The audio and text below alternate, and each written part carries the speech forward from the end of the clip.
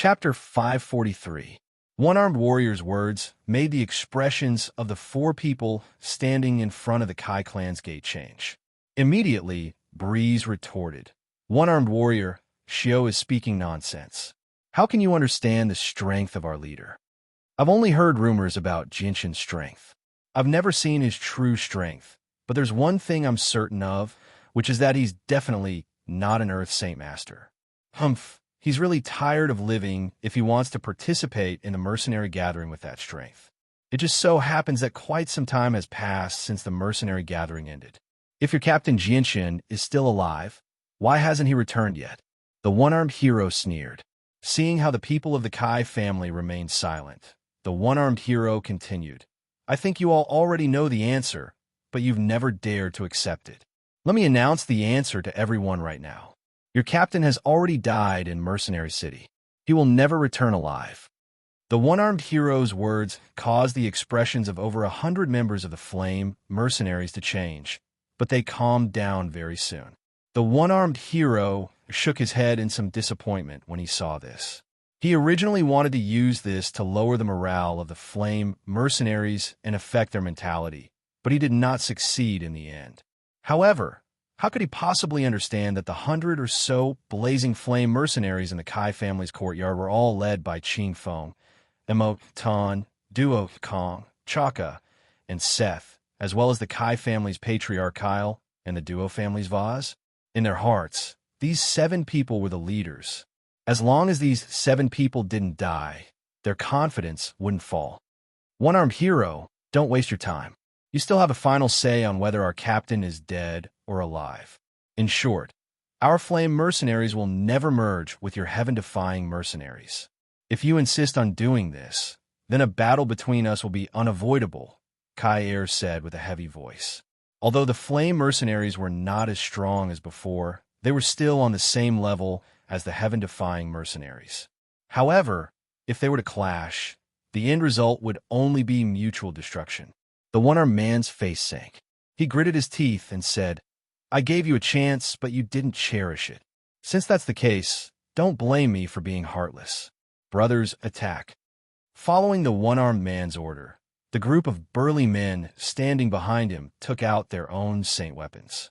Brothers, attack. Not willing to fall behind, Kyle and the others gave the order to attack at the same time. However, just as his voice fell, within the Kai family's courtyard, a dozen people immediately took out a jade bottle from their space belts and fiercely smashed it on the ground. The jade bottle shattered as soon as it hit the ground. Immediately, a faint green smoke drifted out from the broken jade bottle, disappearing into the air in an instant. The actions of the dozen people confused the surrounding members of the Flame mercenaries. They all stared at the dozen people in surprise, not suspecting anything at all. Noticing the disturbance behind him, Qing Feng turned around and just happened to see the green smoke drifting out from the jade bottle before gradually disappearing into the air. After a moment of surprise, he immediately returned to his senses. His face changed drastically as he cried out, "Be careful of poison. Everyone hold your breaths." "Ha ha ha, it's too late. It's too late."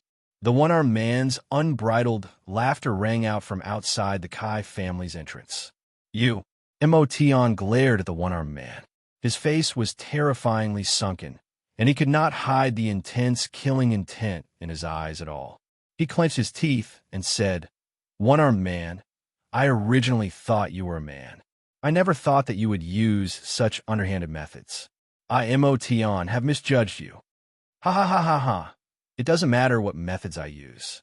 Let me tell you, as long as it's a method that can lead to victory, it's a good method. If you want to survive on the Tian Yuan continent, you can't be too rigid or you won't be able to live for long." The one-armed man laughed aloud. "Consume the antidote. Kill these traitors." Kyle immediately turned around and ordered the members of the Flame mercenaries behind him. There was no need for him to say anything. As soon as they learned that the smoke was poisonous, the members of the Flame mercenaries all took out antidotes from their spatial belts and consumed them. They then immediately charged toward the traitors who had released the smoke. Every single one of them was filled with anger as intense killing intent filled their eyes.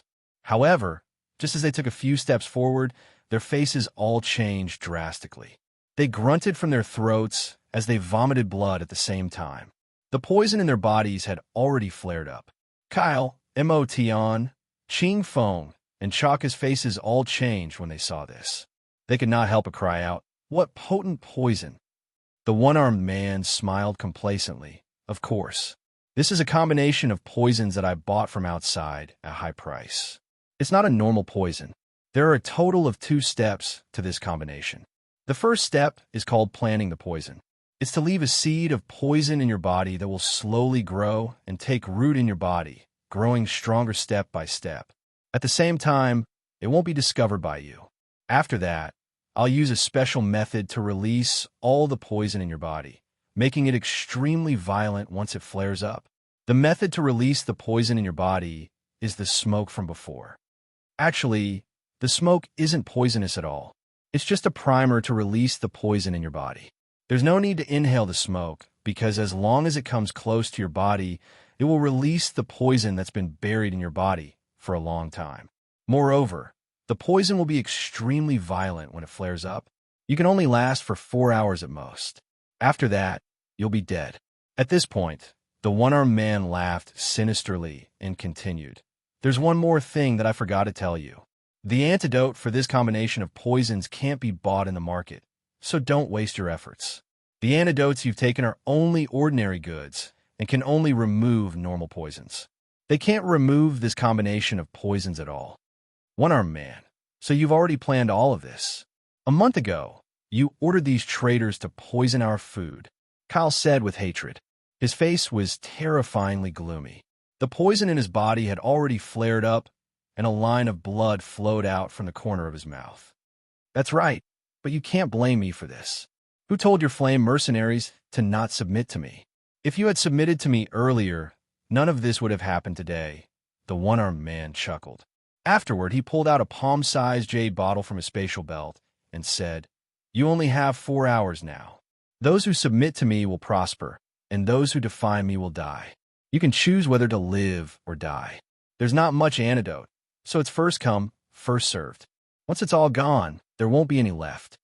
The flame mercenaries fell silent. The poison in their bodies was indeed extremely potent. At this moment, all of their faces paled as blood constantly flowed from the corner of their mouths.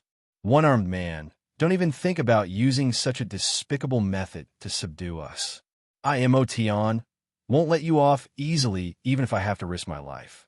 Emotion yelled out and was about to charge over with his saint weapon. However, just as he moved, he let out a groan and spat out a mouthful of blood. "I advise you not to use the saint force in your body.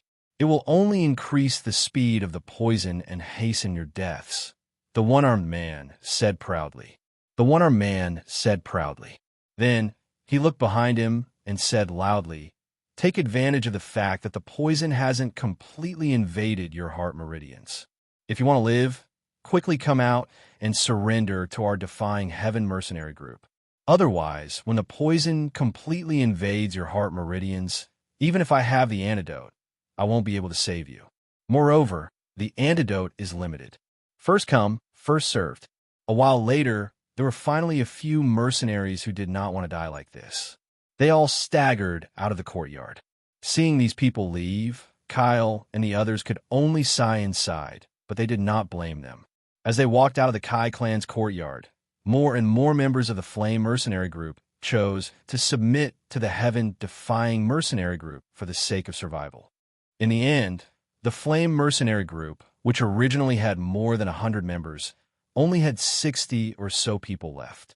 The one-armed man looked at Kyle and the others and chuckled. "Kyle, Ching Feng, oh, Ton, Charles, what do you think? There's not much antidote left. If the 4 of you are willing to join our heaven-defying mercenaries, the treatment will definitely be quite good." "You want the 4 of us to join? You really don't have the ability to do that with your abilities." Emotion looked at the one-armed man in disdain.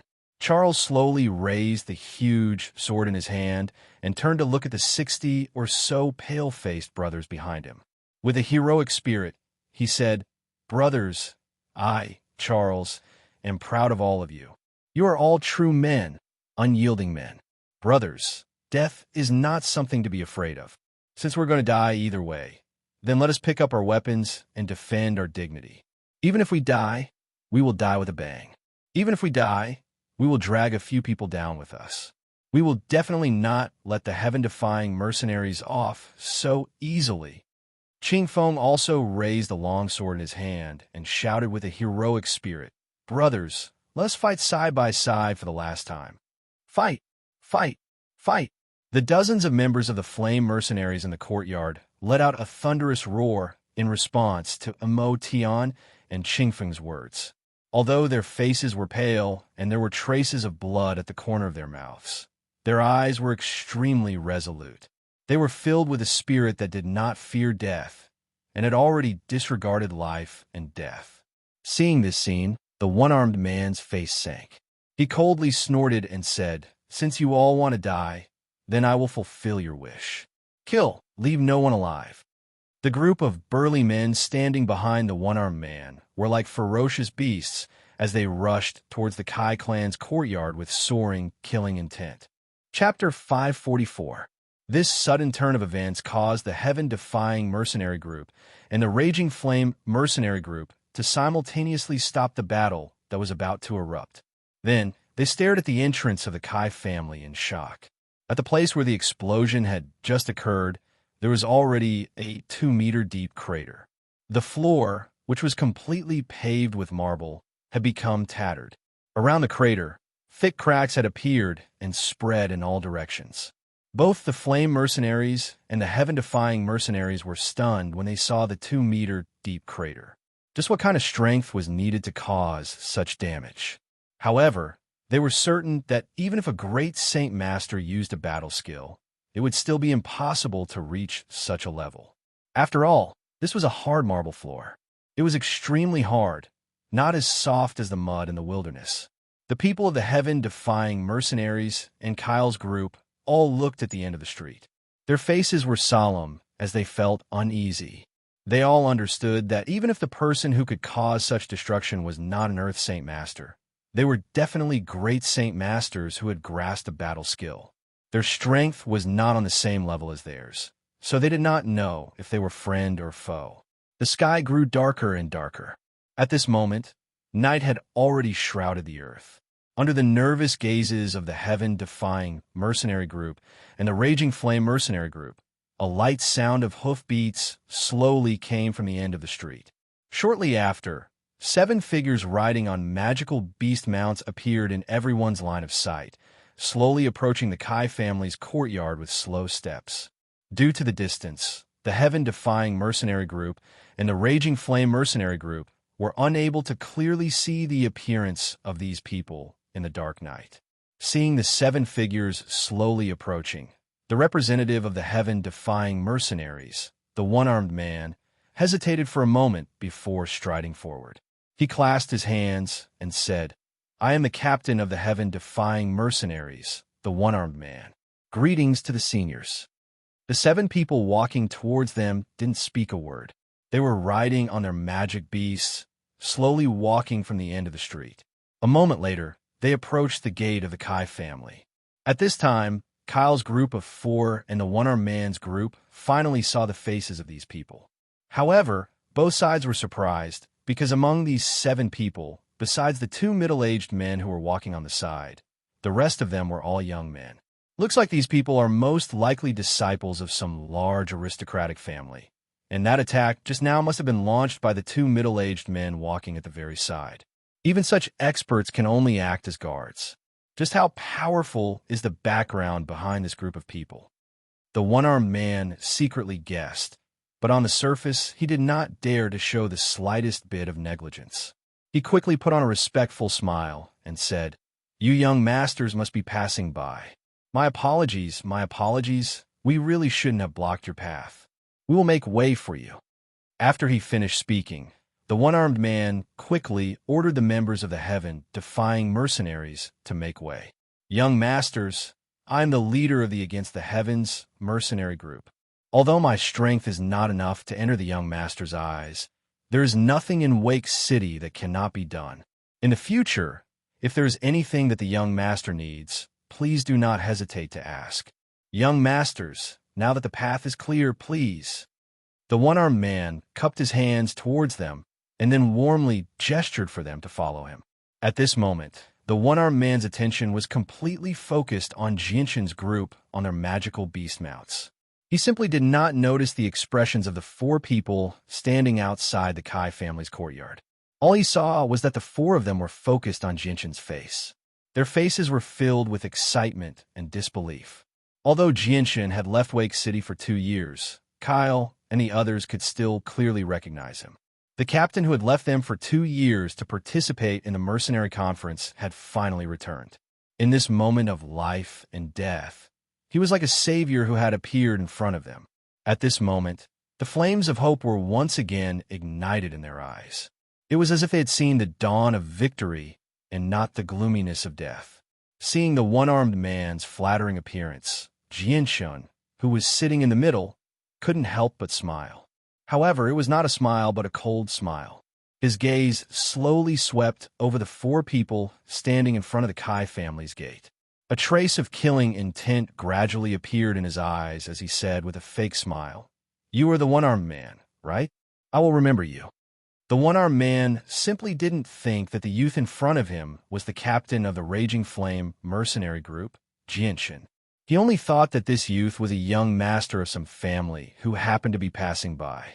Therefore, he didn't hear the hidden meaning in Jinshin's words. But when he heard Jinshin's words, he was unable to contain his joy. With a face full of joy, he said, "It is my honor to have young master remember my name.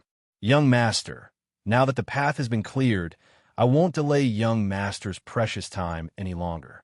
Young master, this way please." Jinshin coldly smiled and said, "One-armed man, who said I was going to pass by here. This is the place I want to go." Hearing this, the one-armed man was startled. Jinshin's gaze suddenly sharpened as a tremendous killing intent radiated from his body, firmly enveloping the one-armed man. He growled, "One-armed man, do you know who I am?" The one-armed man's face changed. With his strength as a great Saint Master, how could he resist the killing intent of a Heaven Saint Master? He immediately felt like he had fallen into a bottomless pit of ice as his entire body became indescribably cold. The one-armed man turned pale with fright. He had never thought that the young man who should be a young master of an aristocratic family in his eyes would emit such a huge killing intent. He was inexplicably shocked and panicked. He didn't know how he had offended this powerful young master of an aristocratic family in front of him. "Young master, could it be that one-armed warrior has offended you in some way? Please tell me." The one-armed man asked with a trembling voice.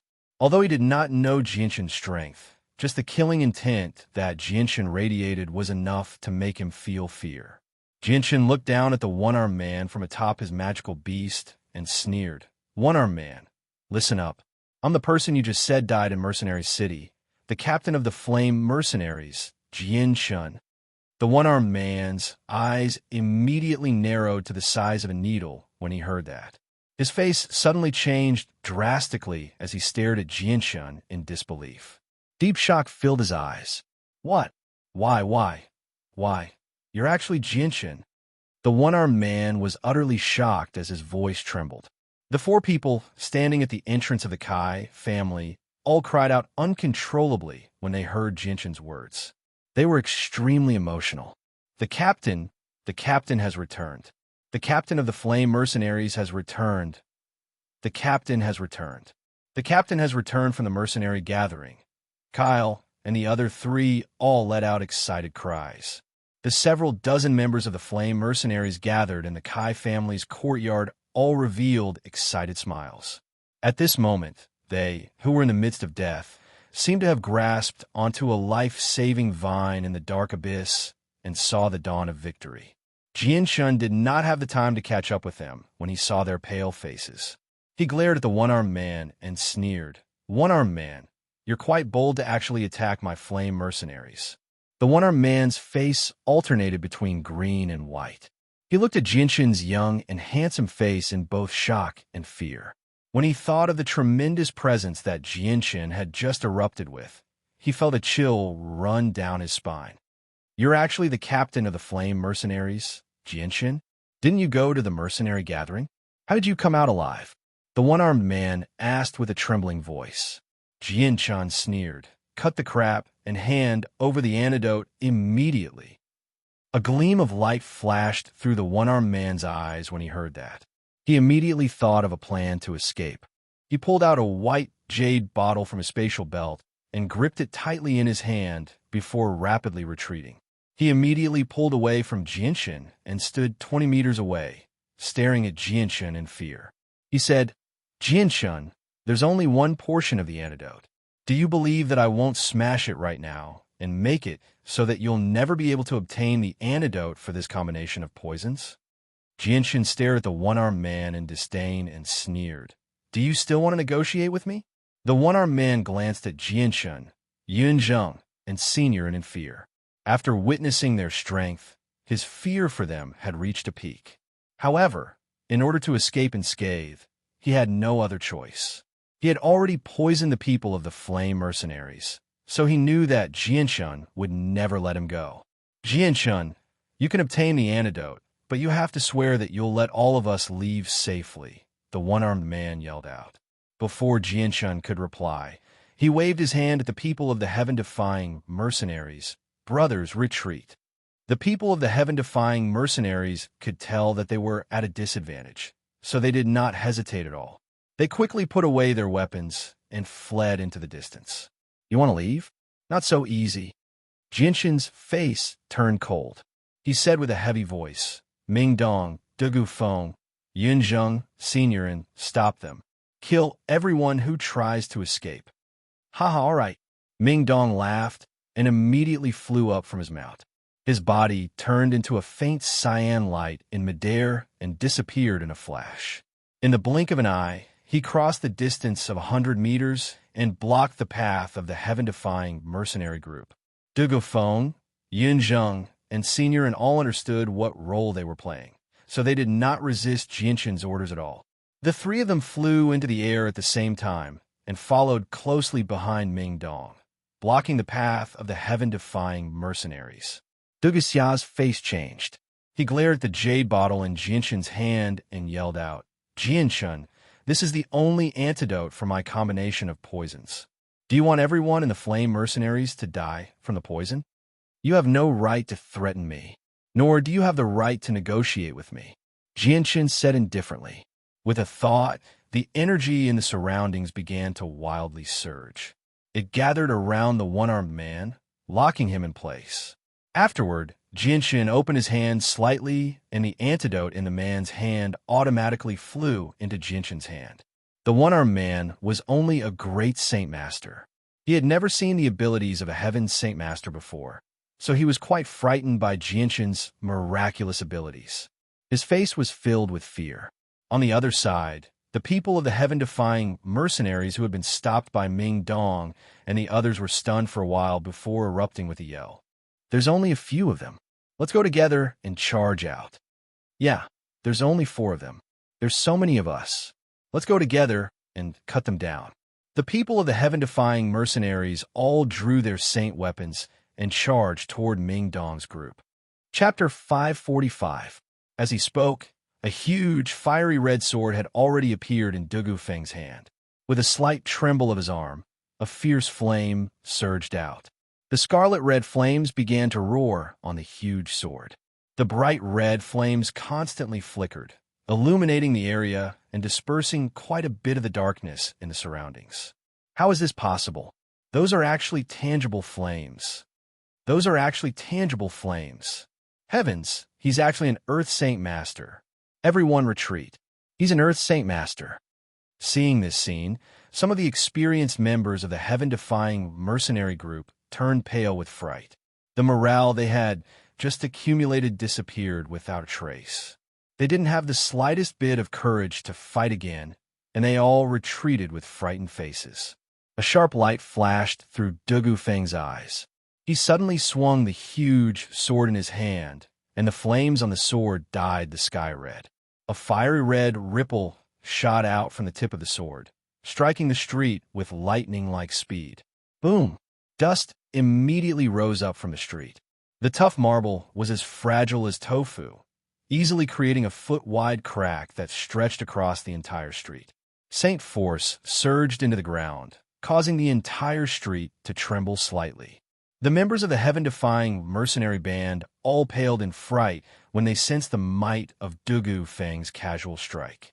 At that moment, all of them could not help but think that an Earth Saint Master was just too powerful. Dugu Feng slowly pulled back his sword. He looked at the members of the defiant mercenaries emotionlessly and coldly, said, "Whoever crosses this line will be killed without mercy." The heaven-defying mercenary group's members were all huddled together, trembling with fear. The crack that crossed the entire street happened to be right in front of them. Everyone looked at this crack that seemed to represent death with pale faces, and no one dared to take a single step forward. On the other side, the one-armed man also stared at the red-robed Dugu Feng in shock. His eyes were stunned. He found it very difficult to believe what had just happened. The captain of the Flame Mercenaries was actually able to command an Earth Saint Master. In a tiny lore city, great Saint Masters could already be considered as peak experts. Even if the entire city was added together, there would not be more than 20 of them. As for Earth Saint Masters, they basically would not set foot in a small place like this. However, once they did, they would become peak experts without a doubt. Across the entire city, no one would be able to defeat them. Now that the Raging Flame Mercenaries had an Earth Saint Master in their ranks, who would dare oppose them in Wake City? The members of the Flame Mercenaries were also stunned by Dugu Feng's strength. But soon after, joy appeared on their faces. They were so excited that their bodies began to tremble. An Earth Saint Master actually listened to their captain's orders. Didn't this mean that he was on their side? After Jianshun took the antidote from the one-armed man, he threw it into Kyle's hands and said, "Quickly take the antidote and detoxify the poison." "Yes, Captain." Kyle and the others excitedly replied. They then opened the jade bottle and dripped a few drops of liquid into their mouths before passing the bottles down one by one. There was an extremely large amount of antidote in the jade bottle, enough to detoxify everyone. Moreover, there was more than half of it left. It was not limited like the one-armed man had said. After taking the antidote, the complexions of the members of the Flame Mercenaries rapidly improved. The poison in their bodies was quickly expelled, and their lives were no longer in danger. Jianshun jumped off his Class 3 magical beast mount and strode over to Kyle and the others. He said, "Looks like I really came at the right time. I just happened to save your lives. Many things must have happened in the past 2 years. Why don't I see Duokong, Seth, and Voz? Where did they go?" A trace of sorrow appeared on Kyle and the others' faces. He said, "Captain, we were useless. You left us such a powerful mercenary group, but only a few dozen people remain. Duokong, Seth, and Voz also met with an accident a year ago and left us forever. Only the 4 of us remain from the 7 of us."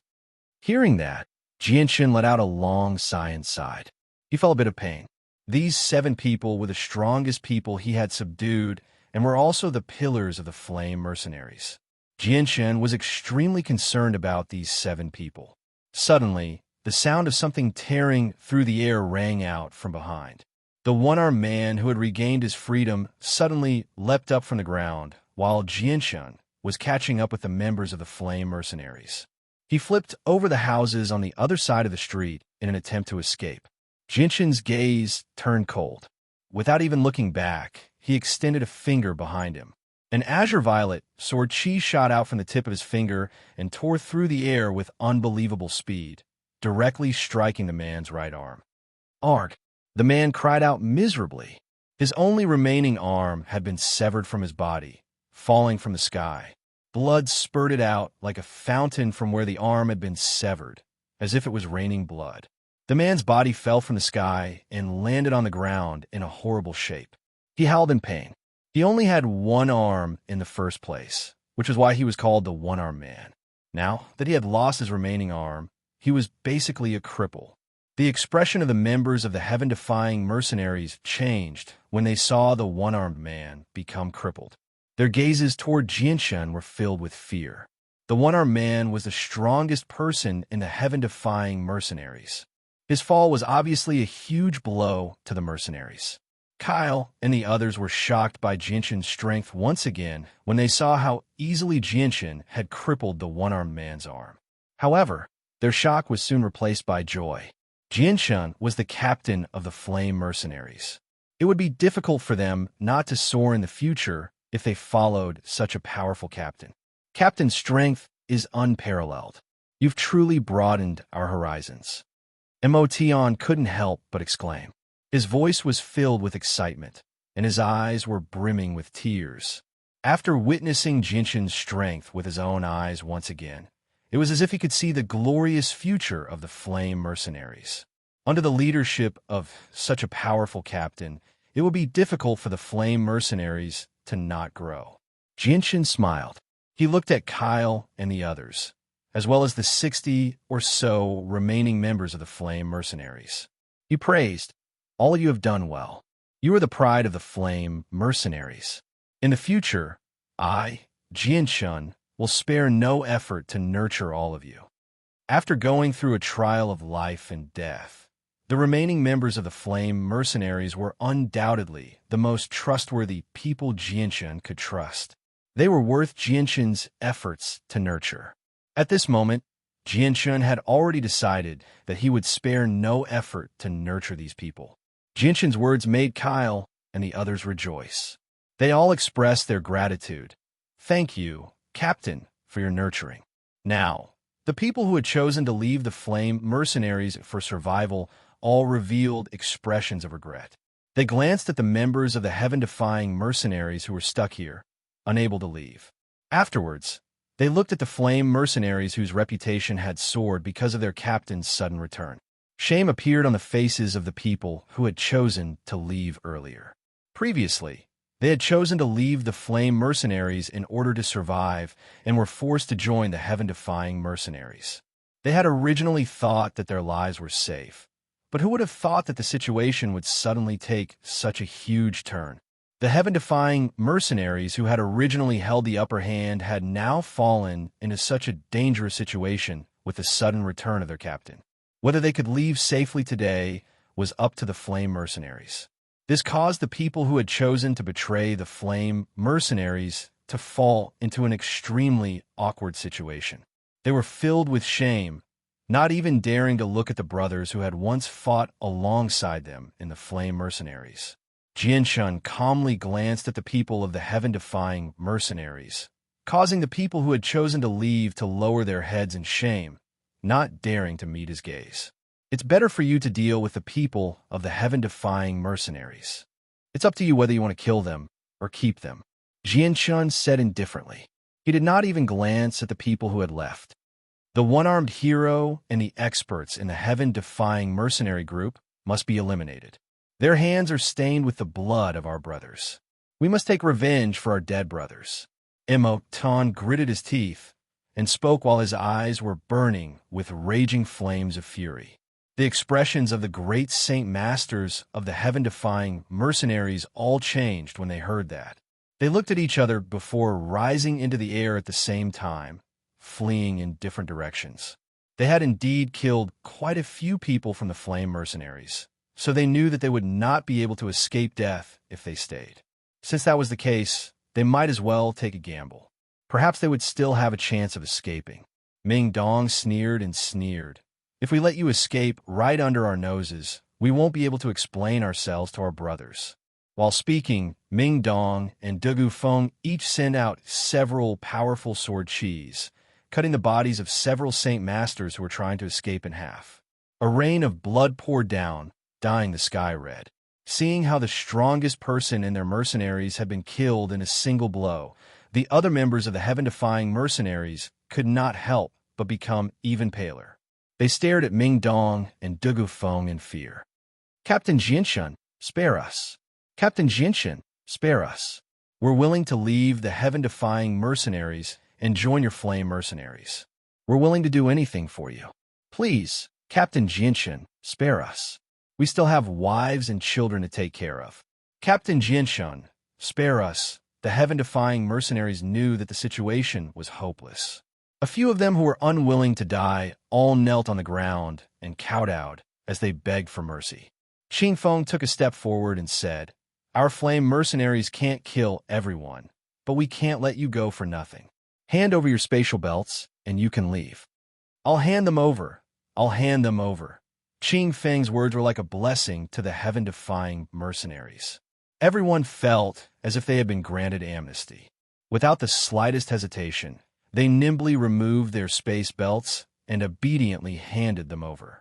The appearance of two Earth Saint Masters was just too much pressure for them to bear. At this moment, one of the members who had chosen to leave the Flame mercenaries arrived before Qing Feng. He said, "Captain, can you let me return to the Flame mercenaries? You know that I have a family. I'm not as carefree as my brothers. I can't just die like this. I had no choice but to do what I did before." Qing Feng said nothing. He turned his head toward Jianshan. Jianshan pondered for a while before waving his hand. He said, "All of you can leave. Seeing that you've been in the Flame mercenaries before, I can let you keep your belongings. There's no need to hand them over." The members of the heaven-defying mercenary group all handed over their spatial pouches and safely left this place. The Flame mercenary group didn't kill them to the last one, but they tied up the dozen traitors who had poisoned them. Chapter 546.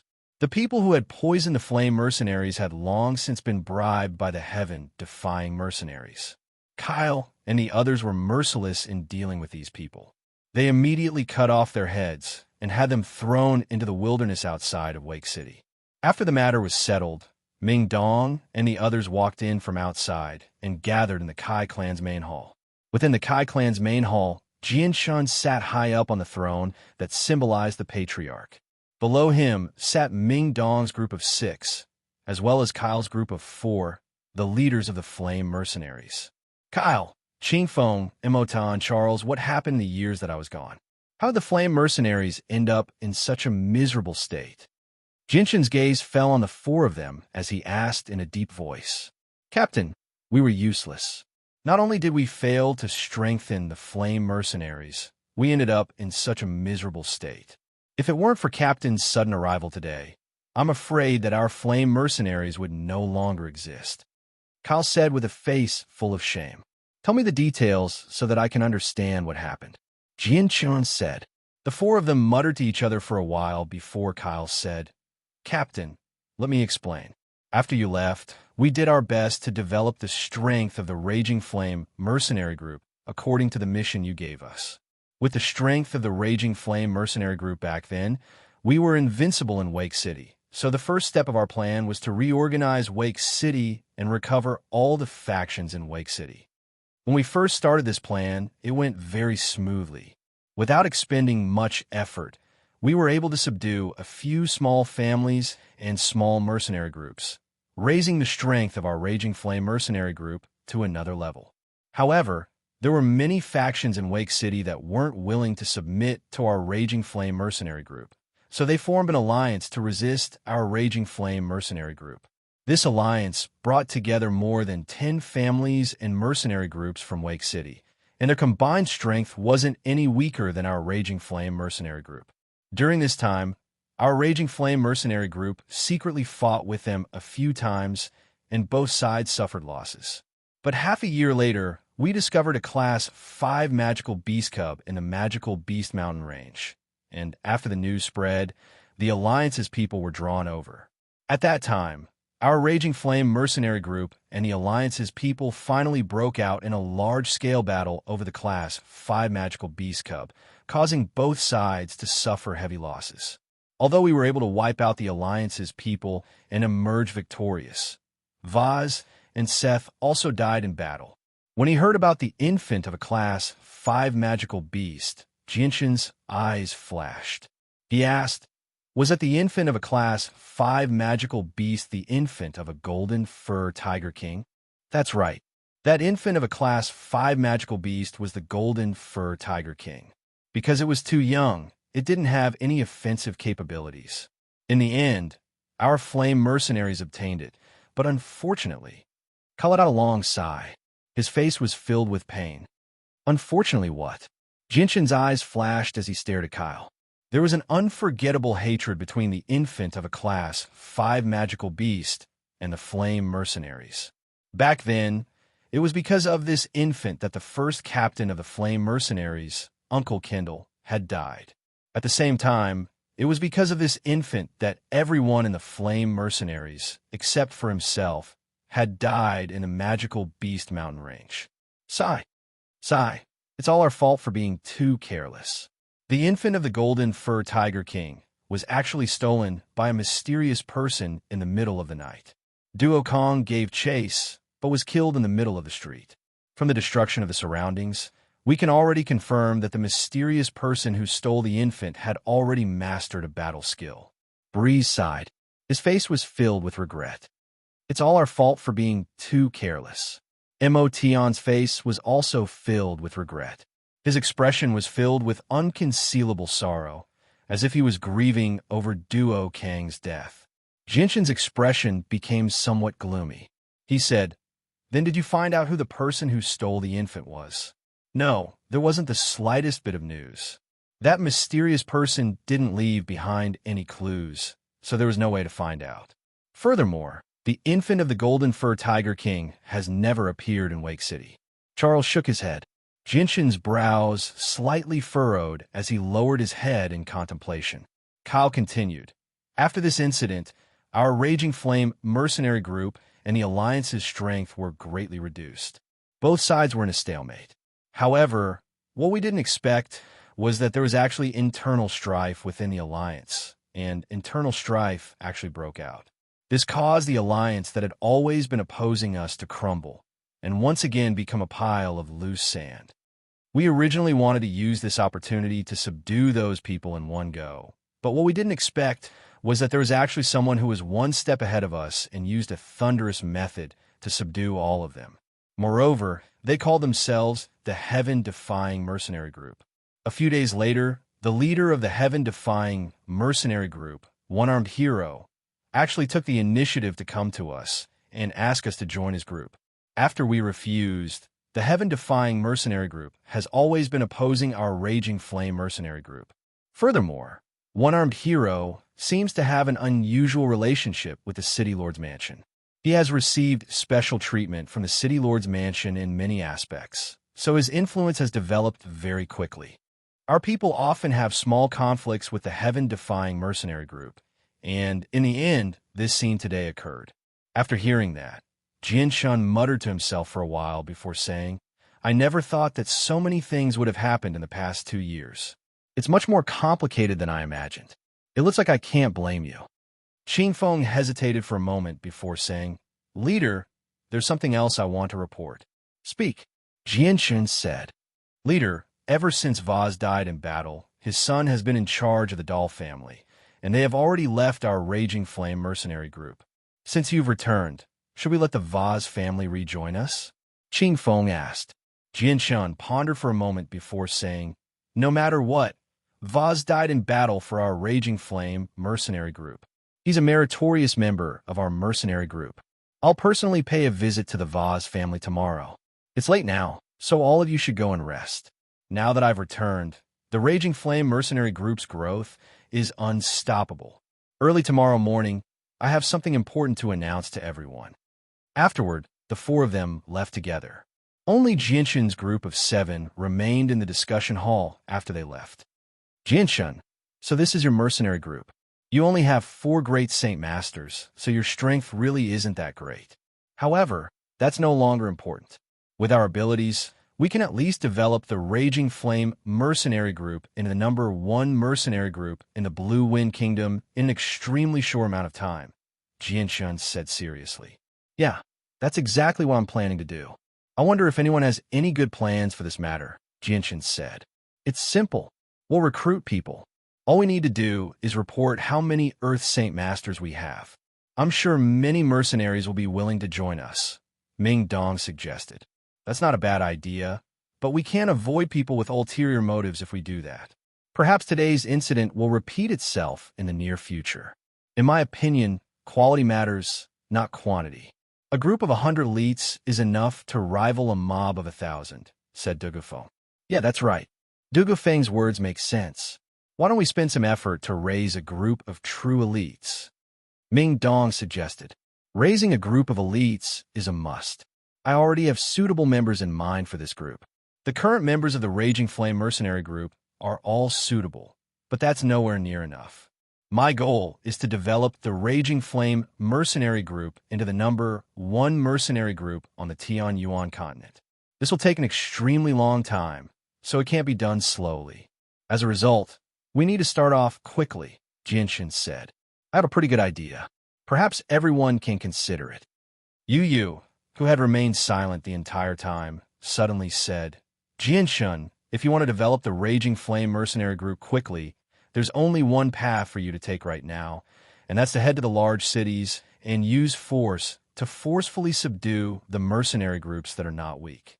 With your current strength, you won't encounter too many obstacles as long as you don't come across a mercenary group with a Heaven Saint Master. If we do that, even if they submit to us on the surface, who knows what they'll secretly do to us?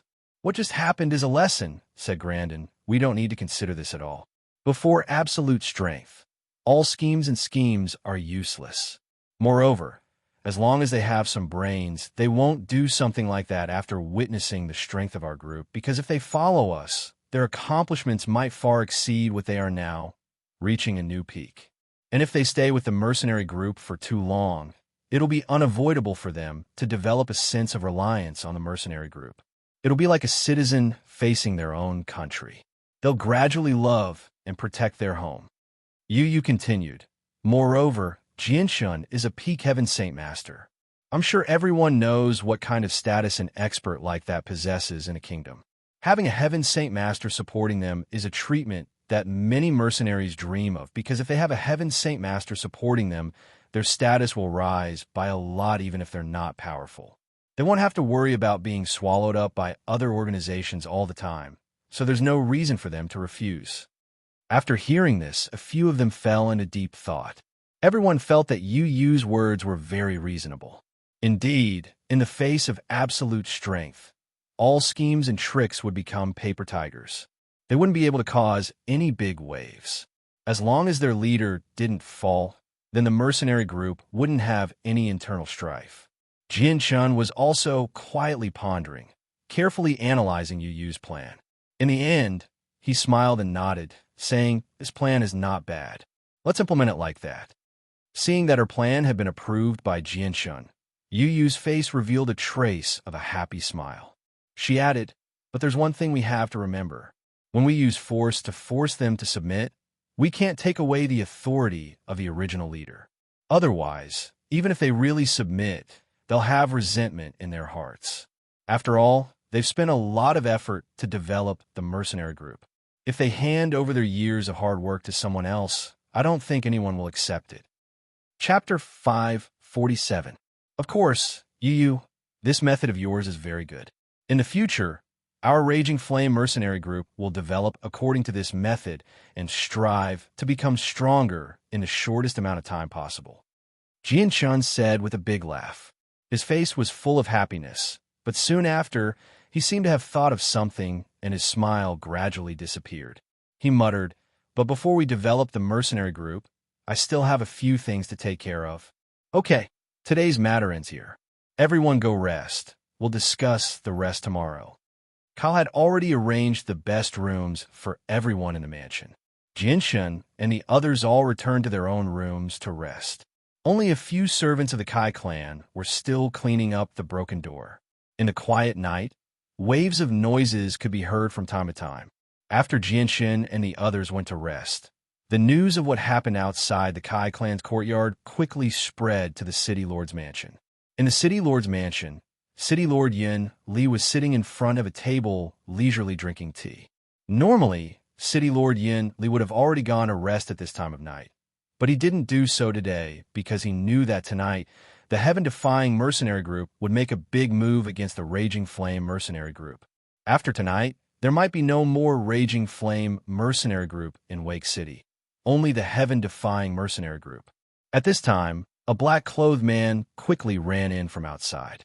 He knelt on one knee and said, Reporting to City Lord, the leader of the Raging Flame mercenary group has returned. The heaven-defying mercenary group has been defeated. Their leader, the one-armed man, has his right arm crippled and has been captured by the Raging Flame mercenary group. In addition, the heaven-defying mercenary group's great Saint Masters have all been killed. The rest of the members have all handed over their spatial belts to survive. They've all safely escaped. What? The leader of the Raging Flame mercenary group, who left 2 years ago, Jianshun, has suddenly returned. And the one-armed man has also been captured. City Lord Yun Li turned pale with fright. This result was far beyond his expectations. Yes, City Lord. Right now, the heaven-defying mercenary group's great Saint Masters have all been killed. The mercenary group has already been disbanded. The scout said. City Lord Yun Li's expression suddenly changed a few times, but soon after, he gradually calmed down. He lightly waved his hand and said, "You're dismissed. This subordinate will take his leave." The scout immediately retreated and disappeared from the main hall. After the scout left, Yun Li's expression became dignified. His eyebrows were tightly knitted together as he murmured, "I didn't think that Jianshun would actually come back at this time. Man proposes, but God disposes." The distance between the Blue Wind Kingdom and Mercenary City was at least a few 100,000 kilometers. It would take at least half a year just to get there, so the news had not reached here yet. Naturally, City Lord Yunli did not know what had happened in Mercenary City. The next morning, the remaining 60 members of the Raging Flame mercenary group stood quietly in a square formation in the Kai family's courtyard. All of them were burly and their eyes shone brightly. Across them, Jianshun, Mingdong, Dugu Feng, Yunzheng, Senior and Taita, and Yu stood there very casually. Jianshun's sharp gaze slowly swept past everyone before he gave an impassioned speech. He began to announce, "From today onwards, our Raging Flame mercenary group will truly stand up.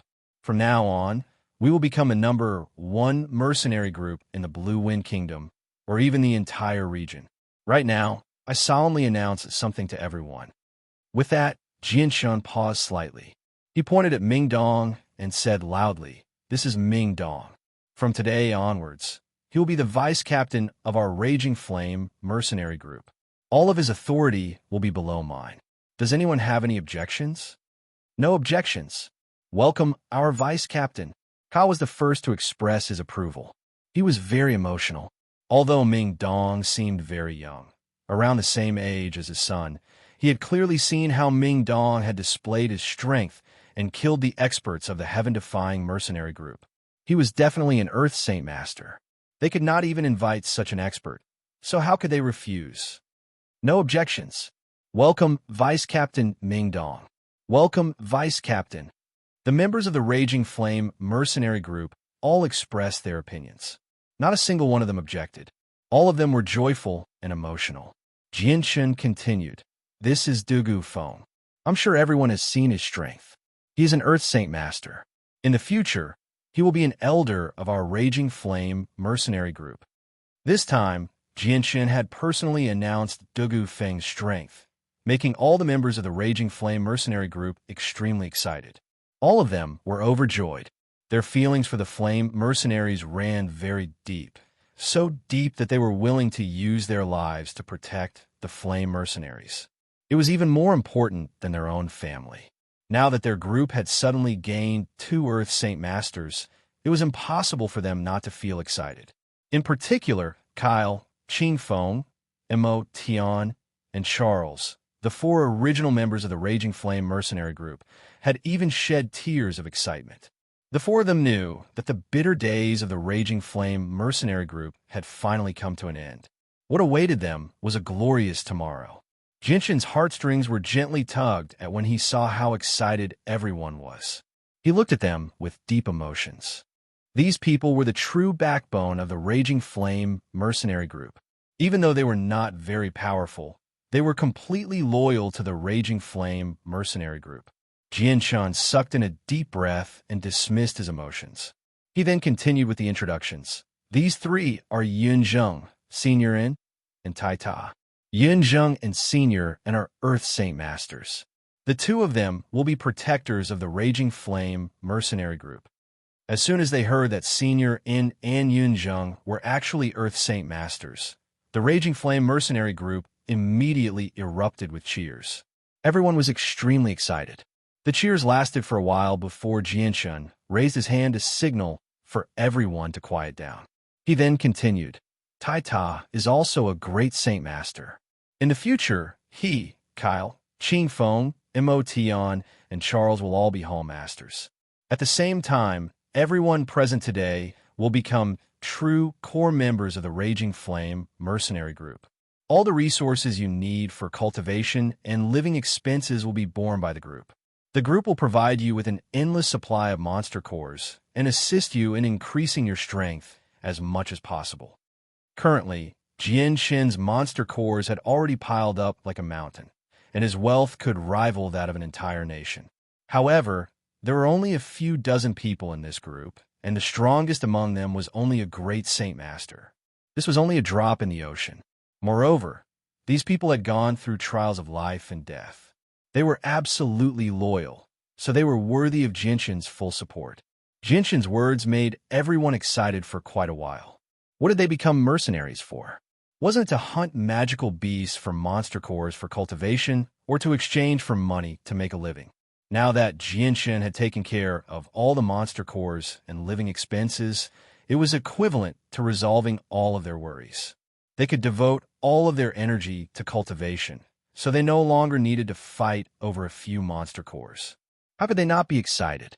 The great joy had come so suddenly that many people even believed that they had fallen into a dream and that what was happening before them was only an illusory dream. Jinshin took out a white jade bottle from his space ring and said, "This is a heavenly treasure that can't be bought in the outside world. It's called the 100 Herbs Wine. It can greatly increase your strength, so I'll bestow a drop to each of you." Jianshun turned the bottle down. Droplets of green liquid slowly flowed out from the bottle and floated in front of Jianshun. Jianshun used his powerful will to stabilize the 100 Herbs Wine in the air, then divided it into several dozen portions and delivered them to the 60 members of the Flame Mercenaries, as well as Kyle's group of 4. The Flame Mercenaries stared blankly at the droplets of green liquid floating in front of them. They were all stunned by Jinshin's method. They had never seen or heard of such a strange scene in their lives. Looking at the stunned members of the Flame Mercenaries, Jinshin gently smiled. "Hurry up and consume it. If it's exposed to the outside world for too long, the effects will be greatly diminished." Only then did the members of the Flame Mercenaries return to their senses. They quickly opened their mouths and swallowed the green liquid. As soon as the green liquid entered their stomachs, it immediately transformed into boundless energy that filled their bodies. All the members of the Flame Mercenaries were alarmed. They immediately sat down cross-legged on the ground to circulate and digest the energy in their bodies. The 1,000-year-old 100 Herbs Wine was extremely beneficial even to Heaven's Saint Masters. Back in Longevity Valley, Jianshun had consumed the 100 Herbs Wine, which had strengthened his mind by 50%. Now, in Kargath Academy, just a single cup of the wine had allowed Kaffir to break through the bottleneck that had blocked him for many years. This was more than enough to demonstrate the effects of the 100 Herbs Wine. Even though Jianshun had only given a single droplet to the members of the Flame Mercenaries, the tremendous energy within the droplet was enough to allow their strength to increase by leaps and bounds, since they were all great saints and Saint Masters.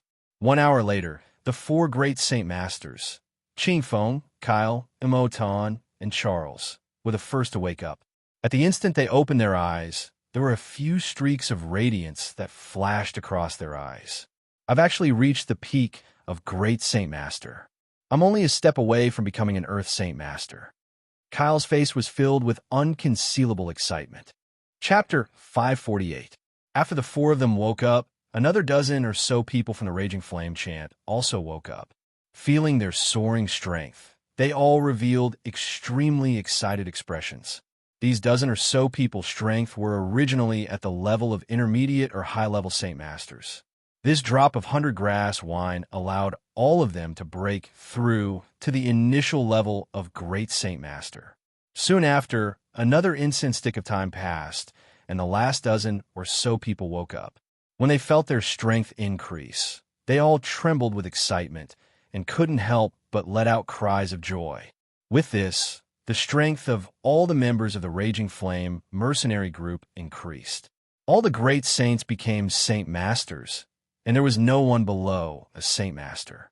Those who were originally mid-level Saint Masters all became great Saint Masters, and those who were only early-level Saint Masters also became high-level Saint Masters after drinking the 100-grass wine. In less than 2 hours, the strength of all the members of the Raging Flame mercenary group increased by several levels. With their current strength, even if Jianshan didn't interfere, they would still be invincible in this small wake city. Their combined strength was even above the City Lord's mansion.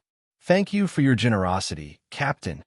All the members of the Raging Flame mercenary group bowed deeply to Jianshan with excited expressions. Jianshan faintly smiled and said, "Although your strength has increased, you still need to practice your battle prowess. In a bit, I will give each of you 100 purple coins.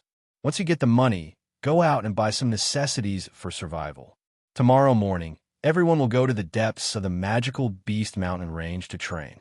Only when you can kill 3 magical beasts at the same level as you can return. Kyle, Emotion, Qingfeng, Charles, the 4 of you will go with the group. You must meet my requirements before coming out."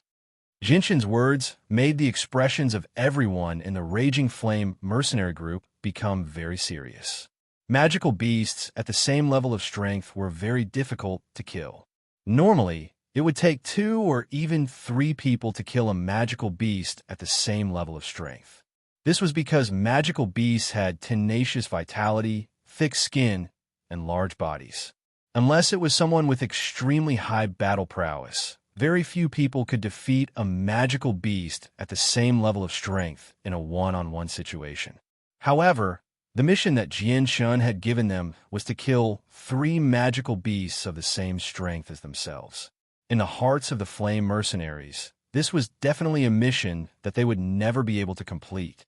"Commander, with our current strength, killing a tier 4 demonic beast by ourselves is already a very difficult task. Now, you want us to face 3 demonic beasts of the same strength as us simultaneously? Isn't that a little too difficult?" Charles asked with a troubled expression. Jianshan shook his head. "It's not difficult at all. Back then, I could kill Class 2 magical beasts as a saint, Class 3 magical beasts as a great saint, and Class 4 magical beasts as a Saint Master. Since I can do it, why can't everyone do it? The reason I'm sending you to the mountain range of magical beasts this time is to strengthen your battle prowess. You must always remember that the key to victory against opponents at the same level of strength lies in rich battle experience, technique, and speed. These 3 points are extremely important. You're going to mountain range of magical beasts this time to train these 3 points." Jianshan paused for a moment as he solemnly swept his gaze over everyone. "Moreover, before we go to the mountain range of magical beasts, I have something that I want to impart to you all.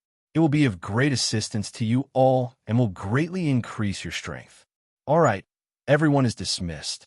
Afterwards, Jianshan took out a large amount of purple gold from his space ring and distributed 100 pieces to each member of the Raging Flame mercenary group so that they could go buy the corresponding items. Although buying necessities for life in the wilderness didn't require that much money, many of them had families and needed to feed their families. Although the mission Jianshan gave everyone made them feel very pressured, they couldn't help but smile happily when they saw the 100 shining purple gold coins in their hands.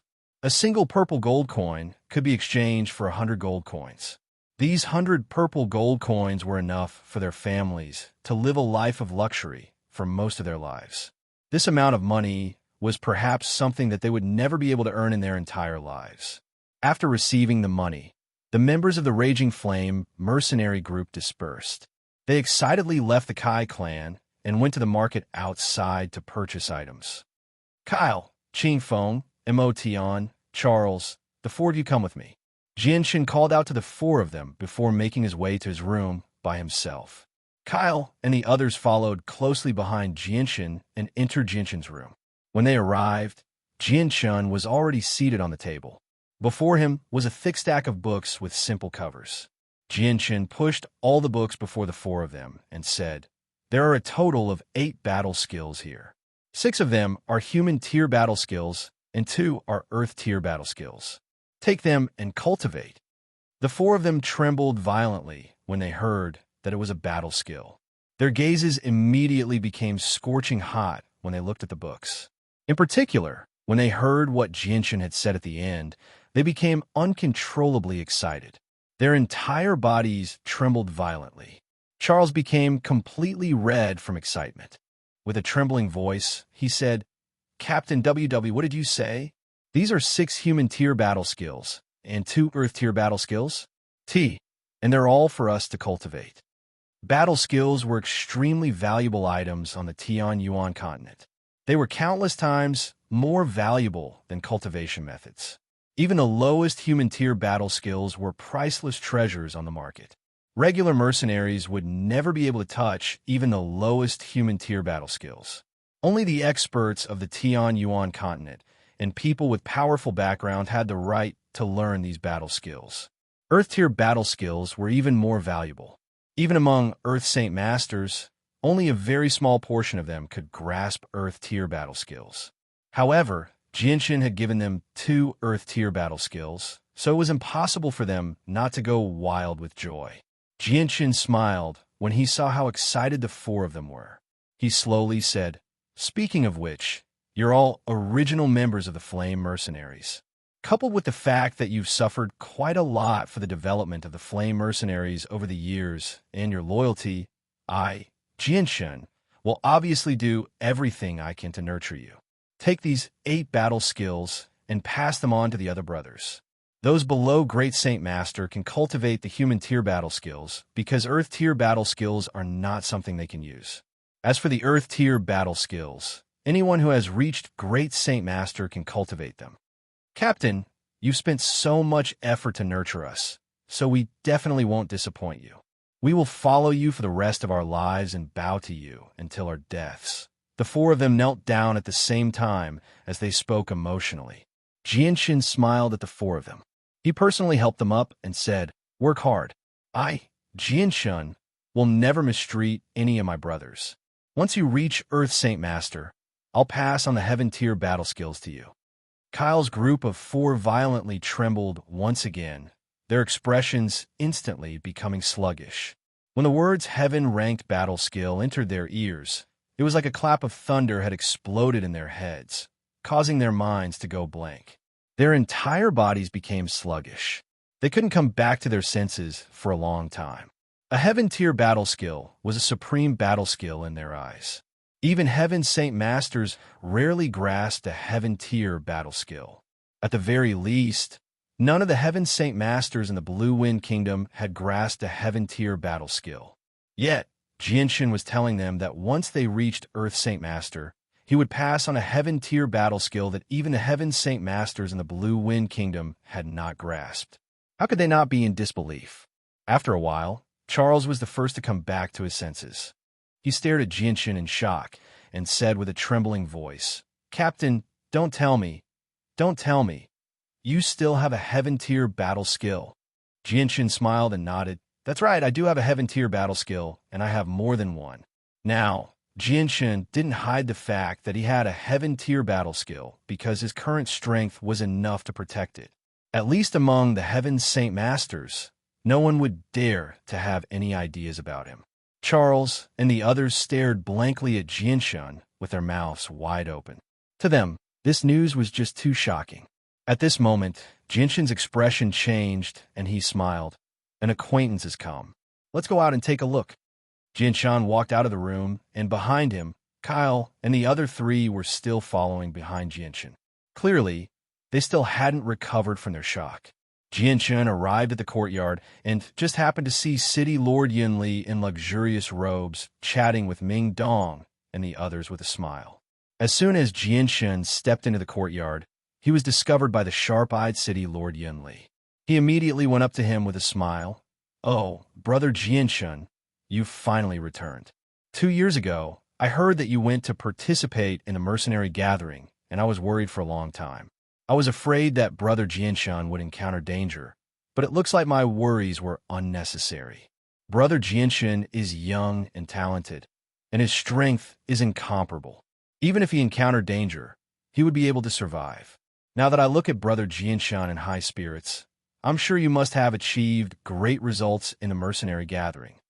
Chapter 549. Hearing this, City Lord Yun Li was inwardly shocked. He originally thought that Jianshan didn't go to Mercenary City because there weren't many great Saint Masters that came out alive. But now that he heard Jianshan's words, it seemed like he really did go to the mercenary gathering and even came out alive. What a lucky brat, City Lord Yun Li thought to himself. But on the surface, he had a different expression. With a friendly smile, he said, "Haha, this is also proof of Brother Jianshan's strength. I presume that Brother Jianshan gained a lot from his trip to Mercenary City." "I did gain a little, but it's really not worth mentioning," Jianshan politely said. City Lord Yun Li's face was full of enthusiasm as he chatted with Jianshan, but his eyes were constantly sizing up Kyle and the others. With his intuition, he could clearly feel the changes in Kyle and the others. His heart was filled with shock as he thought to himself, "Peak Great Saint Master. This is the strength of a peak Great Saint Master. Impossible, the strongest among them is only an intermediate Great Saint Master. How come they all broke through as soon as Jianshan came back? And they even reached the peak of Great Saint Master, which is the same realm as me." City Lord Yun Li didn't stay in the Kai clan for long. After chatting with Jianshan for a while, he hurriedly left because he had important matters to attend to. After City Lord Yun Li left, Breeze coldly snorted and said, "This Yun Li isn't a good person either. Even though he secretly helped the heaven-defying mercenary group in the past, did he really think that we didn't know?" That's right. When the alliance was disbanded, the one-armed man brought a few experts to Wake City.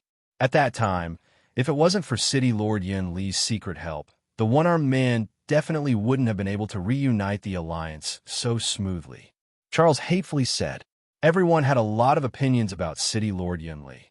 Hearing this, a cold light flashed through Jianshan's eyes, but he didn't say anything. Instead, he turned to Kyle and the others and said, "Let's go to the House of Dole." The House of Duo used to have some fame in Wake City. They were one of the few major powers in Wake City, but ever since the current head of the House of Duo passed away, House of Duo was taken over by his son. House of Duo had left the Flame Mercenaries to survive on its own. Since then, House of Duo's influence in Wake City had greatly decreased. This was because House of Duo only had one great Saint Master. Jianshan, Ming Dong, and the others rode their Class 3 magic beast mounts to the House of Dole under the lead of Kyle and the others. At this moment, the House of Dole was no longer as glorious as it used to be. The simple and old door was tightly shut, with fallen leaves fluttering in front of it. There weren't even any guards guarding the door. Care personally stepped forward and knocked on the heavy and simple door. After waiting for a moment, the door slowly opened. The one who opened the door was an old man with a head full of white hair. The old man obviously knew Care. He quickly smiled and greeted him. "So, it's Patriarch Care. Come in, come in." The old man quickly opened the door and welcomed Care inside. Kyle said, "Immediately call YG out. Tell him that the leader of the Flame Mercenary Group has returned." The leader of the Flame Mercenary Group. The old man was stunned for a moment. He subconsciously looked at the people riding their magic beast mounts outside the door. He quickly reacted and hurriedly said, all right. I'll go call the House Lord right away." After speaking, the old man hurriedly walked inside. Kyle and Breeze each pushed open a heavy door and said to Jianshan, "Leader, this way, please." Jianshan and the others dismounted from their magic beast mounts and walked into the House of Dole's courtyard. At this time, YG, who had received the news, hurriedly walked out with a woman and a child. YG was the current head of the House of Dole and was also Vaz's only son. YG was no stranger to Jianshan and immediately bowed when he arrived in front of Jianshan. YG greets the leader. "Greetings, leader." The middle-aged woman beside YG also imitated YG and bowed to Jianshan. Her expression was respectful yet fearful. Only the child, who looked to be only a few years old, opened his large eyes and looked at Jianshan and the others with a face full of anger. Jianchen looked at YG with a gentle gaze and smiled. YG, this must be your wife and child. Yes, leader. They are my wife and child, YG said to Jianchen with some apprehension. When his father had died, he had led the House of Dole away from the Flame mercenary group. Now that the leader of the Flame mercenary group had personally come to visit, he felt very nervous. He was afraid that Jianchen had come to condemn him. Jianchen smiled amiably. YG, there's no need for you to be nervous. I've only come to visit you today. No matter what, your House of Dole was once a member of our Flame mercenary group. Moreover, your father died for the Flame mercenary group. He was a hero of our Flame mercenary group and had rendered great service to us. YG let out a sigh of relief when he heard Jianchen's words. A sliver of sorrow appeared in his eyes when he thought of his dead father.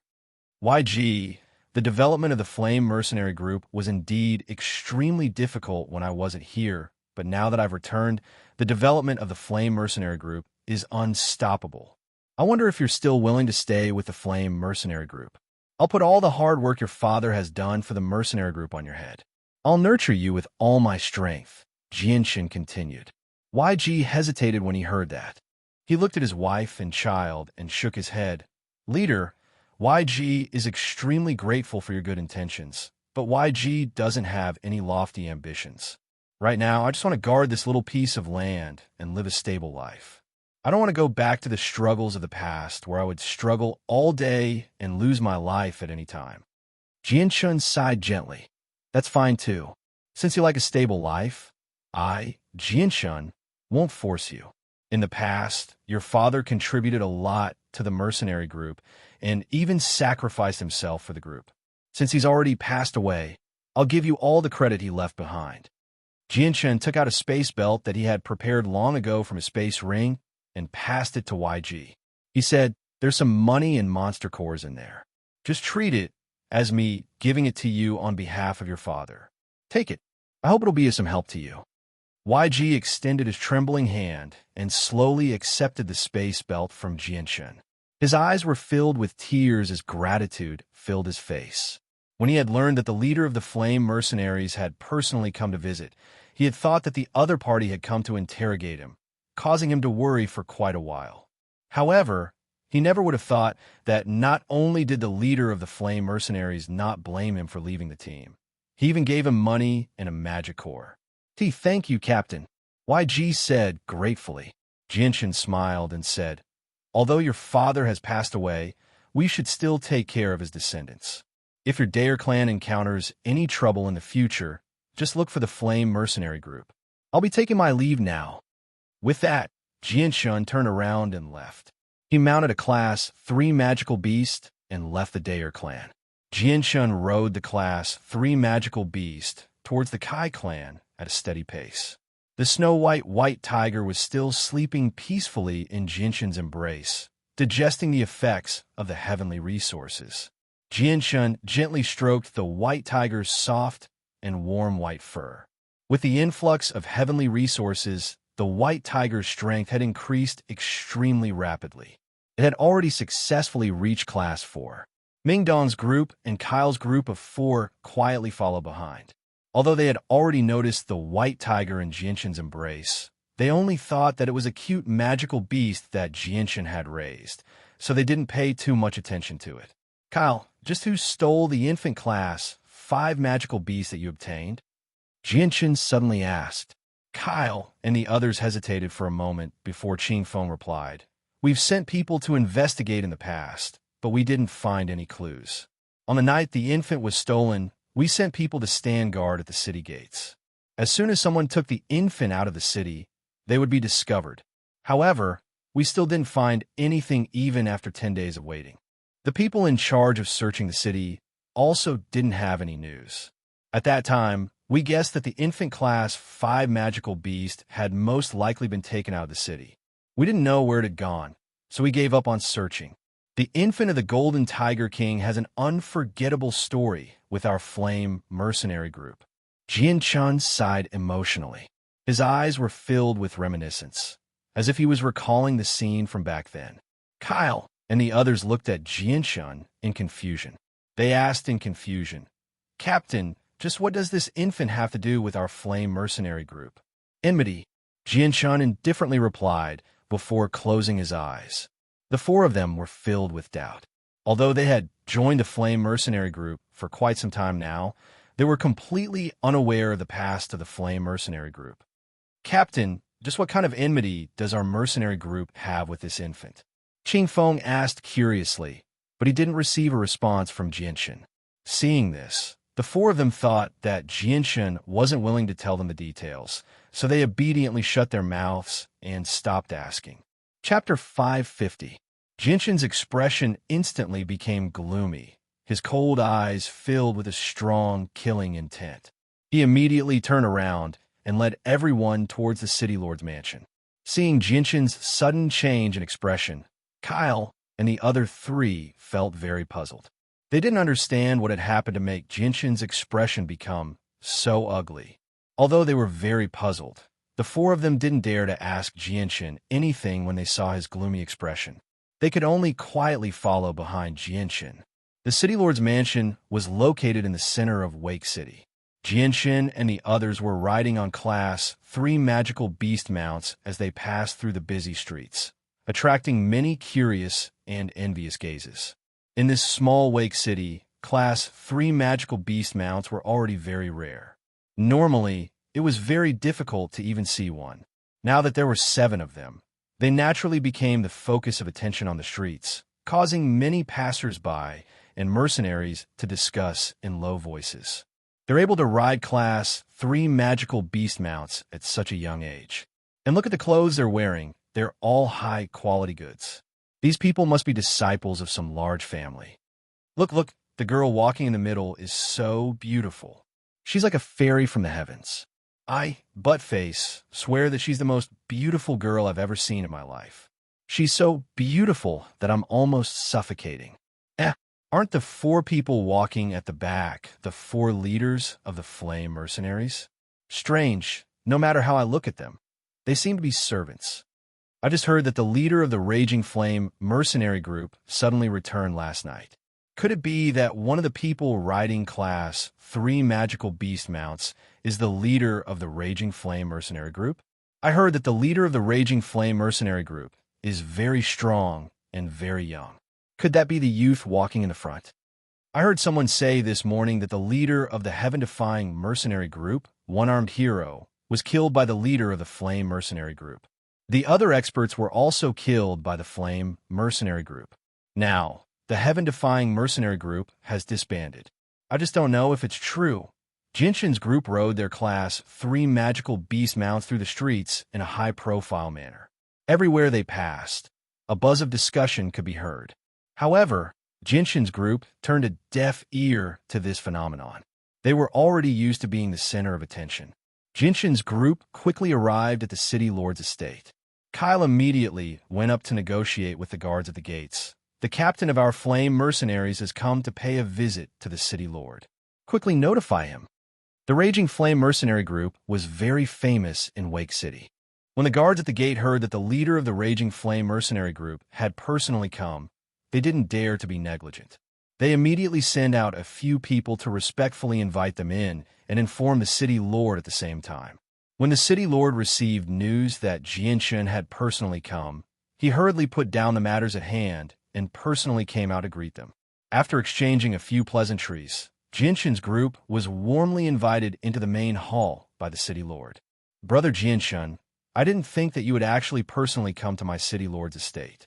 Your presence brings light to my humble dwelling.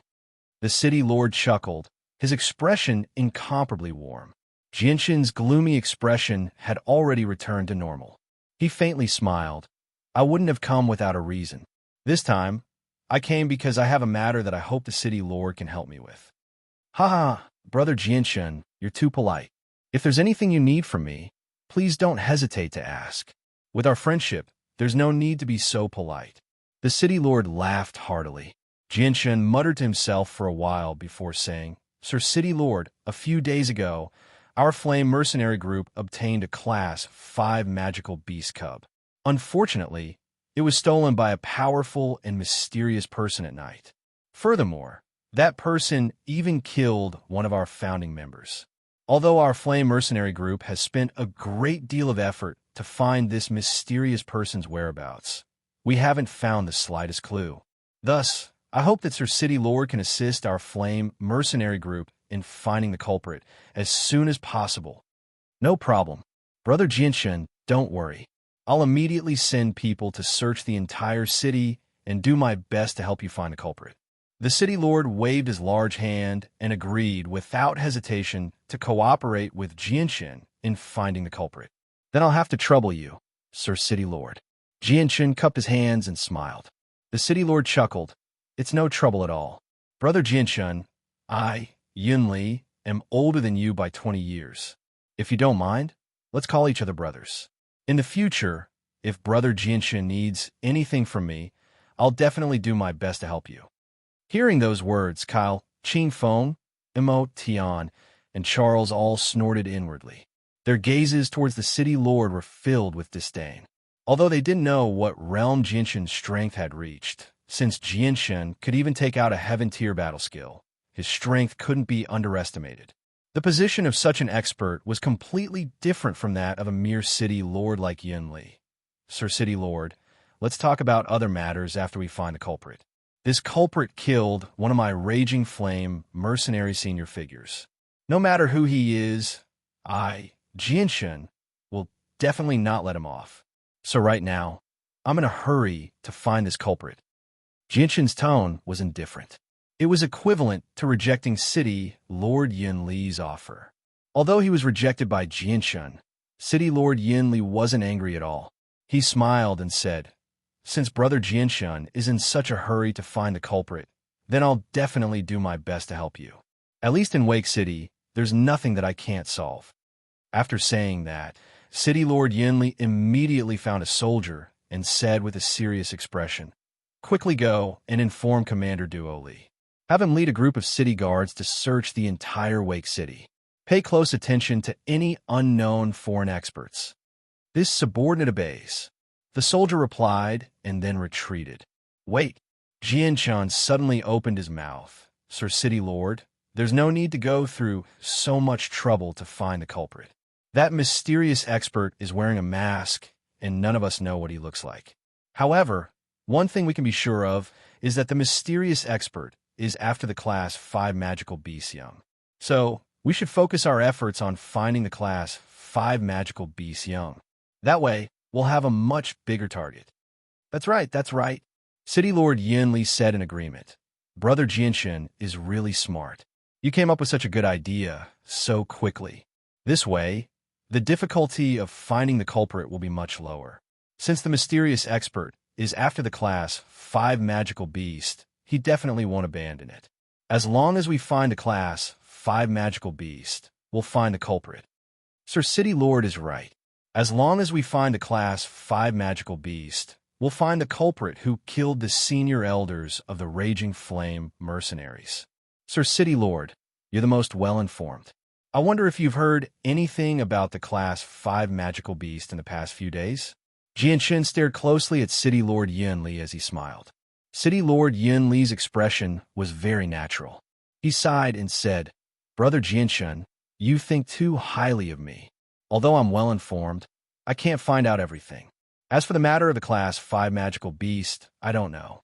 Perhaps the person who stole it has already left Wake City. Left Wake City? Really? Jinshan muttered in a low voice. A cold light flashed in his eyes as he said, Everyone, follow me. After saying that, Jinshan walked out of the hall without greeting City Lord Yunli. Seeing Jinshan's departing figure, City Lord Yunli's expression changed a few times before he quickly regained his calm. He hurriedly chased after him, enthusiastically urging him to stay. Brother Jinshan, why are you leaving so quickly? You're too lazy to come here, so why don't you stay for a while? I'll immediately prepare a banquet to celebrate Brother Jinshan's triumphant return from Mercenary City. Who said I'm leaving? I just want to walk around a bit. City Lord Yunli, if you don't mind, why don't you accompany me for a walk? Jinshan said expressionlessly, his tones suddenly becoming cold. Then let this old brother be Brother Jinshan's guide. Brother, the garden is over there. Let's go sit there. After saying that, City Lord Yunli pulled on Jinshan's arm and tried to pull him towards the garden. Jinshin's arm shook lightly, shaking off City Lord Yunli's hand as he said, "Who said I'm going to the garden?" "City Lord Yunli. It's better for you to stay by my side quietly." Jinshin didn't even look at City Lord Yunli. His tone became very cold as he directly walked toward the small building. City Lord Yunli's expression also became somewhat ugly after hearing Jinshin's words, but when he saw the direction Jinshin was heading, a trace of shock flashed through his eyes. He hurriedly chased after him and said, "Brother Jinshin, that's where I rest. What are you doing there?" This time, Jinshin didn't pay any attention to City Lord Yunli. City Lord Yunli wanted to stop Jinshin from approaching his bedroom. But how could he stop Jinshin's footsteps? City Lord Yunli seemed to be angered by Jinshin's actions.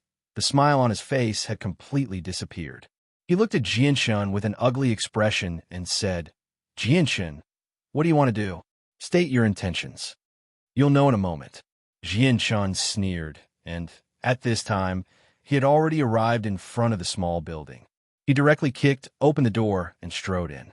City Lord Yunli's expression changed greatly as he moved to block Jinshin and shouted, "Jinshin, what is the meaning of this? This is my City Lord's mansion. How can I let you do as you please?" Jinshin sneered, and his hand made a grasping motion. In a majestic world's Yuan Qi quickly gathered in his hand. Then before City Lord Yunli could react, he suddenly bombarded the ground. With a loud bang, the whole ground shook violently, and dust filled the room, blocking everyone's vision. A gust of wind blew through the room, carrying away all the dust. When everyone's vision became clear, they saw that in the center of the room, there was a dark hole that led to the basement. Seeing this hole, City Lord Yunli's expression changed greatly, and his whole body became sluggish. Jinshin looked at City Lord Yunli with a sharp gaze and coldly snorted, "Kyle, Qingfeng, Charles, Tian, the four of you go in." "Yes." Kyle and the other three responded and jumped into the hole at the same time, entering the basement. Chapter 551. City Lord Yunli's expression was extremely ugly as he watched this scene unfold. Since things had already gotten to this point, he knew that there was no way for him to explain himself. Even if he made up a perfect lie, he wouldn't be able to hide it. After all, Jinshin and the others weren't idiots. Kyle and the other three's expressions were incomparably gloomy as they glared at City Lord Yunli. Their eyes were filled with undisguised killing intent. "Sir City Lord, so the mysterious expert who snuck into our Raging Flame mercenary group and stole the cub was you, and Duo Kong was also killed by you. Who would have thought? Who would have thought that the murderer we've been searching for so long would actually be the City Lord?" Emoton gritted his teeth as he spoke. His gaze towards City Lord Yunli was like that of a bloodthirsty beast. He couldn't wait to skin him, eat his flesh, and drink his blood. City Lord Yunli was completely stunned. At this moment, he couldn't find anything to say. Although he really wanted to push this matter away, when he thought of his conversation with Jinshin, as well as the appearance of the rank 5 cub, he couldn't find anything to say. Jinshin's words weren't wrong. The culprit was after the rank 5 cub. As long as they could find the rank 5 cub, it would be equivalent to finding the culprit. "City Lord Yunli, I never would have thought that you were the one who stole the rank 5 cub and killed Duo Kong at the same time. We were too stupid. We should have guessed that it was you, because in Wake City, the only Saint Master with the highest chance of mastering a battle skill was you, City Lord. How hateful! How hateful! We didn't even suspect you before." The heir's face was also full of anger, and his face was filled with dense killing intent. Qingfeng looked towards Jinshin and said with righteous indignation, "Captain, now that we've found the culprit who killed Duo Kong, we definitely can't let him go. Otherwise, Duo Kong won't be able to rest in peace. We must take revenge for Duo Kong." Qingfeng's words caused City Lord Yunli's expression to change once again. His eyes began to flicker. Jinshin nodded and stared at Yunli expressionlessly. "What else do you have to say?" City Lord Yunli also knew that there was no point in continuing to quibble, so he decided not to hide it any longer. "That's right. The one who infiltrated your flame mercenary group that night was indeed me. The one who stole the Type 5 juvenile beast was also me. And at the same time, Duokong was also killed by me. But so what? I, Yun Li, am the City Lord of Wake City and an official of the Blue Wind Kingdom. If you make things difficult for an official of the Blue Wind Kingdom, then you're challenging the authority of the Blue Wind Kingdom and becoming an enemy of the Blue Wind Kingdom. Hearing Yun Li's words, Jinshin's gaze turned cold, and the corners of his mouth curled up in a mocking sneer. The expressions of Duo Air and the others also changed, becoming much more dignified.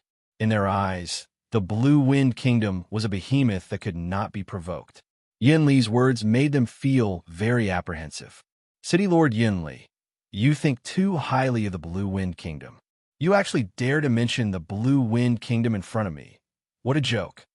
Jinshin sneered, his eyes full of disdain. City Lord Yun Li's expression changed slightly. He originally thought that bringing up the Blue Wind Kingdom would make Jinshin feel apprehensive, but looking at Jinshin's disdainful expression, it seemed that his wishful thinking had not worked at all. Jinshin, could it be that your flame mercenary group wants to make an enemy of the Blue Wind Kingdom? City Lord Yun Li shouted in a stern voice, but when he thought of Jinshin's vague background, he felt a burst of uneasiness in his heart.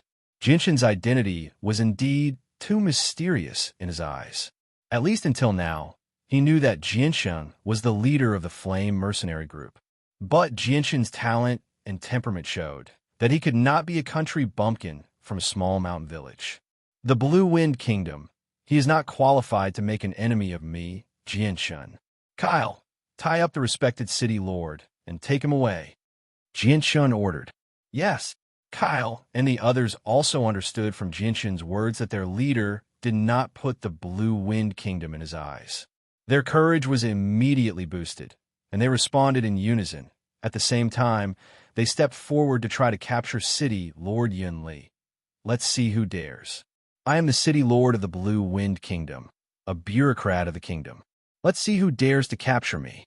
City Lord Yun Li's aura soared, and he looked at Kyle and the others fearlessly. A two-handed greatsword appeared in his hand, and he planned to resist with all his might. Jinshin's face sank, and he shouted, "Capture him!"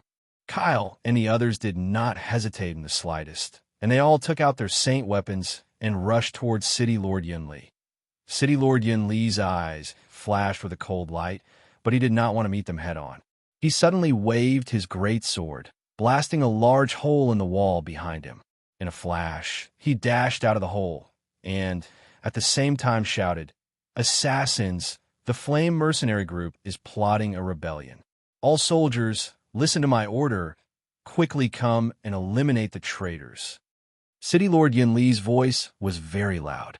Not only did all the soldiers in the City Lord's mansion hear it, even the people on the streets outside heard it clearly. All the soldiers in the City Lord's mansion immediately moved, and large batches of soldiers came from all over the City Lord's mansion. On the streets outside, everyone who heard this voice was stunned, and soon after, a fierce discussion erupted. Did I hear wrong? The Flame Mercenary Group is plotting a rebellion. The Flame Mercenary Group is our Wake City's strongest mercenary group. Were they plotting a rebellion for? I heard that the leader of the Flame Mercenary Group returned last night. Could it be that their leader is plotting something 2 years ago when a magical beast attacked our city? The leader of the Flame Mercenary Group made a great contribution to protect our city. How could he be plotting a rebellion? City Lord Yun Li's words caused a huge commotion. Everyone who heard this voice, whether they were merchants or mercenaries, were curiously discussing it, and all of them expressed their puzzlement.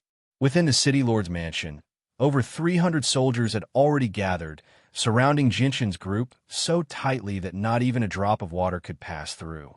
City Lord Yun Li stood in the distance, surrounded by more than 10 soldiers, as he coldly sneered at Jinshin. The expressions of Jinshin's group did not change, even though they were surrounded by over 300 soldiers. They remained composed, especially Ming Dong, Dugu Feng, Yun Zheng, and Signorin. They did not seem to care at all. They did not even glance at the surrounding soldiers, directly treating them like they were nothing. Respected City Lord, I have to say that you are too naive. Do you think that these soldiers can do anything to us? Ming Dong looked at City Lord Yun Li with a face full of ridicule. City Lord Yun Li said in a deep voice, "Indeed, these soldiers can't do anything to you, but don't forget that our Wake City has 100,000 soldiers. Your flame mercenary group is plotting a rebellion, and from today onwards, there will be no place for you in our Blue Wind Kingdom." City Lord Yunli knew that Jianshan wouldn't let him go, so he was prepared to throw caution to the wind and give it his all. In his heart, his biggest reliance was the 100,000 soldiers of Wake City. Once the flame mercenary group killed the soldiers of the city, the significance would be completely different from killing a normal merchant or mercenary. It would be the same as directly making an enemy out of the Blue Wind Kingdom. Naturally, there would be people from the upper echelons coming to deal with them. According to City Lord Yin Li's thoughts, once the Flame Mercenary Group committed a grave crime, they would be charged with the crime of plotting a rebellion. At that time, even if there were people behind them, it wouldn't matter. Plotting against the law, plotting a rebellion. Esteemed City Lord, you've put a huge label on our heads. Ming Dong chuckled. But do you think that's enough to scare us? Humph, a group of traitors. Even at death's door, you're still so arrogant. All soldiers, listen up, kill everyone without mercy. City Lord Yin Li decisively gave the order. The 300 soldiers didn't hesitate and charged toward Jinshan's group. Ming Dong laughed coldly. His entire body turned into a green light, and in a flash, he dashed towards Yun Li with incredible speed. Before Yun Li could react, Ming Dong was already in front of him. He struck out with both hands, sending a dozen soldiers in front of Yun Li flying. Then, he reached out with his right hand and grabbed Yun Li's neck. Ming Dong's speed was just too fast. City Lord Yun Li couldn't see anything clearly until he felt a suffocating sensation coming from his throat. Only then did he realize in horror that his neck was firmly gripped by his opponent. At the same time, Yin Zheng, Seniorin, and Dugu Feng all struck out with their palms. Powerful Saint Force surged out from their bodies and formed a powerful shockwave that sent all the soldiers in the surroundings flying. Many of them spat out blood as they were heavily injured. With their strength as Earth Saint Masters, they didn't need to expend too much energy to deal with these weak soldiers. City Lord Yin Li looked at Ming Dong in horror. His face was filled with disbelief. He couldn't believe that Ming Dong had such strength at such a young age. "Brother, the City Lord has been captured by me. How should we deal with him? Should we kill him or cripple him?" Ming Dong asked Jianshan. Hearing this, City Lord Yin Li's face changed drastically. He wanted to say something, but his throat was tightly gripped by Ming Dong, and he couldn't say anything. "We can't just let him go like this. Tie him up and take him back." Jianshan said, "All right, but to prevent him from playing any tricks, let's first injure him and make him lose the ability to fight." Ming Dong said and struck City Lord Yun Li's chest with his palm. Spurt. A mouthful of blood spurted from City Lord Yun Li's mouth. He had been heavily injured by Ming Dong's casual strike. Afterwards, the four of them found a chain from the City Lord's estate and tied up the heavily injured and pale City Lord Yun Li.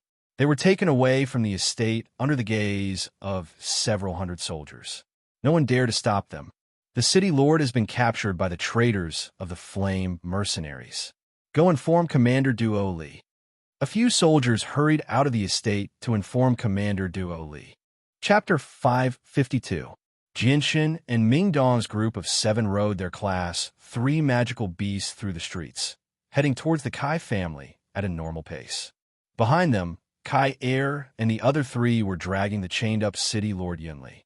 Because City Lord Yunli had been heavily injured by Ming Dong, his body was extremely weak. Adding on the fact that Kai Air and the other 3 were quite strong, City Lord Yunli didn't waste any energy trying to break free from the chains. He knew very well that it would be very difficult for him to escape. Jinshan's group swaggered down the streets with the City Lord Yunli in tow. Along the way, everyone stopped to look at them. Everyone looked at them with shock and disbelief. No one would have thought that the Flame Mercenaries would actually tie up the City Lord Yunli like a prisoner. The people of the Raging Flame Mercenary Group are conspiring against the Blue Wind Kingdom. They are traitors to the Blue Wind Kingdom, so we can't let them go. Quickly raise your weapons and kill all of them. In the future, you will all be heroes of the Blue Wind Kingdom." Although City Lord Yinli was tied up, he could still speak. He was using his words to accuse Jinshin's group of crimes, trying to use the surrounding people to cause trouble for Jinshin's group. Hearing this, the gazes of the surrounding people towards the flame mercenaries immediately changed. Soon after, they began to discuss in low voices. However, they weren't idiots. They wouldn't conclude that Jinshin's group were all traitors just based on City Lord Yin Li's words. Adding on the fact that the flame mercenaries were a huge deterrent in Wake City, no one dared to go up and stop Jinshin's group. Jinshin looked at City Lord Yin Li with disdain and said, "City Lord Yin Li, 2 years ago, I, Jinshin, had some respect for you. I thought you were a straightforward and upright person, but I didn't expect you to hide so deeply. Your heart is actually so despicable. After being exposed for stealing my Flame Mercenaries Class 5 magical beast and killing my High Elder, you actually want to accuse me of crimes. I really misjudged you." Kair gag his mouth. "Jinshin, you're too arrogant. I am an official of the Blue Wind Kingdom. Treating me like this is challenging the authority of the Blue Wind Kingdom. In the future, there will be no place for you in the Blue Wind Kingdom." City Lord Yin Li's mouth was gagged. Hearing Jinshin's words, the people on the streets came to a sudden realization. I've long since heard that the Raging Flame mercenaries obtained the infant of a Class 5 magical beast. Later on, it was stolen by a mysterious person at night, and one of their leaders was killed. I didn't think that it would be City Lord Yin Li. Look, isn't that the cub in the cage a Class 5 magical beast cub? So it was City Lord Yin Li who stole it. Back then, the Flame mercenaries caused a huge uproar while searching for the person who stole the Class 5 magical beast. It's just that they didn't find a single clue after all that hard work. So that person was actually City Lord Yin Li. No wonder he hid himself so deeply and didn't leave behind any clues. This is most likely a bunch of nonsense from the Flame mercenaries. The truth of the matter is worth investigating. The people on the streets discussed spiritedly, each with their own opinions. Some believed that Jinshin was telling the truth, and that the person who stole the Class 5 magical beast cub and killed one of the founding members of the Flame mercenaries was City Lord Yin Li. Others believed that Jinshin was just finding a reasonable excuse to frame City Lord Yin Li. But no matter what, no one dared to stop the group because the news of the heaven-defying mercenaries disbanding had already spread throughout Wake City. With the disappearance of the heaven-defying mercenaries, the Flame mercenaries had once again become the strongest power in Wake City. No one dared to provoke them. Moreover, on the Tianyuan continent, strength was everything. Strength represented everything. There was no reason to speak of. Reason only existed when both sides were similar in strength. By the time Jinshin and the others had brought City Lord Yin Li back to the Kai clan, the news of his capture had already spread like wildfire throughout Wake City. There was no one who didn't know about it. To everyone, this news was no different from a heavy bomb, causing everyone to feel incomparably shocked. Although City Lord Yin Li was only a small city lord of a third-grade city, he was still an official of the Blue Wind Kingdom. If the Flame mercenaries were to capture City Lord Yin Li with such fanfare, it would be tantamount to challenging the authority of the Blue Wind Kingdom and making an enemy out of the entire kingdom. The Blue Wind Kingdom would definitely not stand idly by in order to protect their dignity and dignity. Within the Kai clan's courtyard, City Lord Yin Li was kneeling on the ground, tied to a pillar. In front of him was a memorial tablet with the word Duo Kong written on it. Outside the Kai clan's gate, burly men constantly walked in and out. The members of the Flame mercenaries who were out shopping had all received the news and immediately returned to the Kai clan. When they found out that City Lord Yin Li was the one who had stolen the Type 5 cub and killed Duo Kong, their eyes were filled with anger. At this time, a series of footsteps could be heard from outside. Following that, a guard hurriedly ran in and shouted, "Leader, there's a large number of city guards rushing over here. There are a lot of them." Jinshin didn't care and waved his hand, saying, "It's fine, don't worry about them. Open the gate." The Kai clan's gate was wide open.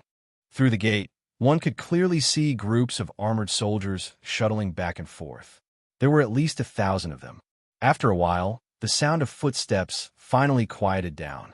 Everyone knew in their hearts that the entire Kai clan's courtyard was now surrounded by the city guards.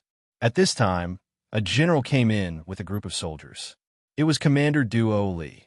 Commander Duo Li glanced at City Lord Yin Li, who was tied to the pillar with an ugly expression, before turning to Jianshan. He said with a heavy voice, "Jianshan, what is the meaning of this? Why are you treating the city lord like this?"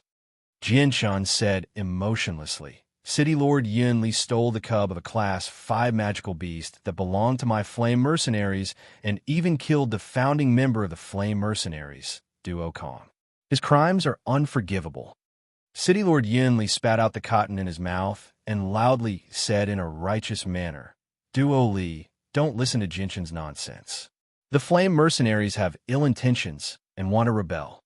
If you want to accuse someone of a crime, you can always accuse them. They're trying to frame me on purpose." Seeing how serious City Lord Yin Li was, people who didn't know the situation really would be fooled by him. "You still dare to quibble?" Kyle coldly snorted and kicked City Lord Yin Li. Commander Duo Li paused for a moment and said, "Jianshan, when my Wake City was facing the magical beast wave, you made a great contribution to protect the city. I, Duo Li, have always admired you. However, City Lord Yin Li is the City Lord of Wake City. No matter what, you can't treat him like this. Let him go first. As for whether or not City Lord Yin Li killed anyone from your flame mercenaries, I will report it to my superiors, and they will uphold justice for you." Jianshan lightly shook his head and said, "There's no need to go through so much trouble. I, Jianshan, have no enmity with City Lord Yin Li. Why would I frame him? Even if I did have enmity with him, I, Jianshan, would never do such a despicable thing. I have already made a decision in my heart. As for who the murderer is, there's no doubt about it. City Lord Yin Li. My flame mercenaries will deal with him." Commander Duo Li's expression slightly changed. He cupped his hands towards Jianshan and said, "Jianshan, although I, Duo Li, respect you, but City Lord Yin Li absolutely cannot be humiliated like this. Since you insist on doing this, then I, Duo Li, will have no choice but to offend you. My apologies." After saying that, Duo Li waved his hand and shouted, "Everyone charge! Save the city lord!" With Duo Li's order, a large number of soldiers charged in from outside. At the same time, a large number of soldiers leapt over the walls of the Kai clan as well. They charged towards Jianshan's group like a flood. There were many of them. Ming Dong laughed aloud as a faint azure sword appeared in his hand. He said, "Come on, I'll let you experience the power of an Earth-tier battle skill, Whirlwind." Surging wind-attributed Saint Force surged out of Ming Dong's body and quickly turned into a tornado that wreaked havoc in the surroundings. It pierced through the sky and caused the clouds in the sky to surge violently. The thick layer of clouds actually began to rapidly disperse. A violent gale suddenly swept through the courtyard of the Kai clan. The walls and the surroundings only lasted for a few seconds before collapsing. The large number of soldiers who charged towards Jianshan's group were thrown off balance by the tornado. They were unable to maintain their balance and could fall to the ground at any time. However, Jianshan's group, who were in the eye of the tornado, were not affected at all. Seeing the terrifying tornado, Commander Duo Li's expression drastically changed. He trembled as he said, "I, Earth-tier battle skill. This power. You're an Earth Saint Master." Ming Dong roared out and suddenly swung his sword. The tornado and the surroundings rapidly expanded, and the violent wind actually swept a large number of soldiers into the air. They were unable to control their bodies at all. Seeing this, Commander Duo Li's face paled in fright. This was the first time he had seen the power of an Earth-tier battle skill.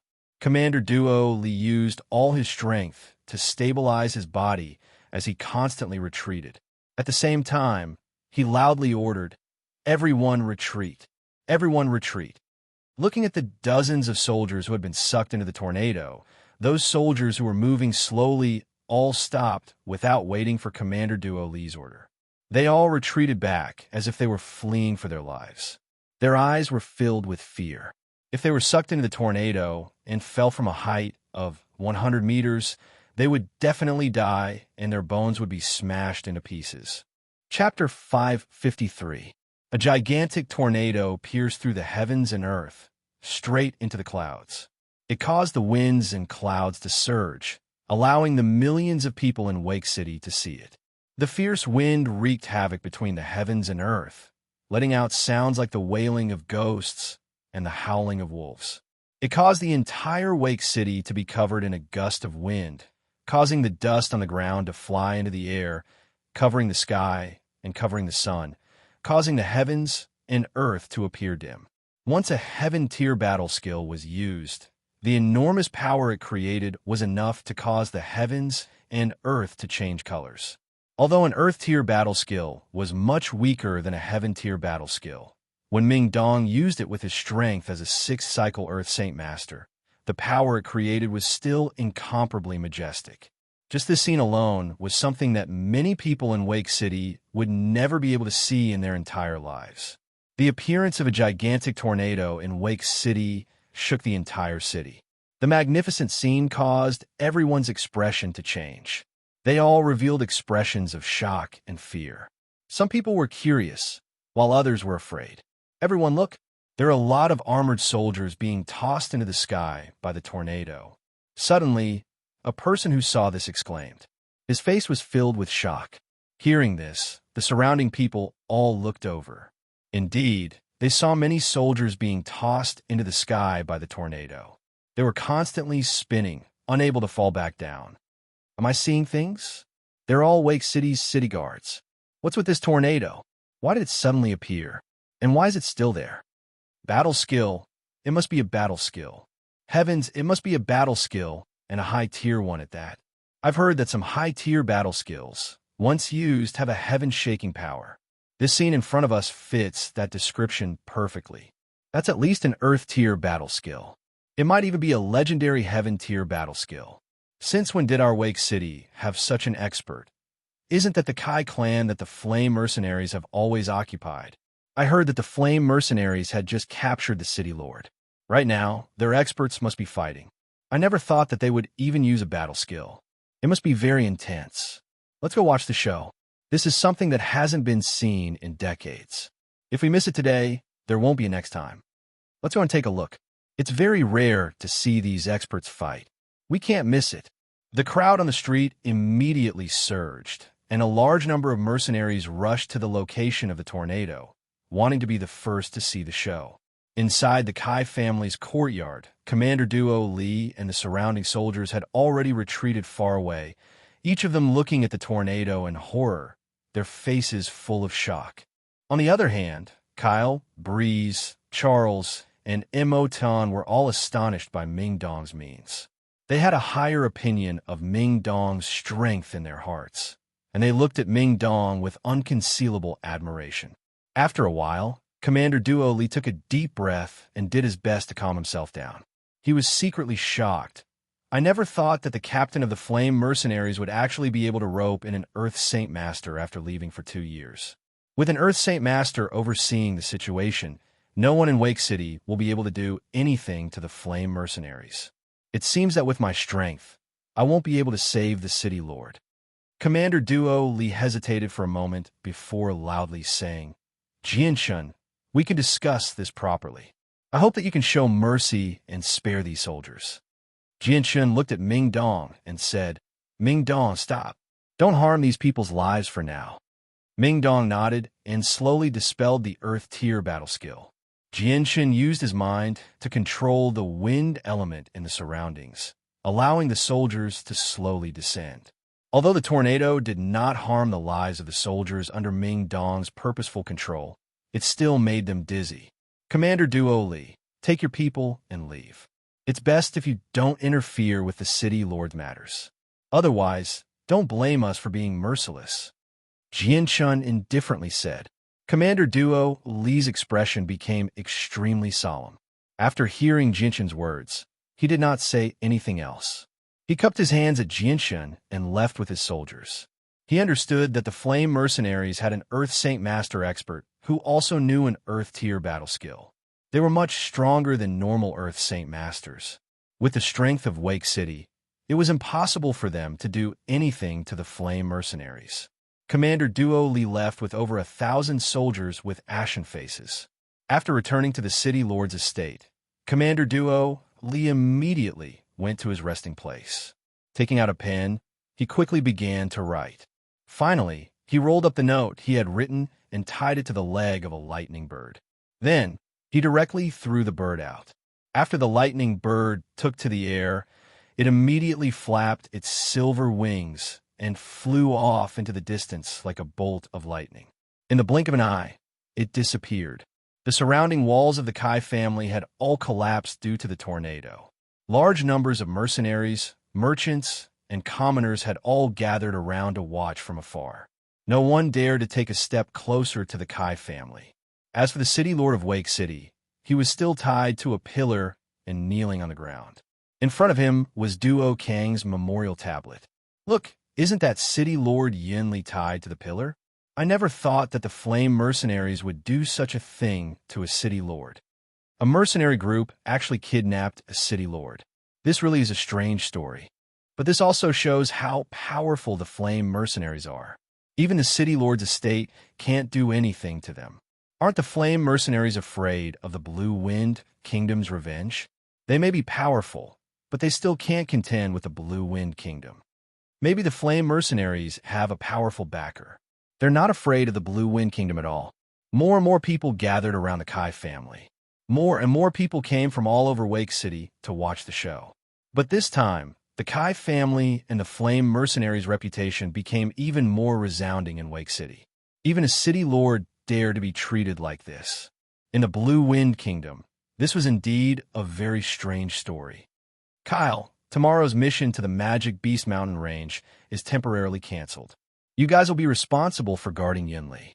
Let him repent in front of Duo Kang's memorial tablet for 7 days. After 7 days, he will be executed. For these few days, no one is allowed to come near this place. Jianshun ordered. Yes, Captain. Everyone responded in unison, their expressions extremely respectful. Jianshun's decision to execute City Lord Yunli for Duo Kang's death had moved the hearts of all the members of the Flame Mercenaries and won their heartfelt respect and admiration. 2 hours later, 1,000 miles away, in a first-class city called Sky Dragon City, the City Lord of Sky Dragon City was reading a book in his study. At this time, a guard quietly walked in from outside and handed him a piece of paper before retreating.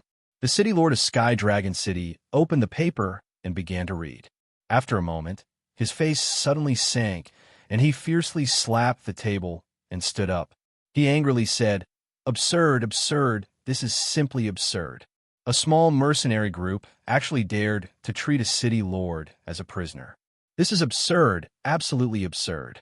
Men, immediately call Ketata, Katafi, and Cloud Dragon over. Very quickly, Ketata, Cloud Dragon, and Cloud Dragon arrived in the study. They were all around 40 years old middle-aged men. Ketata cupped his hands and said, "City Lord, why did you call us brothers over in such a hurry? Is there something important? This is truly absurd. A small mercenary group actually dared to kidnap a city lord and treat him as a prisoner.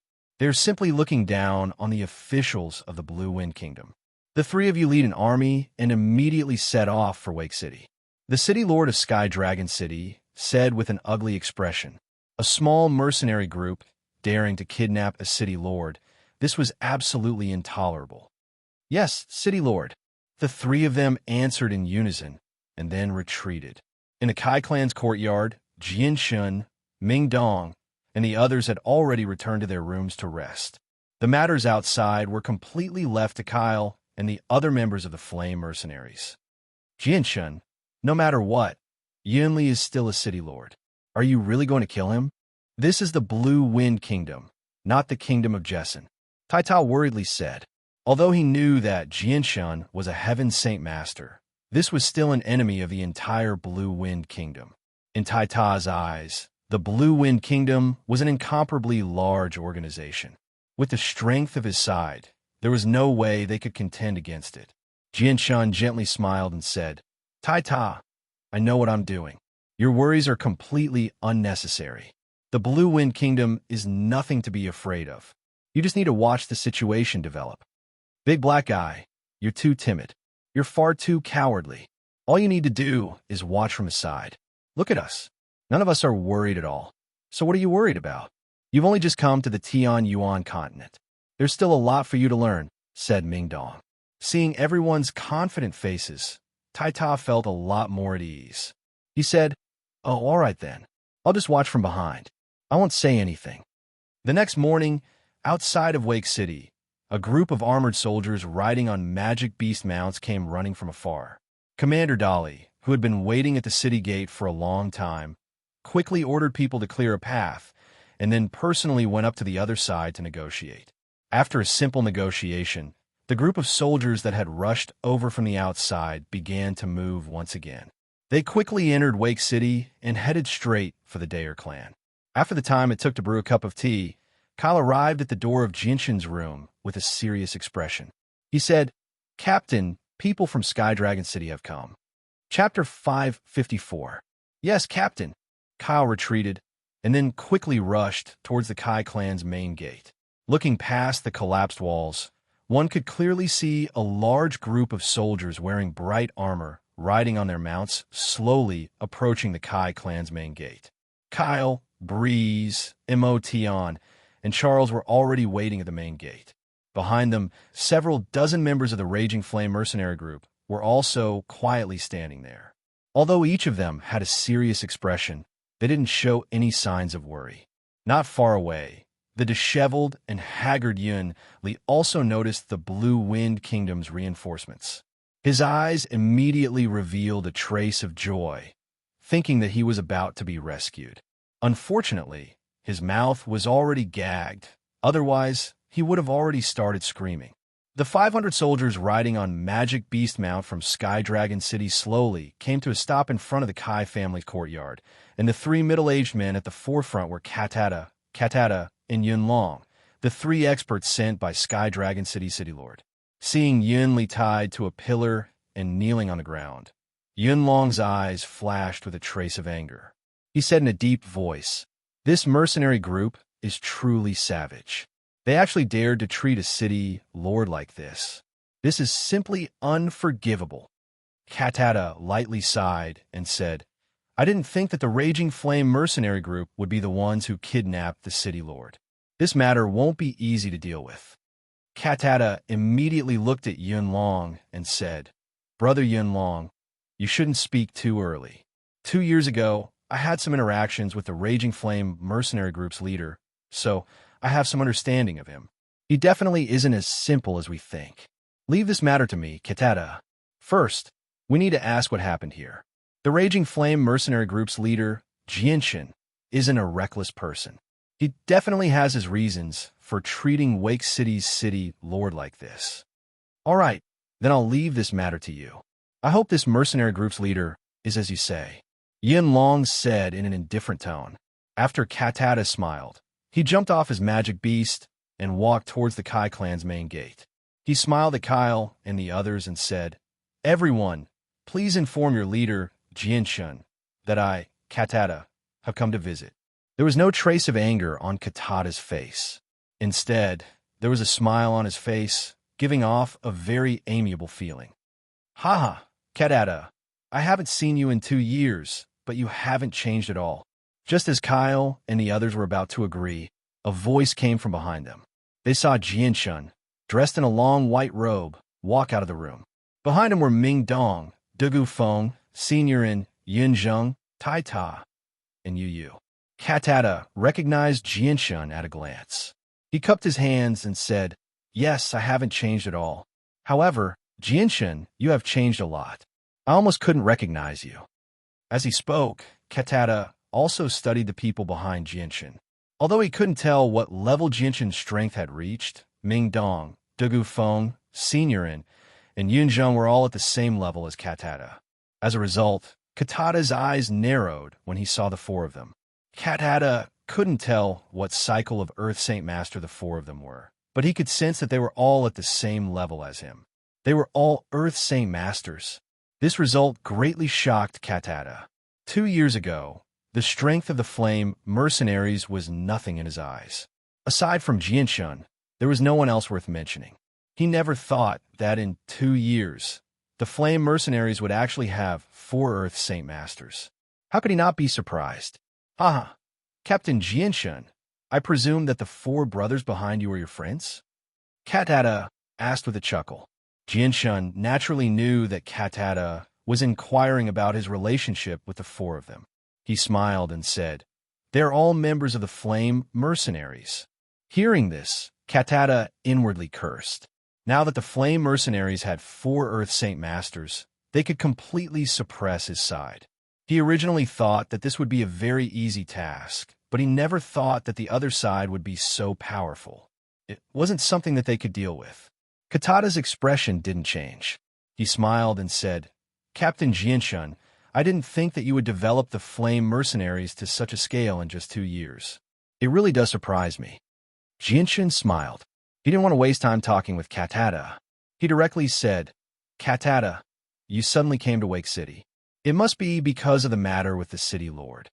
Seeing that Jianshun took the initiative to bring the conversation to the main topic, Katata didn't waste any more words.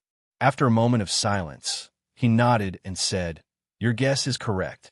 This time, we really did come all the way from Sky Dragon City because of the kidnapping of the city lord." Katata's face became serious for once. He sternly said, "Jianshun, I don't know what kind of conflict you had with the city lord of Wake City. You actually dared to treat a city lord like this. This matter even alarmed the city lord of Sky Dragon City." Jianshun calmly said, "A while ago, my flame mercenaries obtained the infant of a Class 5 magical beast. Unfortunately, it was stolen by a mysterious expert in the middle of the night. He even killed one of our senior figures. And this mysterious person was the city lord." Katata thought for a moment before continuing. "Jianshun, even if this matter is true, he is still the city lord of Wake City. He is an official of the Blue Wind Kingdom. You can't treat him like this. Even if he is guilty, he should be dealt with by the Blue Wind Kingdom. Let him go first." Jianshun didn't hesitate to shake his head and said, "Katata, I know that you came because of the city lord, but I must execute him. No one could change my mind. Please go back." "Jianshun, have you thought about the consequences of your actions?" Katata said, "I don't care about the consequences, but this person must be executed." Jianshun said. Looking at Jianshun's indifferent appearance, Katata secretly sighed. Jianshun's appearance made him understand that continuing to speak would only be a waste of time. Cloud Dragon walked up from behind and coldly said, "Flame mercenaries, immediately release the city lord of Wake City. There is still room for negotiation. Otherwise, you won't be able to bear the consequences." Cloud Dragon and Jianshun didn't have the slightest friendship, so his tone wasn't as gentle as Katata's. Although he could sense that there were 4 Earth Saint Masters present, he didn't feel the slightest bit of fear. This was because he had the support of Sky Dragon City and represented the Blue Wind Kingdom. A mere mercenary group was nothing in his eyes. Cloud Dragon's words caused Jianshun to frown. A cold light flashed through his eyes as he coldly said, "Is that so? Then I'd like to see just what kind of consequences our flame mercenaries can't bear." Cloud Dragon coldly snorted and said in a deep voice, "Since you want to die, then don't blame me. Let me see just how powerful your flame mercenaries are." As he spoke, a huge silver sword appeared in Cloud Dragon's hand. An intense white light shot out from the sword as he charged at Jianshun. Seeing this layer of white light, Jianshun's eyes were filled with surprise. He muttered, "I never thought that it would be an Earth Saint Master with light attributed Saint Force. So what if you have light attributed Saint Force? Let me deal with you." As soon as Jianshun finished speaking, Ming Dong's voice rang out from behind him. Before he could finish speaking, Ming Dong's body turned into a green streak of light as he charged at Cloud Dragon. Boom! The milky white light attributed Saint Force and the faint azure wind attributed Saint Force collided violently with each other, producing a loud boom. Ripples of energy rapidly expanded in all directions like a flood. The hard marble floor began to crack inch by inch, forming a spiderweb of cracks. After that attack, Ming Dong was still standing there proudly. His face wasn't red, and he wasn't angry. Everything was normal. However, his opponent, Cloud Dragon's expression changed drastically. He staggered back a few steps and looked at Ming Dong in shock. "You've actually reached the 6th cycle of Earth Saint Master," Cloud Dragon exclaimed as he stared at Ming Dong in disbelief. Katata and Katafiai's expressions changed as well. A 6th cycle Earth Saint Master was in existence at the peak of the Earth Saint Master realm, only a step away from becoming a Heaven Saint Master. Let alone Cloud Dragon. Even the 3 of them together would not be his opponent. What? A 6th cycle Earth Saint Master?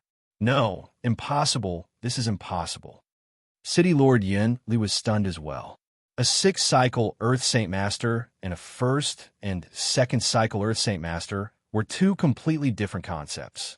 Ming Dong sneered. "You want to bring unbearable consequences to our flame mercenaries with your strength? What arrogance." Chapter 555. Both Cloud Dragon and Katata stood there awkwardly, caught between a rock and a hard place. The strength of the flame mercenaries had completely exceeded their expectations. If they still wanted to use force against the flame mercenaries, then they would be the ones to suffer losses.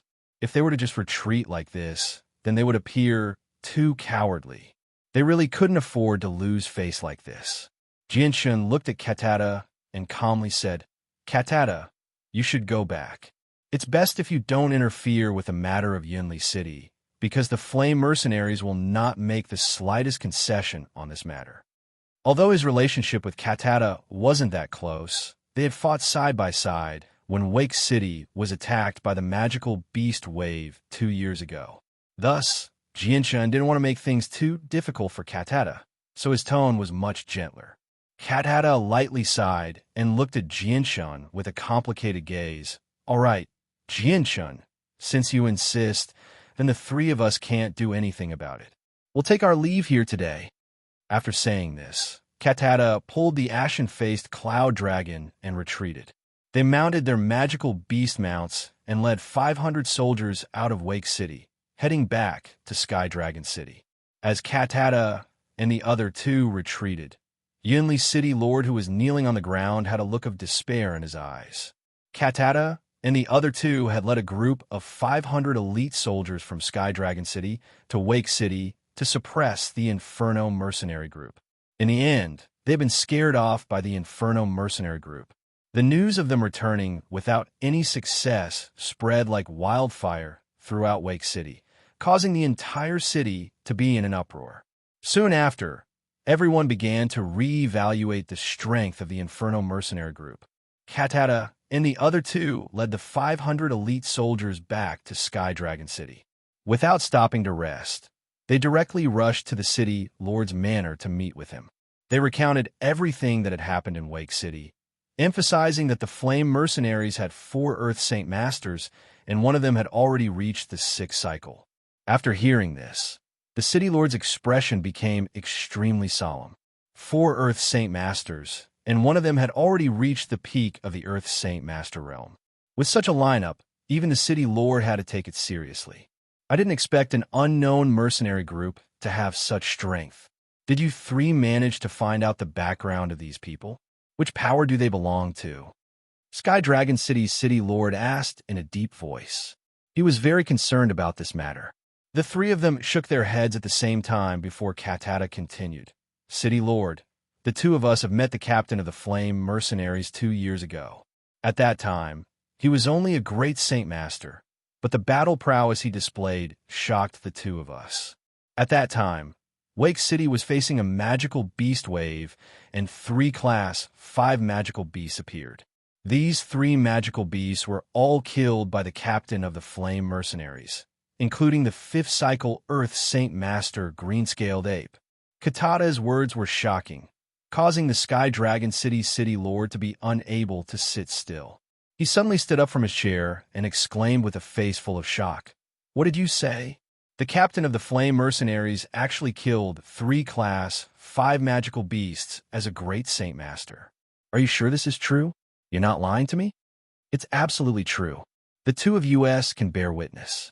City Lord, the captain of the Flame Mercenaries, is not simple. He can't be underestimated. And now, he's actually found 4 Earth Saint Masters from who knows where to join the mercenaries. Just from his point alone, you can see how extraordinary he is. Katata's face was solemn. Thinking back to the scene of Jianshun killing the 3 class, 5 magical beasts 2 years ago, he felt waves of amazement. When did such a genius appear in my Blue Wind Kingdom? What realm has the leader of the Raging Flame mercenary group reached? The Sky Dragon City's City Lord asked with a solemn expression. I don't know, because I can't see through his strength at all. Katata replied. The City Lord looked at the other two and said, Can the two of you see through the strength of the captain of the Flame Mercenaries? Cloud Dragon and Katata both shook their heads at the same time. The City Lord slightly wrinkled his eyebrows. After a moment of silence, he said, It seems that he's using a method to hide his strength. From what you've said, the captain of the Flame Mercenaries seems to be quite mysterious. Even I want to meet this person and see just what kind of person the captain of the mercenaries is. All right, you two can leave first. Don't ask about this matter. Wake City. 7 days passed in the blink of an eye. During these 7 days, aside from Katata and the other two coming to Wake City, nothing else happened in the small Wake City. Therefore, in the remaining days, Jinshin's group passed by very peacefully. However, because of what happened in Wake City, the Flame Mercenary Group's reputation quickly spread. Everyone within 1,000 miles knew of the Flame Mercenary Group's name. Because of this incident, the Flame Mercenary Group finally gained some fame in the Blue Wind Kingdom. In the Kai family's courtyard, a half-meter-tall guillotine had already been built. Yunli was in a sorry state with disheveled hair. He looked like a beggar as he knelt on the guillotine. Beside him, a robust man with a large blade on his shoulder stood there with an indifferent expression. Today was the day of Yun Li's execution, so all the members of the Flame Mercenaries were gathered here. Outside the Kai family's courtyard, there were also many people who had come to watch the show. They were all pointing at Yun Li as they discussed spiritedly. Yun Li's face was haggard and his face was ashen. His eyes were dull and lifeless. Adding on his disheveled appearance, he looked like a beggar. He was a completely different person from the high and mighty city lord from a few days ago. The saint weapon in his body had already been personally destroyed by Jianshun, but it had saved his life. Therefore, he was now a completely useless person without any martial arts. The saint force he had cultivated for many years had already dissipated. Even if he wanted to escape, he didn't have the ability to do so. Everyone, allow me, Kyle, to announce the sins of Yun Li in the past. Next, Kaori told the enmity between Yun Li and the Flame Mercenaries in front of everyone.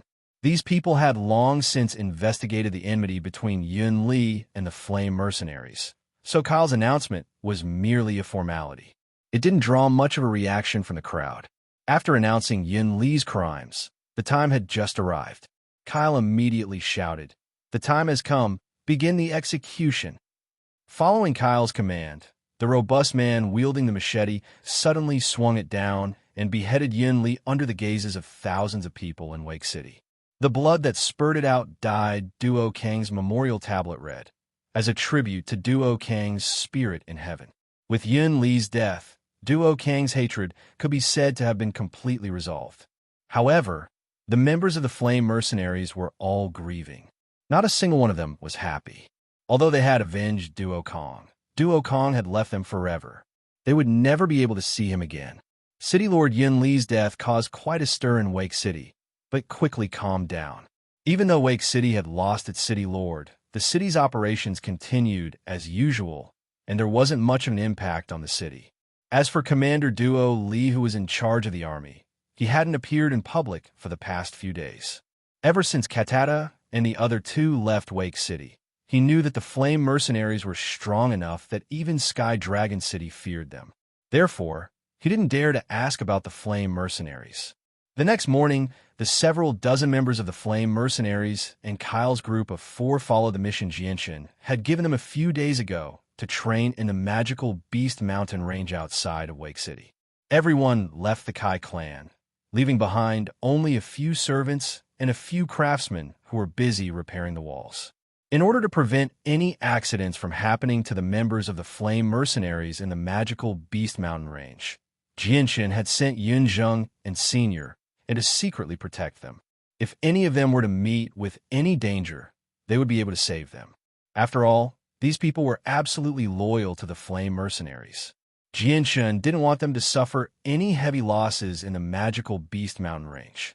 Moreover, if the Flame Mercenaries' battle techniques were exposed, they would attract Earth Saint Masters. With Yunzheng and Seniorin's abilities, they would be able to hold them off for a while and buy time for Jianshan to come to their aid. After the members of the Flame Mercenaries left for the magical Beast Mountain range, Jianshan and the others didn't continue to stay in Wake City. Riding on Class 3 magical beasts, they left the city under the gazes of countless people. The tanned and honest Taita sat on his magical beast with a heavy heart. In his mind, he was still thinking about the scene of him beheading the city lord of Yunli. Taita just stepped onto the Tian Yuan continent and hadn't completely adapted to the laws of survival. Although he had killed many magical beasts in the past, this was the first time he had seen a person being killed. Yesterday's scene had a huge impact on his heart, and he still hadn't calmed down even now. Seeing Taita like this, Jianshan understood him very well and comforted him. Taita, the Tian Yuan continent is a world where the strong preys on the weak. In the future, this kind of thing will happen everywhere, and it will happen almost every day. Once you experience it a few more times, you'll gradually get used to it. The Tian Yuan continent is too cruel, Taita muttered to himself. Chapter 556. Jianshan and the others chatted and laughed as they made their way through the quiet tunnel, heading straight for Fengyang City. It was a long journey. Jianshan and Yu both explained the situation of the Tian Yuan continent to Taita so that Taita could adapt as soon as possible. Even Yu would chime in from time to time. As a princess, Yu rarely moved around the Tian Yuan continent, but she was extremely knowledgeable. She understood the rules of the Tian Yuan continent thoroughly long ago, so she knew what kind of world it was. At this moment, there was a sudden movement in Jianshan's bosom. The white tiger that had been sleeping soundly in his embrace had finally woken up. It slowly opened its eyes that had been closed for a very long time and shook its head as it looked around in a daze. Its eyes were filled with curiosity. Jianshan could not help but smile when he saw the white tiger wake up. He gently rubbed the white tiger's furry head and jokingly scolded, "You've finally woken up, you sleepy little guy." Oh, the white tiger seemed to understand Jianshan's words. It whimpered unhappily, as if it was protesting Jianshan's words. It then leapt up and landed on Jianshan's shoulder agilely. It stuck out its little tongue and licked Jianshan's face affectionately. It was extremely attached to him. "Jianshan, where did you find this little animal? I didn't pay much attention to it when it was sleeping in your embrace, but I've suddenly discovered that this little animal is extraordinarily cute." Ming Dong giggled beside Jianshan. They had seen the white tiger long ago, but they had not paid much attention to it. "I found it in a mountain near Mercenary City." Jianshan smiled casually. He did not introduce the white tiger in detail. The fewer people who knew about it, the better. At this moment, the white tiger jumped down from Jianshan's shoulder and landed on the back of Jianshan's mouth. It then moved its nose to the space ring on Jianshan's finger and sniffed around. It looked at Jianshan pleadingly. Jianshan obviously understood what the white tiger was trying to express. He could not help but bitterly smile. "Greedy little guy, you've eaten everything. There's nothing left now." After all this time, all the heavenly resources he had obtained from Uncle Xiao and the Ape King had been used up.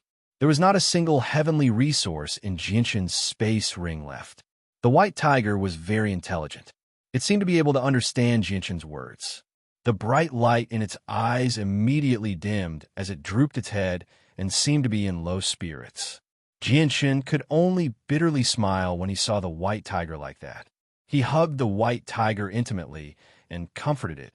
"Once we get to those big cities, I'll help you buy those heavenly resources and let you eat as much as you want." The white tiger regained some of its spirit when heard that.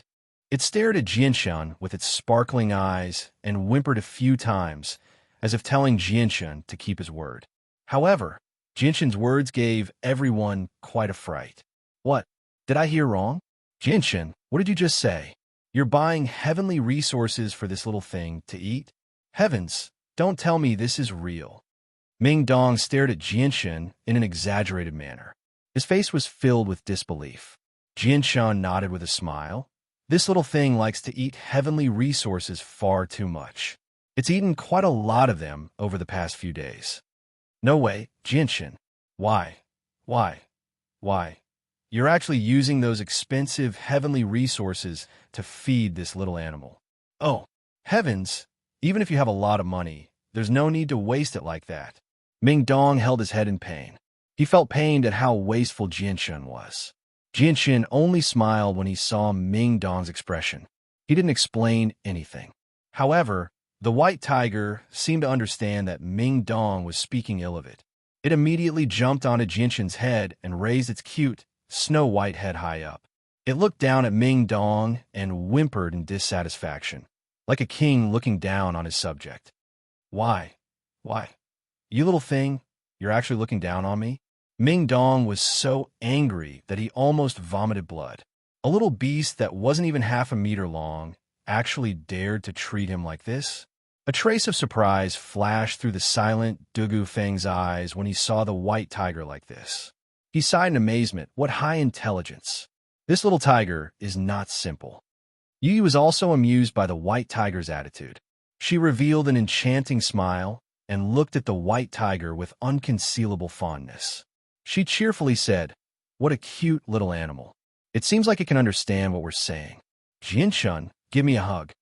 With that, Princess Yu stretched out her arms to hug the white tiger. The white tiger immediately jumped off Jianshun's head and hid in Jianshun's arms. It stared at Yu warily. Apart from Jianshun, it wouldn't let anyone touch it. As an ancient winged tiger, it had an innate pride. Jianshun.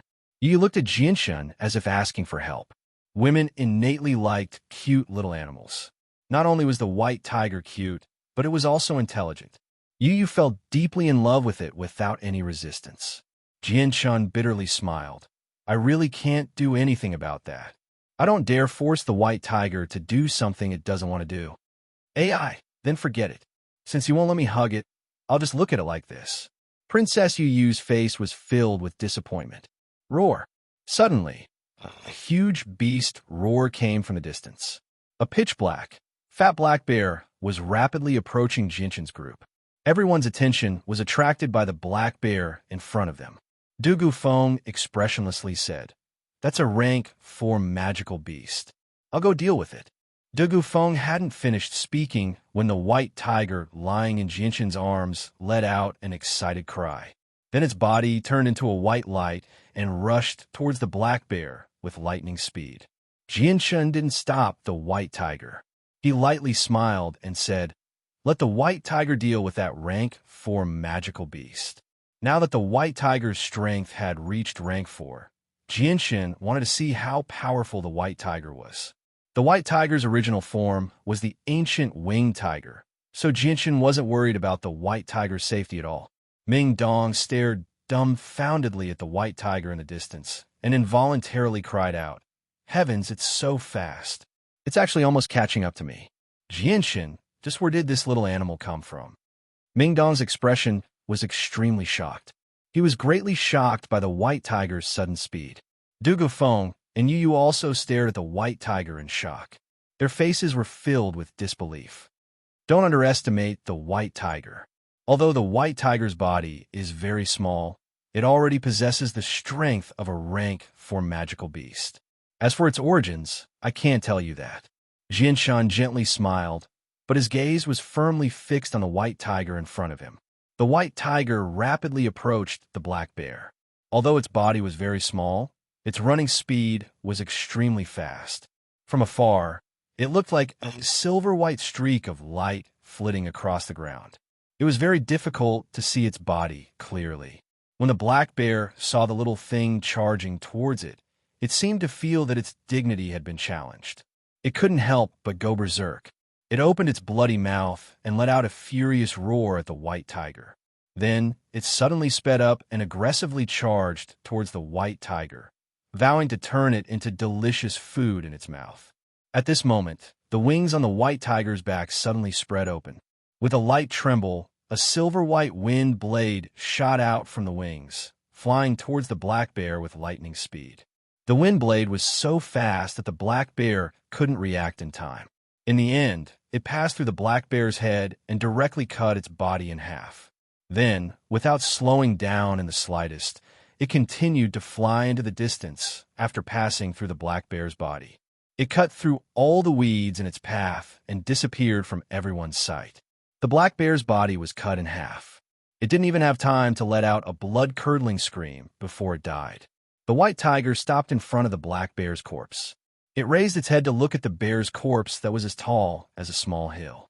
It proudly let out a woo sound and then excitedly walked in circles around the black bear's corpse with its four short limbs. It seemed to be celebrating that it had effortlessly killed such a large magical beast. Jinshin and the others slowly walked over on their class 3 magical beast mounts. But when they saw the black bear's corpse that had already been cut in half, they were all shocked, speechless. Then, the way they looked at the white tiger changed. Now, none of them dared to look down on the white tiger. A Class 4 magical beast had been killed so easily. Perhaps only an Earth Saint Master expert could do such a thing. The white tiger jumped up from the ground and stood firmly on Jinshin's shoulder. It let out an excited woo-woo-woo sound, as if it was asking for credit. It was very proud of itself. Jinshin let out a long breath and slowly calmed himself down. The white tiger had killed a Class 4 magical beast so easily. This made him feel very shocked.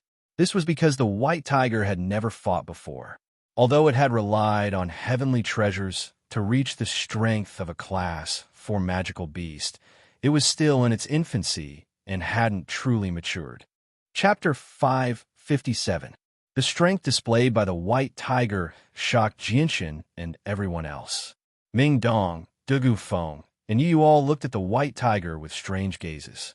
None of them had thought that the tiny white tiger, which seemed like a kitten or puppy, would be so powerful. It had killed a Class 4 magical beast so effortlessly. Even though this had happened right before their eyes, they still found it very hard to believe. They found it very difficult to accept this unbelievable sight. Jianshan, Titi's little tiger, is actually so powerful, Ming Dong murmured as he stared at the Class 4 magical beast's corpse in shock. Jinshin chuckled. I told you before not to underestimate the white tiger. Its strength is far beyond what you can imagine.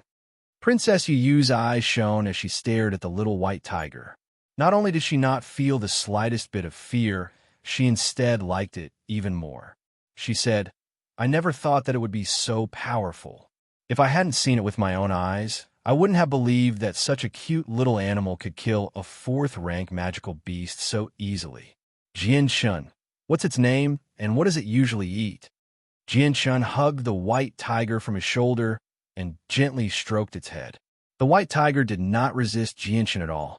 It closed its eyes and laid comfortably in Jianshan's arms, allowing Jianshan to stroke it. It seemed to enjoy it very much. I don't know its name is either. In any case, I call it Little White Tiger. As for what it likes to eat, its favorite food should be all kinds of heavenly treasures. Secondly, it also likes to eat all kinds of roasted meat. Jianshan smiled. You probably wanted to use the white tiger's favorite food to get close to it. All kinds of heavenly treasures and barbecued meat. Once we reach the city, I'll go look for them and see where they're sold. Princess Yu looked eager to give it a try. She couldn't wait to reach the big city. Yeah, right, this little tiger doesn't seem to have a name yet, right? Why don't we get a name? You're always calling it White Tiger. White Tiger sounds so awful. Princess Yu looked hopefully at Jianshan. Jianshan felt that this made sense, so he nodded. All right, but what name should we give it? Jianshan pondered. Princess Yu pondered for a while, then said, The white tiger has 2 pairs of wings on its back. This cannot be ignored. Although its body is small, it is incomparably brave. Yeah, what name should we give it? Princess Yu thought for a while, then her eyes suddenly lit up. I got it. Let's just call it Winged Tiger.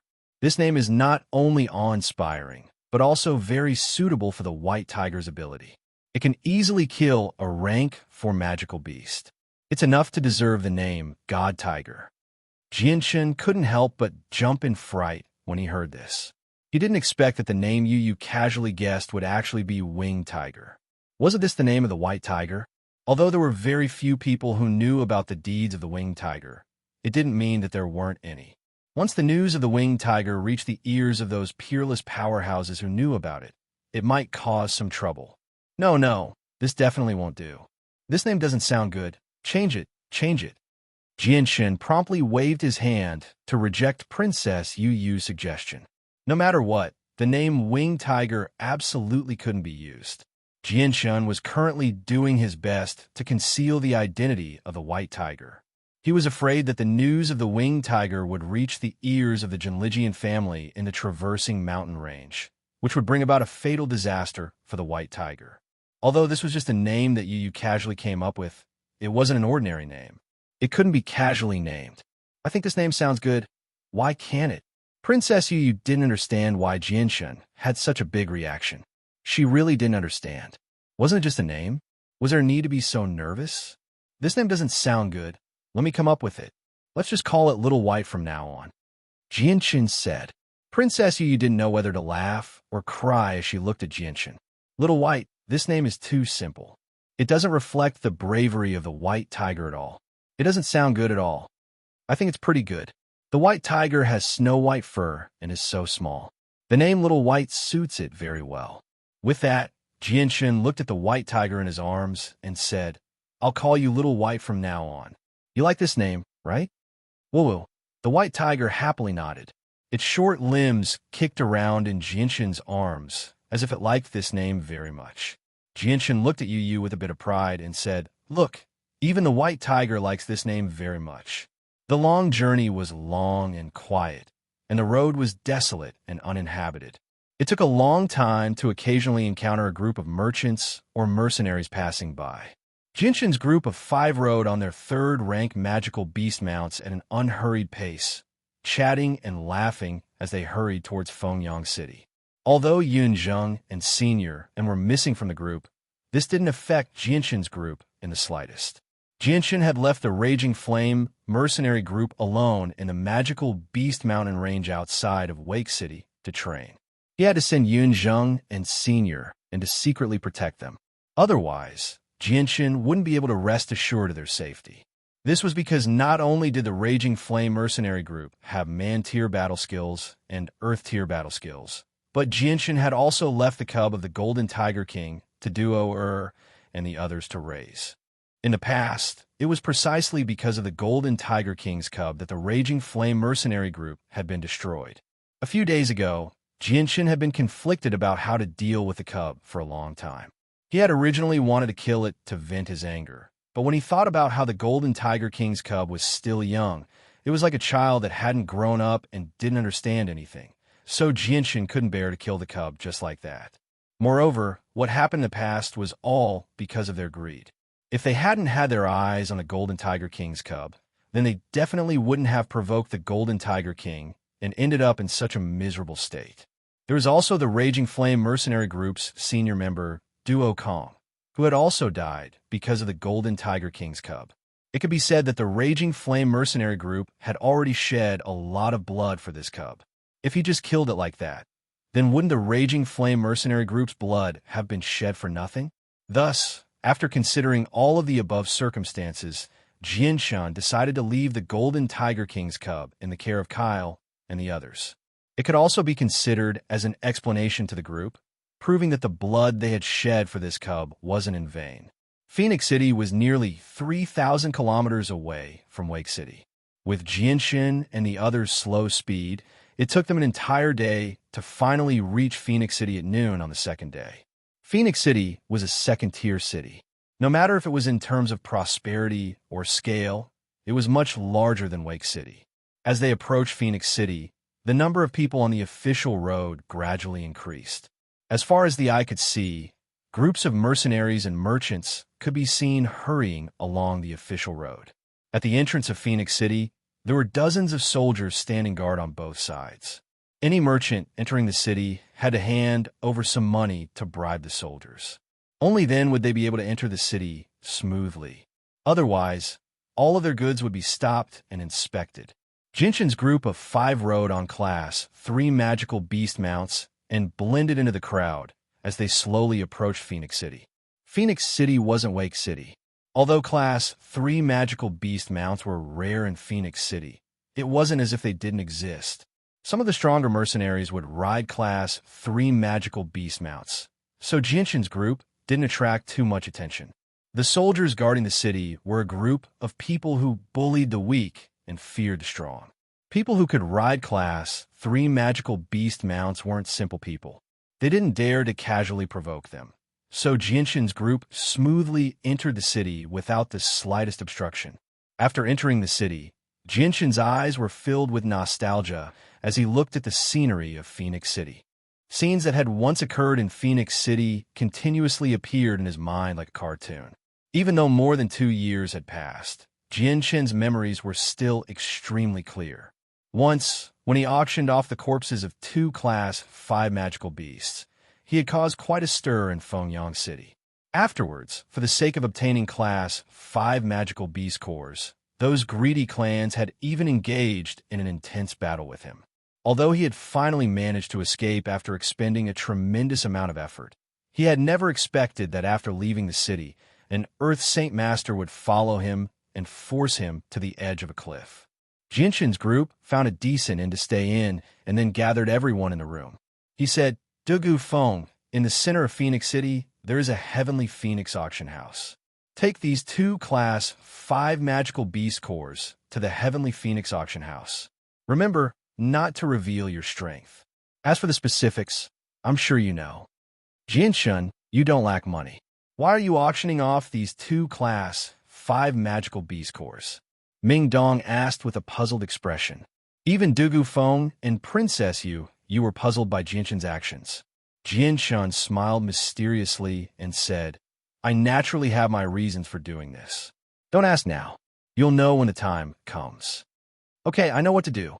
Dugu Feng's tone was indifferent as he reached out to take the 2 Class 5 magical beast cores from Jinshin's hands.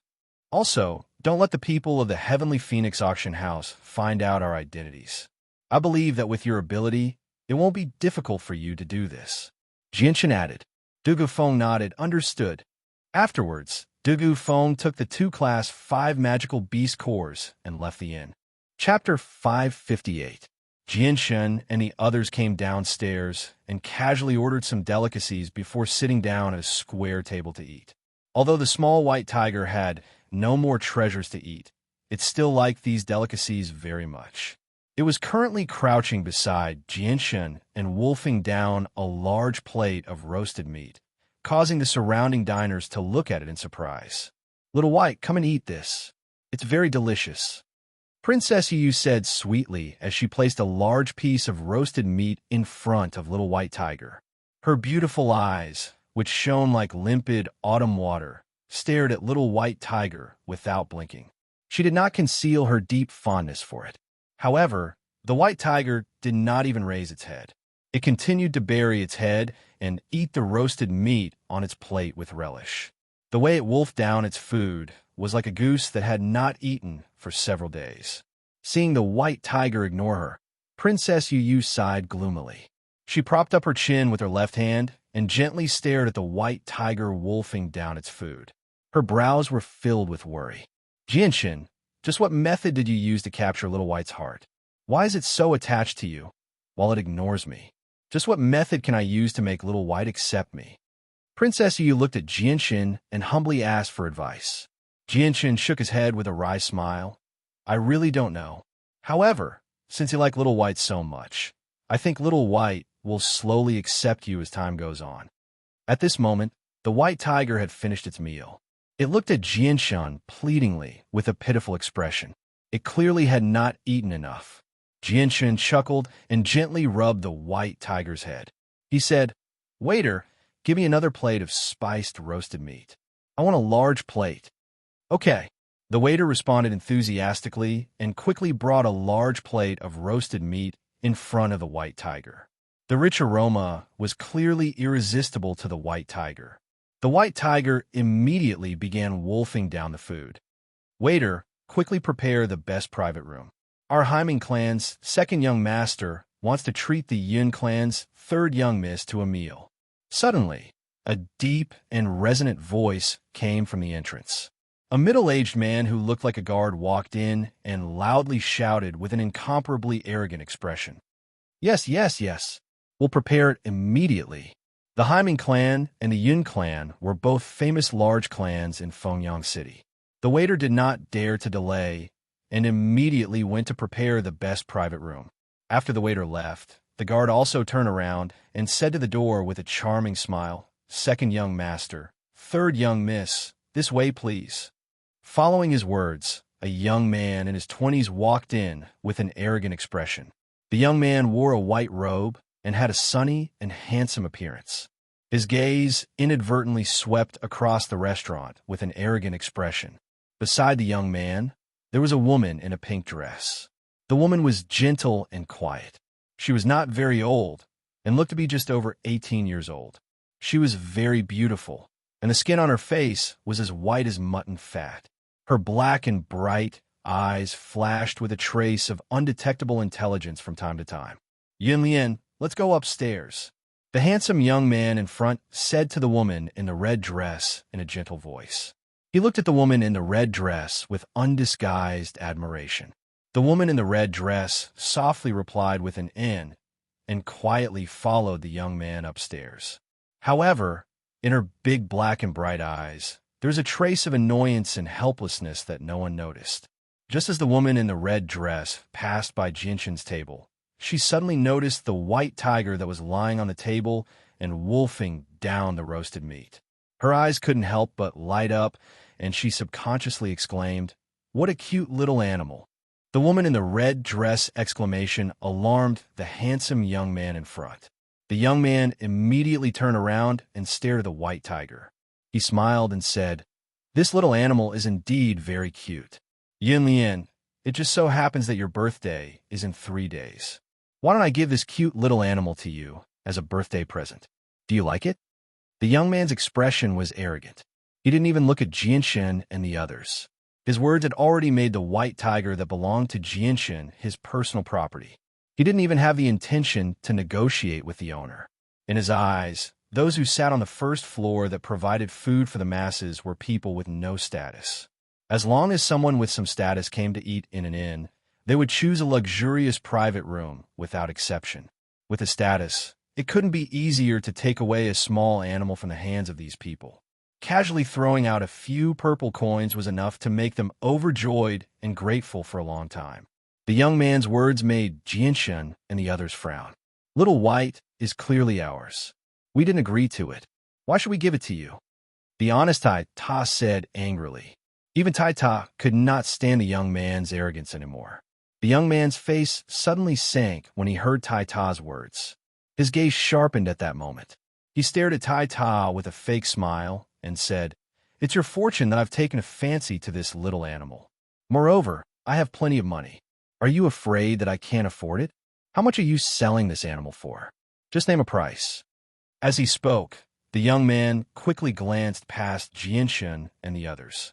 There was a sliver of disdain in his eyes. Although they were dressed nicely, they did not even bring the most basic guards with them. It was obvious that they were people without any power. However, when the young man's gaze fell on Princess Yu, his expression immediately froze. He stared blankly at Princess Yu's devastatingly beautiful face. He was unable to return to his senses for a long time. Beautiful, too beautiful. She was simply too beautiful. Her beauty was suffocating. He swore that he had never seen a girl so beautiful in his entire life. Even the princess of the Blue Wind Kingdom did not possess such devastatingly beautiful looks. The young man's loss of self-control allowed the woman in red to discover Princess Yu's existence. When she saw Princess Yu's fairy-like appearance, she was slightly stunned. She revealed a look of amazement and envy. She was conceited that her appearance was unparalleled in Phoenix City. Even in the entire Blue Wind Kingdom, There were very few people who could surpass her in terms of appearance. However, compared to Princess Yu, no matter how confident she was, she still had to admit defeat. The woman in red's eyes flashed. Her eyes were as bright as the moon. It was as if she could see through the darkness and see into one's heart. She carefully sized up Jianxun and the others. When she saw Jianxun and the others' calm demeanor, she revealed a thoughtful expression. The young man quickly returned to his senses and no longer paid any attention to the woman in red. His eyes stared lustfully at Princess Yu. Pretending to be a gentleman, he cupped his hands and said, "This one is the second young master of the Hyman clan, one of the 3 great clans of Phoenix City. How may I address this beautiful young lady?" "Oh, with the young lady's appearance, it would be an insult to the young lady to sit here. This one has already booked the best private room upstairs and ordered the most expensive and delicious delicacies. If the young lady does not mind, would you do me the honor of sitting upstairs?" Before Jianxun could speak, Ming Dong could no longer sit still. He fiercely slammed the table and glared at the young man. In a deep voice, he shouted, "Little brat, you've got guts. You even dare to have designs on my brother's fiancée. Are you tired of living?" When Princess Yu heard the word fiancé from Ming Dong's mouth, her beautiful face turned slightly red. She revealed a bashful expression and quickly glanced at Jianxun. When she saw that Jianxun was still as calm as ever, she couldn't help but feel a wave of disappointment. The originally noisy and became completely silent after Ming Dong's words. Everyone stopped talking and stared at Ming Dong's table as if they were waiting to watch a good show. Many people sighed in their hearts. Provoking the Black Underworld clan in Fengyang City was definitely not something that could be forgiven. The young man's face suddenly became gloomy. As the second young master of the Hyman clan, his status was naturally very high. At this moment, he was actually being scolded so harshly by a nobody in the inn that he didn't even bother to look at. How could he endure this? It was simply a huge humiliation. "Men, drag this thing with a sharp mouth out for this young master and cut off his tongue." The young man immediately ordered several guards behind him. "Yes, second young master." Several sturdy-looking guards responded in unison. They then stretched out their hands to capture Ming Dong. "You're courting death." Ming Dong's eyes flashed with a cold light. His right hand shot out like lightning, and boundless saint force surged out, sending the guards near him flying with blood spurting out of their mouths. Ming Dong's display of strength stunned everyone in the inn. Following that, the way they looked at Ming Dong changed greatly. They no longer dared to underestimate him. The young man stared at the scene with his mouth agape. He never would have thought that the few powerful guards he brought with him would be sent flying by a single person. This kind of strength made him feel a little shocked. However, the young man wasn't afraid. He shouted at Ming Dong, "You dare to make a move against the Hyman clan? Are you tired of living?" Ming Dong sneered, "You're the one who's tired of living. Get the hell out of here." Ming Dong grabbed the young man's clothes and lifted him up. He slammed the young man through the window onto the street outside. Ming Dong used a lot of strength. The young man's body slammed into the ground, causing the ground to tremble slightly. A small crack appeared on the hard marble floor. The young man let out a painful scream. His face instantly turned as white as a sheet of paper. He couldn't get up anymore. After being thrown by Ming Dong, most of the bones in his body had been broken. Soon, people on the street gathered around to watch the show. They all pointed at the young man and talked about him. However, when they recognized the young man's identity, they immediately shut their mouths and didn't dare say anything. Even so, they still looked at the young man with gloating eyes. Chapter 559. Jianxun and the others were no longer in the mood to eat after what had happened. They threw down a purple coin on the table and left the inn. The woman in the red dress stood to the side silently as she watched Jianxun and the others. Her eyes flickered with light, and no one knew what she was thinking. After Jianxun and the others left the inn, they began to stroll around Fengyang City. Clearly, it was Tai Ta's first time in such a bustling city. He constantly looked around as he was extremely curious about everything. He would sigh from time to time, like a country bumpkin who had just entered a city for the first time. Since the devastatingly beautiful Yu was with them, the people on the streets all turned their heads to look as they exclaimed in surprise. There were even quite a few mercenaries who did not try to hide their lustful gazes at Yu. There were even a few young masters who thought they were handsome and came from decent backgrounds who took the initiative to strike up a conversation with Yu. However, all of them were kicked far away by Ming Dong without exception. In the end, even Tai Ta could not stand it anymore and joined in to protect Yu. As for Princess Yu, although she had long since become immune to all kinds of stares, she was still annoyed by those people along the way. In the end, she simply bought a cloak from a shop and wore it on her head to hide her appearance. This saved her a lot of trouble. Before they knew it, they had already wandered around the streets for 4 hours. They went to many shops in an attempt to buy some heavenly resources, but even though there were some rare herbs in the shops, most of them were only a few decades old. There were very few that were over 100 years old, so they were of no use to the white tiger at all. Moreover, they were ridiculously expensive, which led to Jianshan going to many famous shops to no avail.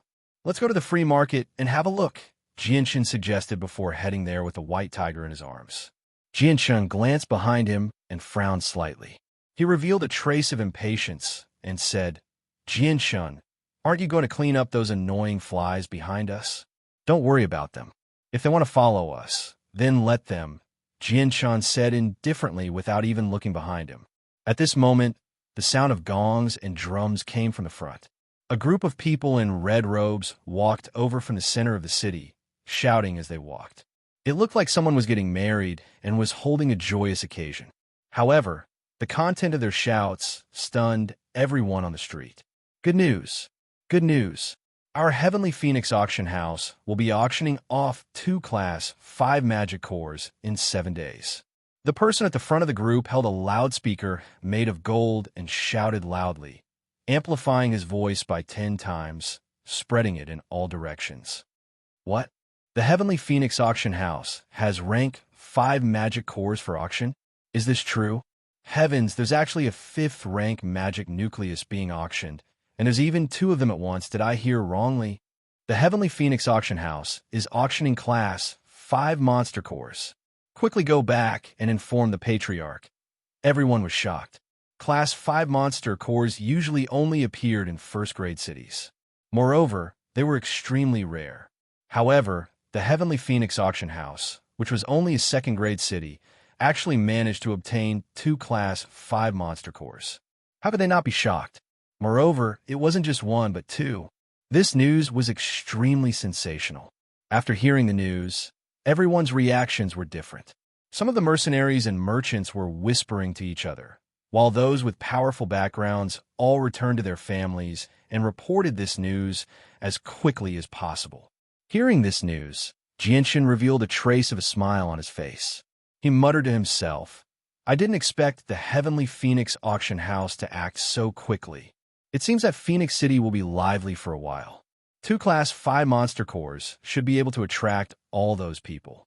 The news of the Heavenly Phoenix auction house auctioning off 2 Class 5 monster cores did not affect Jianshan's group in the slightest. Their itinerary did not change at all, and they continued to head towards the free trade market. The free trade market of Phoenix City was extremely large. Not only were there all kinds of small vendors selling all kinds of goods, there were also many buildings. The ancient streets were already filled with a sea of people, and it was difficult to even walk.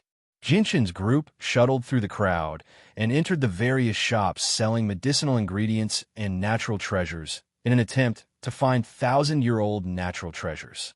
However, after strolling around for more than 2 hours, they were still unable to find anything. Not to mention 1,000-year-old natural treasures, they did not even see a single stalk of 300-year-old ginseng. Moreover, their prices were sky-high. Such goods were completely useless to the white tiger that had already advanced to a Class 4 magical beast. They were no different from ordinary cabbages. "Master, I found Dragon Phoenix wood." Dragon Phoenix wood is a material used to forge the hilts of the azulate swords. "Quickly go buy it." Suddenly, the voice of Ziying rang out in Jinshin's head.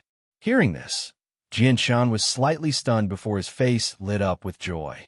He hurriedly asked, "Where is it?" Just as Jianshan finished asking, a strange feeling appeared in the depths of his mind. At that moment, Jianshan's mind seemed to have formed a mysterious connection with something. He could not help but look towards a building not far away. Jianshan did not hesitate at all. He immediately quickened his pace and hurried towards the building. "Hey, Jianshan, why are you walking so fast? Wait for us." Mingdong's voice rang out from behind. Immediately, the three of them quickened their pace and followed closely behind Jianshan. This was a shop that specialized in selling all sorts of wood carvings. Inside, there were all sorts of precious wood carvings. Moreover, the prices were not cheap. Only those powerful clans would buy these things to decorate their homes.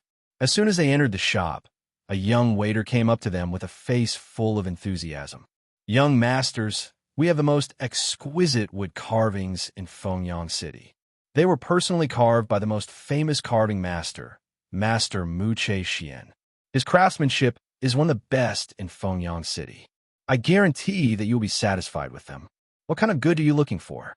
Jianshan did not pay attention to the waiter. His footsteps did not stop as he continued to walk towards the second floor.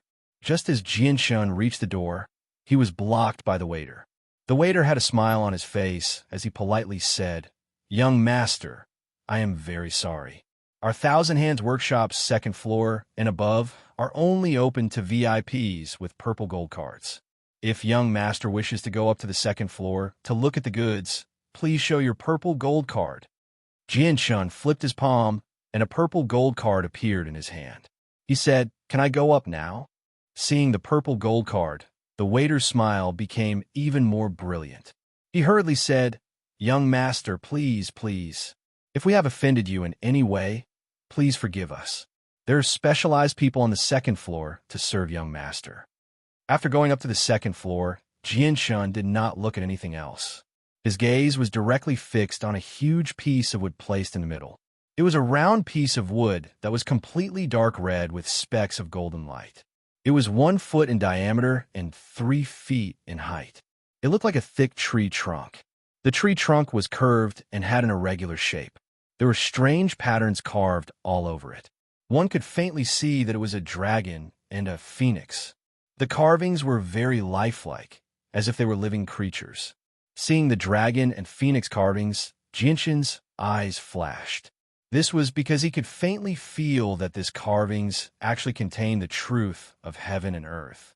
It was profound and unfathomable, as if it was a saint-tier battle skill. This simple carvings contained the myriad phenomena of heaven and earth. "Young masters, welcome to our Thousand Hands Workshop. Our Thousand Hands Workshop's most exquisite carvings are placed here.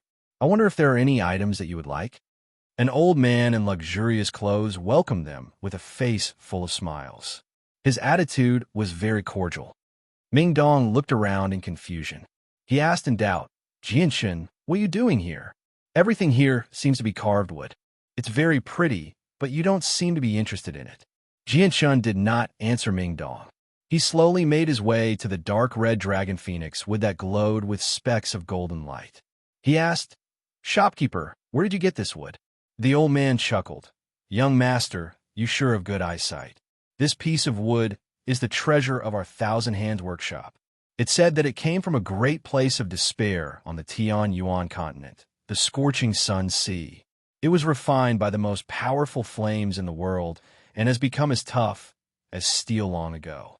It can't be damaged by fire or struck by metal. It's a treasure among treasures. Is it as exaggerated as you say? Every item you brought out from a hopeless situation is a sought-after item. To think that you would put them up for sale in a small second-tier city. Do you really think we're so easily fooled?" Mingdong curled his lips and mocked. "Hee, I knew that you young masters wouldn't believe me, but it doesn't matter whether you believe me or not. This piece of wood is a true treasure.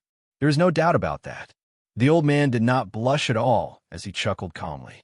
Jianshan slowly moved his gaze away from the dragon phoenix wood.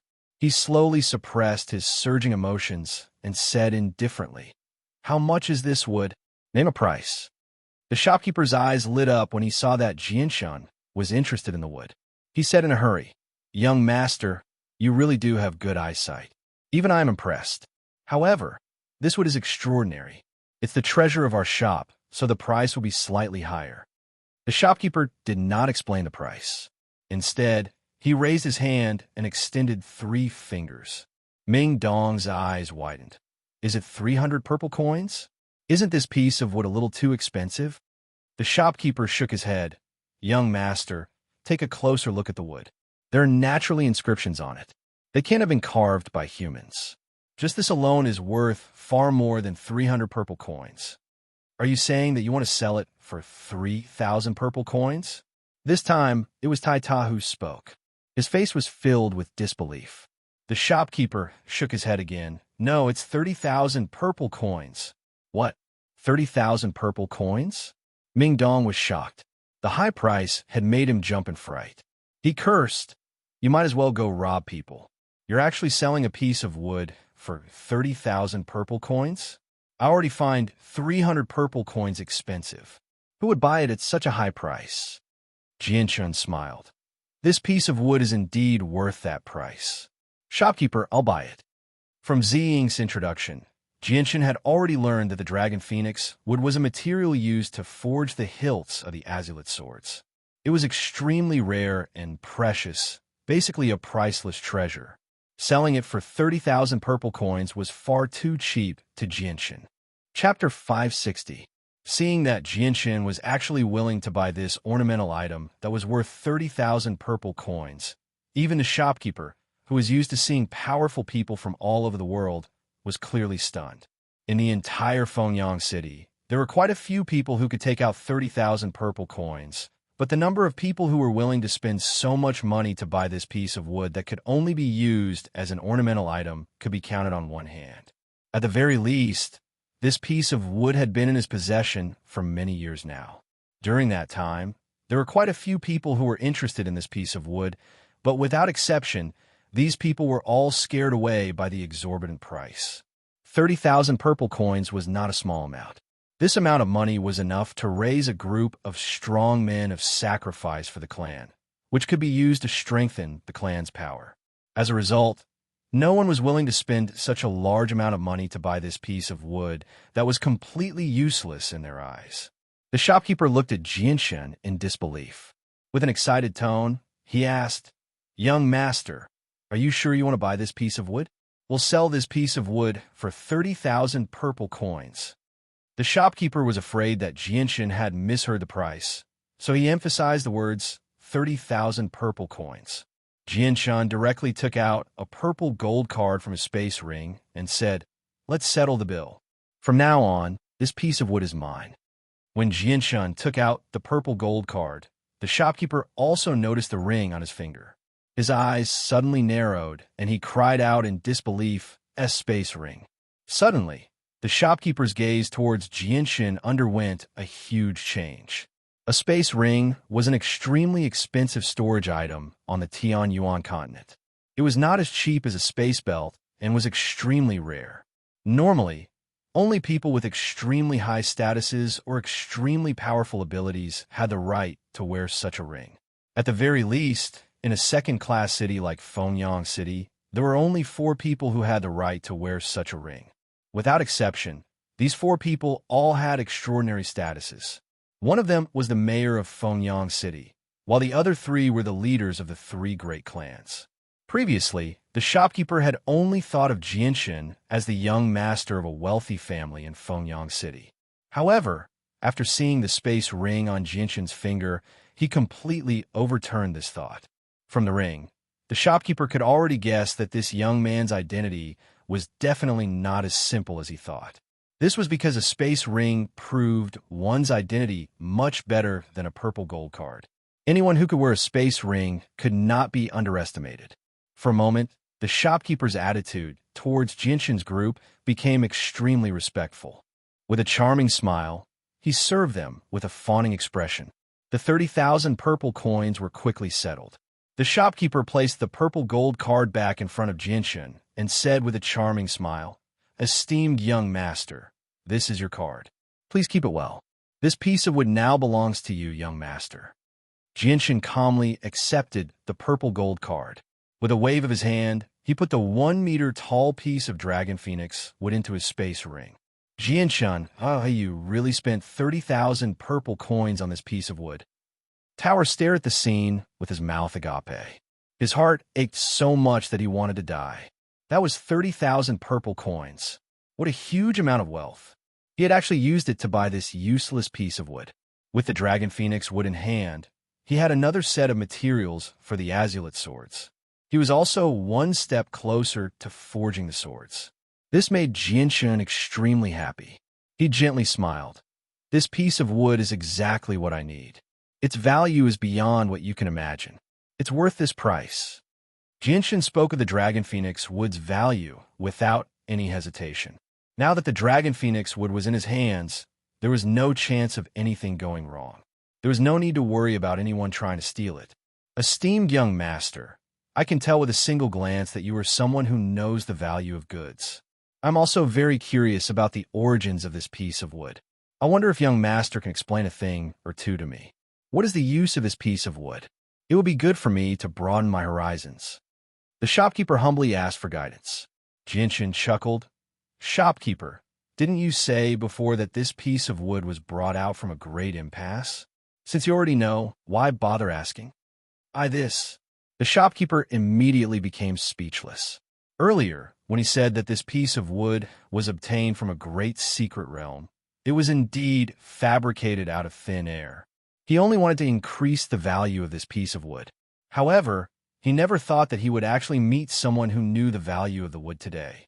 The shopkeeper dryly laughed and hurriedly changed the topic. Esteemed young master, our Thousand Hands workshop still has many exquisite carvings. Why don't you choose again? There will definitely be something that will satisfy you. After a moment of thought, Jianshan communicated with the sword spirits through his mind. Xing, Qingse, are there any other precious items here? Master, there's only a piece of dragon phoenix wood here. It's very precious, but we never thought that it would actually appear on the Tianyuan continent. Has it come here before? Xing said in thought.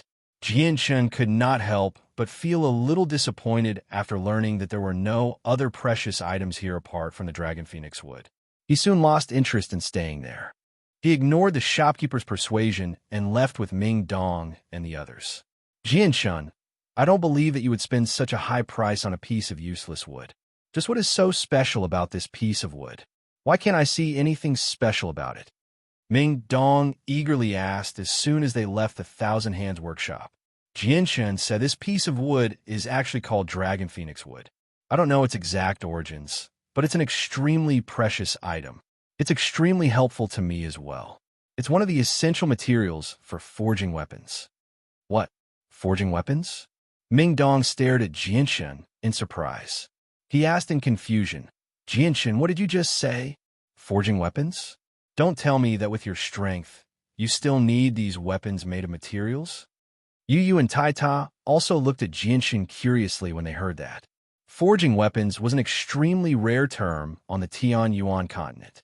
Jianshan said, I don't know how to answer that question right now, so let's not talk about it for now. Let's continue strolling around and see if we can find any heavenly resources that can help Xiaobai. There was a huge estate to the south of Fengyang City. This was where one of the 3 great clans of Fengyang City, the Haiming clan, resided. At this moment, a pale-faced young man lay on a bed in an extremely luxurious room of the Haiming clan. His forehead was covered in sweat as if he was in great pain. A middle-aged man in white robes slowly pulled back his hand. He tiredly said to a stern-looking middle-aged man behind him, Patriarch, the second young master's injuries are very heavy. I can't heal him in one go as a radiant saint master. I need to treat him a few more times. This stern-looking middle-aged man was none other than the patriarch of the Haiming clan. The patriarch of the Haiming clan nodded and said, Esteemed Grandmaster Chuck, you can go and rest. After Grandmaster Chuck left, the patriarch of the Haiming clan came to the window and asked in a deep voice, Jianer, who injured you? Father, you have to avenge me. The young man then told his father about the conflict he had with Jianshan and the others in the restaurant, completely pushing all the blame onto Jianshan and the others. Hearing the young man's words, the patriarch of the Hyming clan furrowed his brows. After a moment of silence, he said, "The Heavenly Phoenix Auction House is about to sell a Class 5 monster core. During this period of time, Fengyang City will become very restless. Let's put this matter aside for now. We'll talk about it again after the commotion caused by the Class 5 monster core passes. Also, the dragons of Fengyang City will be gathering in the next few days." "Father, are we really going to let those bastards off so easily? I was humiliated by them in front of so many people. If our Hyming clan doesn't do anything, how will the people of Phoenix Sun City view us? How will our Hyming clan still have the face to be called one of the 3 great clans?" The young man said indignantly. "All right, don't say any more. I'll take care of this matter. However, this is a very special time. We can't let new problems crop up. You should take care of your injuries first." After he finished speaking, the patriarch of the Hyming clan turned around and left. In another courtyard of Fengyang City, the woman in red was sitting in front of her window with a contemplative expression. She muttered, "I didn't think that the Heavenly Phoenix Auction House would actually auction a Class 5 monster core at this time. The allure of a Class 5 monster core is very great. When the time comes, a fierce battle will be unavoidable. The Yin family will also be unable to take care of themselves. This is a good opportunity for me. However, I must avenge my mother's blood." Suddenly, the woman in the red dress recalled the scene in the restaurant and muttered, "Who are those people? Judging from their extraordinary temperaments, they should be members of a large family. Moreover, their status is not low. Moreover, they are so strong that they don't fear the Black Underworld family." As she spoke to this point, the woman in the red dress suddenly fell silent. Her eyes flickered with uncertainty. After a long while, the woman in red once again muttered in a low voice, "If necessary, perhaps I can borrow their hands to destroy the Yun family." Jianshin and the others strolled around Fengyang City for a while. Only in the evening did they return to the inn to rest in exhaustion. During the day, they had walked through countless streets and visited countless shops. However, apart from the Dragon Phoenix Wood, they didn't find anything else. Let alone a 1,000-year-old heavenly resource. There wasn't even a 500-year-old one in the entire city. Late at night, Jianshan sat cross-legged on his bed and cultivated. However, he didn't absorb the energy within the monster cores to refine chaotic force. Instead, he comprehended the Yuan Qi of the world. Comprehending the Yuan Qi of the world was a path that had to be taken to become a saint ruler. There were no shortcuts. Only when one's comprehension of the Yuan Qi of the world reached the limit could they come into contact with the mysteries of the world. As the white tiger didn't have any heavenly resources to enjoy, it didn't sleep as usual in the pitch-black night. Instead, it rolled around on the soft bed in boredom. Its sharp claws had already torn the blanket to shreds. It was having a lot of fun. At this moment, the little white tiger suddenly stopped playing. Its pair of small eyes suddenly became extremely bright. In the pitch-black room, it was like a bright lamp as it stared intently at the window. The tightly shut window was silently opened, and a black shadow shot in from the outside like lightning, silently landing in the room. Chapter 561. Just as the black figure entered the room, Jianshun, who was sitting cross-legged on the bed, slowly opened his eyes and said, "Is there any problem?" "No, but there are quite a few people following me in secret. Although I can easily shake them off, they always find me not long after. I think they should be the local forces of Phoenix City. They have a lot of spies in Phoenix City. Unless I can change my appearance, there's no way I can shake them off." The black figure spoke in a very calm tone. This person was Dugu Feng. "Yes, this kind of situation is within my expectations. After all, Class 5 monster cores are too rare in a place like Phoenix City. It's hard not to attract their attention." Jianshan pondered for a moment and said, "Dugu Feng, hide well during this time. Don't let them find you. Also, don't expose your strength. Otherwise, I'm afraid it will affect my plan." "I understand," Dugu Feng replied expressionlessly.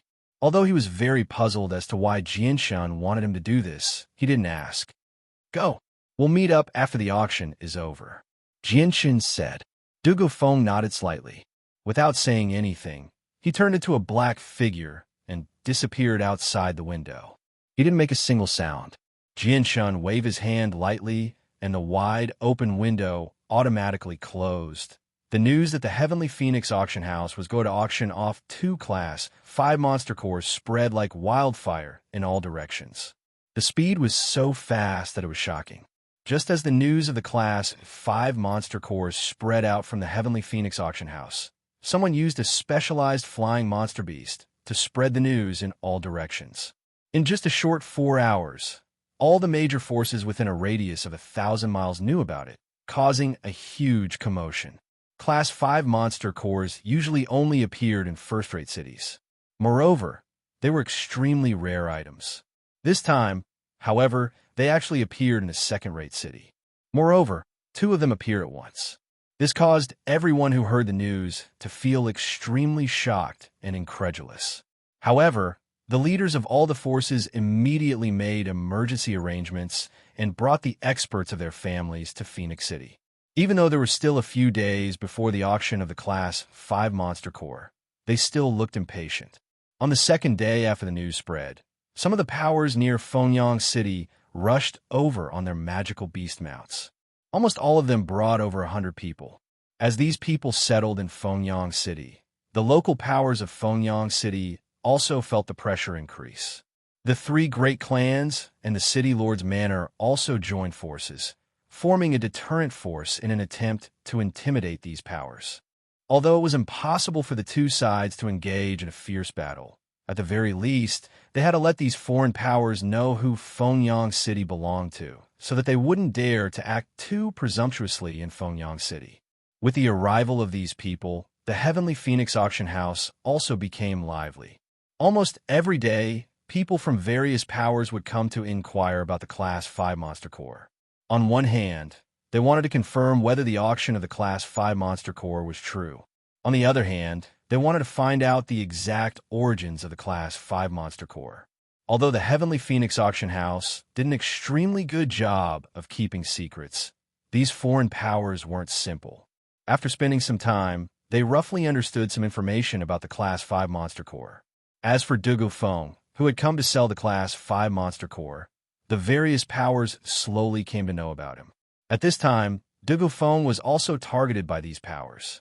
Because Dugu Feng didn't know how to change his appearance like Jianshun, even though he was an Earth Saint Master, it was difficult for him to find a place to hide in Fengyang City with so many people searching for him in every corner of the city. Even if he found a remote place to hide, he would be discovered again very quickly. And with Dugu Feng's innately arrogant nature, when faced with people of this level searching for him, he was extremely disdainful and carefully hid. Furthermore, Jianshun also told him not to reveal his strength. This caused him to be tied up, and he couldn't use his strength to intimidate people. In the end, he was forced to temporarily leave Fengyang City. The news of Dugu Feng leaving Fengyang City was naturally known by many powers, but the area outside Fengyang City was incomparably vast. With Dugu Feng's strength as an Earth Saint Master, how could he be caught by these people who were at most great Saint Masters? Therefore, after Dugu Feng left Fengyang City, the various powers lost track of him. This caused the leaders of the various powers to feel incomparably vexed. In Sun Phoenix City, in an extremely luxurious room, several people with high authority in the Flowing Cloud Sword Pavilion were gathered here. And on the bed, a white-haired old man was sitting cross-legged. He was the pavilion master of the Flowing Cloud Sword Pavilion.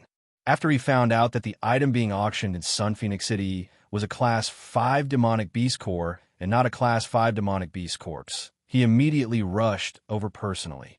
Zhou Tong, it said that 2 years ago, there was an auction for 2 Class 5 magical beast corpses in Fengyang City, and this time, 2 Class 5 monster cores have appeared.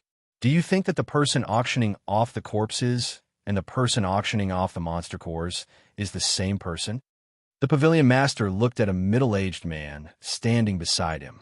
Zhou Tong was the vice pavilion master of the Flowing Cloud Sword Pavilion. Although he had the appearance of a middle-aged man, his actual age was not much younger than the pavilion master of the Flowing Cloud Sword Pavilion. Zhou Tong pondered for a while, then said, Although the person who appeared this time is very different from the Wu Yun from 2 years ago, Wu Yun possesses a strange ability to change one's appearance. 2 years ago, if it wasn't for someone drugging him, I'm afraid that all of us would have been fooled by him. Therefore, I think that the person who sold the Class 5 monster cores is very likely the Wu Yun from 2 years ago. I've also heard of the matter from 2 years ago, but this Wu Yun isn't simple. Facing the encirclement of so many experts, he was still able to escape unscathed and even killed quite a number of people. This kind of strength, even I would find it difficult to achieve. The pavilion master of the flowing cloud sword pavilion exclaimed. Hearing this, Zhou Tong couldn't help but recall the soul-stirring scene from 2 years ago, and said, "This Wu Yun is indeed very strong, but in these 2 years, his improvement is definitely not small. Otherwise, he wouldn't have auctioned off 2 Class 5 monster cores in Fengyang City." The pavilion master of the flowing cloud sword pavilion went silent for a moment, then said in a deep voice, "Zhou Tong, it's best that we, the flowing cloud sword pavilion, don't offend this Wu Yun. If possible, try our best to rope him in. I feel that this person isn't simple." "Yes, pavilion master." In another inn, inside a luxurious room, several middle-aged men were gathered together. The one selling the Class 5 monster cores this time must be the Wu Yun from 2 years ago. 2 years ago, Wu Yun killed so many experts of my Yulan family, causing our strength to decrease greatly. This time, my Yulan family has practically turned out in full force. We must not forgive him. Not only must we obtain all the Class 5 monster cores, we must also make him pay with blood. A middle-aged man gnashed his teeth and said, his eyes flashing with hatred. Not far from the Heavenly Phoenix auction house, an old man in a black robe stood on the roof of an inn with a sneer on his face. He looked down from high above and muttered, Wu Yun, you're really lucky. 2 years ago, you fell into a bottomless abyss and actually survived. However, since you've appeared again this time, don't even think of escaping from my hands. Even if your strength has increased a lot in these 2 years, you're definitely not a match for me and Ensky. This time, I've specially invited Ensky over to deal with you. My Harito family is determined to obtain your combat skills. In these few days, more and more forces came from all over Phoenix City. The news of the Class 5 monster cores had spread far and wide. Not only did all the forces with a certain level of strength within 1,000 li rushed over, there were also many people who came from far away. There were even some famous families from first-rate cities. At this moment, Fengyang City was a gathering of dragons. However, the entire city did not become lively with the arrival of these people. Under the calm exterior, there was an extremely oppressive atmosphere.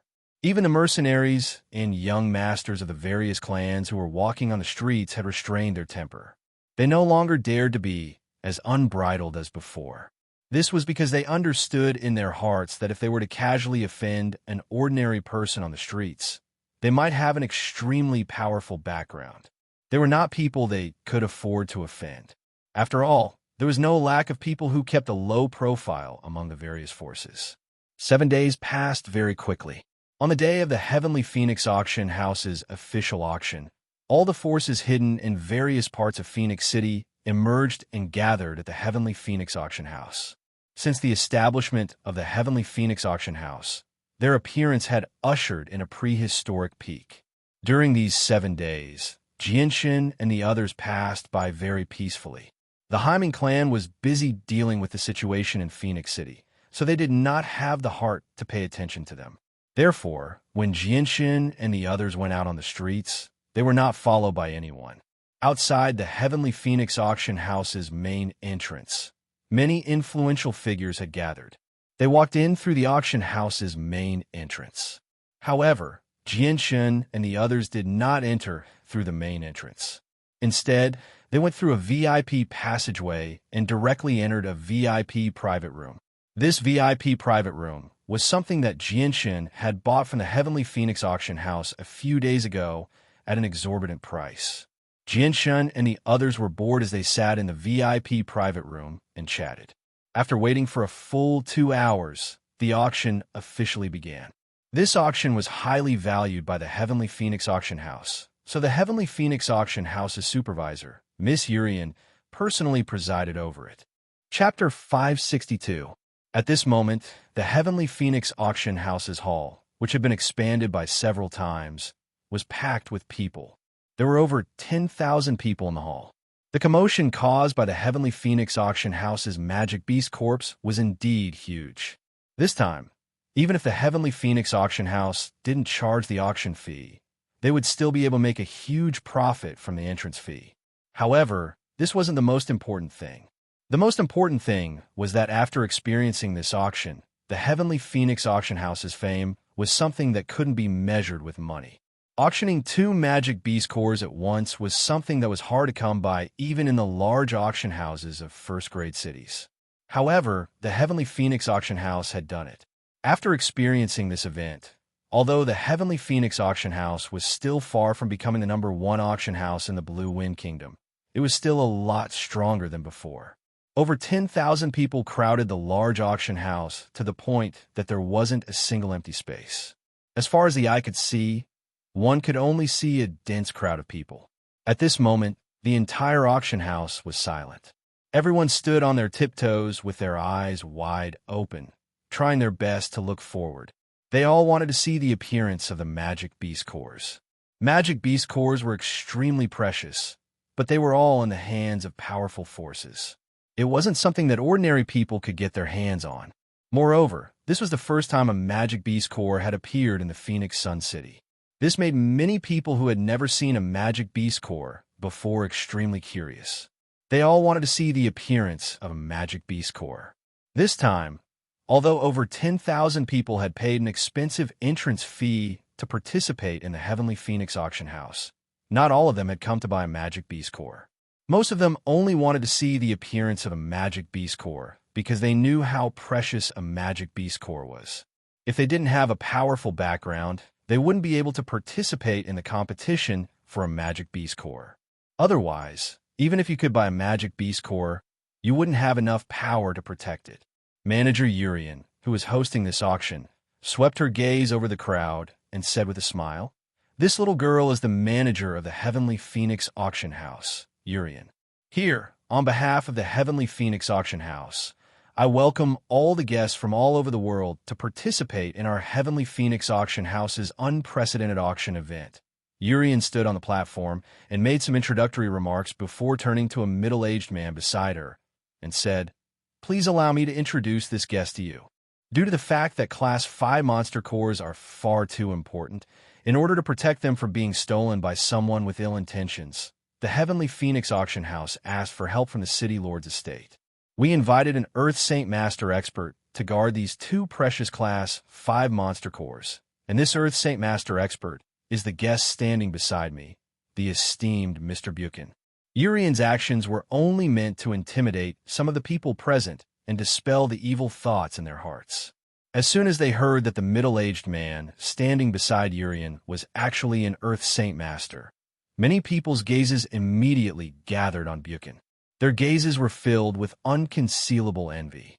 Earth Saint Masters were rare in a second-class city like Fengyang City. Currently, only the City Lord's estate and the 3 great clans had such experts. Seeing that it was about time, Urian didn't want to waste any more time. She cleared her throat and said, "All right, this little girl won't waste everyone's precious time. The auction for the Class 5 monster cores will now officially begin. The starting price for the first Class 5 monster core is 10,000 purple coins. Each increment must not be lower than 1,000 purple coins." As soon as Urian finished speaking, before anyone could place a bid, an aged voice rang out from one of the VIP rooms. "We, the Harito clan, bid 11,000 purple coins.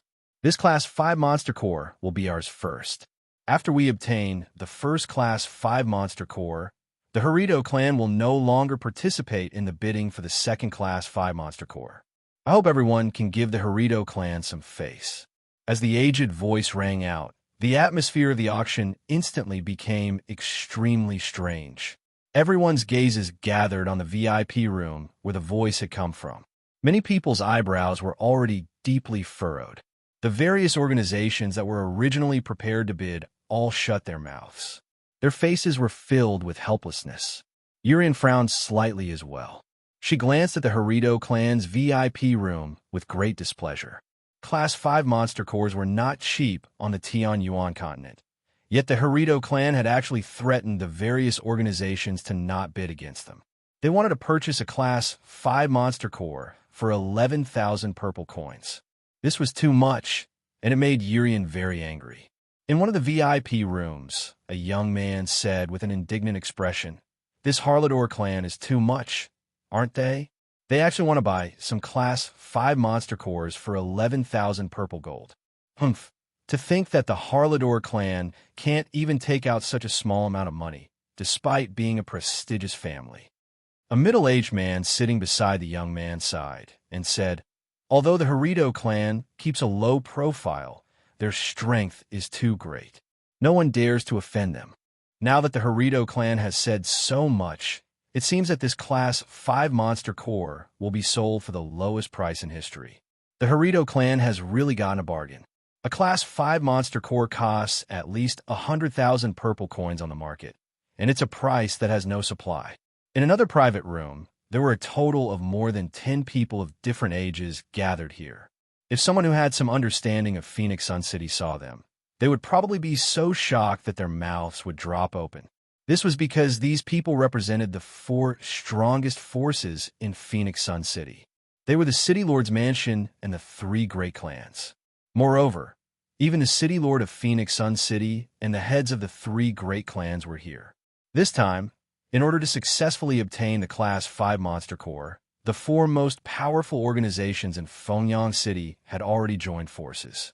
The City Lord of Fengyang City crushed the expensive teacup in his hand into powder as he spat out. This Harito clan has really gone too far. They actually want to buy a Class 5 monster core for 11,000 purple coins. This time, not only have our Fengyang City gathered all the organizations within a 1,000-mile radius, even the organizations of the first-class cities further away have joined in. I believe that there will be some organizations that are not weaker than the Harito clan. This time, the Harito clan wants to monopolize the Class 5 monster core. I don't think it will be as easy as the previous auction for the Class 5 monster core. The Patriarch of Hades said in a deep voice, "That's right. The Harito clan is indeed something that we are very wary of. However, there are many organizations in the Blue Wind Kingdom that are stronger than the Harito clan. They have nothing to fear." In another luxurious private room sat 4 men. They were a teenager, 2 middle-aged men, and a white-haired old man. "Grandpa, this Hallider clan is going too far. They actually want to bid for a Class 5 monster core for 11,000 purple coins. How could a Class 5 monster core be sold for such a cheap price? We can't let them get it," said the youth who was in his teens with dissatisfaction. The white-haired old man smiled and said, "Tong, we shouldn't offend the Harito clan. They're not as simple as you think they are." It's said that the founder of the Harito clan is still alive today and has already reached the peak of the 6th cycle of Earth Saint Master. He is only a step away from becoming a Heaven Saint Master. He still has 100 years before the end of his life, so there is a very high chance that he will break through the Earth Saint Master realm and reach the Heaven Saint Master realm. The teenager said in surprise, "That means that in the near future, the Harito clan may become one of the most powerful organizations in the Blue Wind Kingdom." The old man nodded and said, "That's right. However, whether or not the Harito clan can become one of the most powerful clans in the Blue Wind Kingdom will depend on whether or not the founder can break through." In the Heavenly Phoenix auction house, after the Harito clan bid, no one else was willing to bid higher than the Harito clan. This included a few clans from first-class cities. None of them were willing to offend the Harito clan. Urian stood on the stage and waited for a long time. Seeing that no one else was willing to bid, she couldn't help but sigh inside. She thought to herself, "Looks like this Class 5 monster core is destined to be sold for the lowest price in history." Urian calmed herself down and said, "The Harito clan bid 11,000 purple coins. Is there anyone else who wants to bid higher?" 11,000 purple coins going once. Jianshun, Ming Dong, and you were leisurely chatting on large, soft chairs. Only Tai Ta, who had never seen such a grand scene before, couldn't hold back his curiosity. He leaned against the window alone and excitedly looked outside. The windows of the VIP rooms had been specially treated. Those sitting in the VIP rooms could clearly see what was going on outside, while those outside would not be able to see what was going on inside. 11,000 purple coins for a Class 5 monster core? This Harito clan is too stingy. Jianshun sneered as he sat on the soft chair. Yi was sitting beside Jianshun. When she heard this, she turned to look at Jianshun and said, "We can't let the Harito clan get away with this. If they really buy this monster core for 11,000 purple coins, we'll suffer a huge loss. Of course, I'm not selling these 2 Class 5 monster cores. I don't lack money." Jianshun sneered. 11,000 purple coins going twice. Urian's voice came from outside again, but again, no one was willing to bid higher than the Harito clan. There were only 3 people sitting in the VIP room of the Harito clan, a middle-aged man and 2 old men. "Looks like our Harito clan has picked up a great bargain this time. We actually managed to buy a Class 5 magic core at such a low price. Kazaler, you are indeed smarter than me." A skinny old man chuckled. He was very happy. The old man sitting beside him also nodded with a smile and said, "This is indeed a gain, but it's only a small gain. When the auction is over, there's still a surprise waiting for us." "What kind of surprise is it? You've been hiding it from me all this time. Even now, you won't tell me?" the skinny old man asked curiously. Kazaler smiled mysteriously at the skinny old man and said, "I'll keep it a secret for now. You'll know later." "Forget it. Since you won't tell me, then I won't bother asking. However, this Class 5 monster core is not going to run away. Although our Harito clan keeps a low profile, there aren't many people in the Blue Wind Kingdom who would dare to offend us," the skinny old man said. However, just as the skinny old man finished speaking, a voice came from the VIP room opposite them. "I bid 20,000 purple coins." Chapter 563. The sudden bid shocked everyone in the auction hall. After the Harlador family had made their bid, no one dared to bid. Many people in the auction hall understood just how powerful the Harlador family was. They were a family that not even the powers from a first-grade city dared to offend. But now, someone had actually made a bid that exceeded the Harito families. It was clear that they were not giving the Harito family any face. Anyone who had the guts to do so definitely had the strength to not fear the Harito family. The sudden bid caused the originally quiet auction hall to be filled with a buzz of discussion. Since the bidder did not state which faction they belonged to, no one knew which powerful family was opposing the Harito family. Everyone was discussing this matter curiously. As for the representatives of the various forces sitting in the VIP rooms, they all turned their curious and surprised gazes towards the room that had made the bid. Currently, in the Blue Wind Kingdom, even if the Harlador family was not one of the top families, very few people dared to offend them.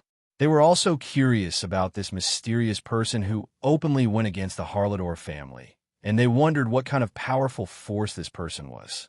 Inside the Harito family's private room, Kazaler and the skinny old man's expressions turned ugly. Just who is that person? How dare he oppose the Harito family? The skinny old man said in a deep voice. He was in a very bad mood. Originally, he was still feeling excited about being able to buy a 5th-rank monster core at a very low price.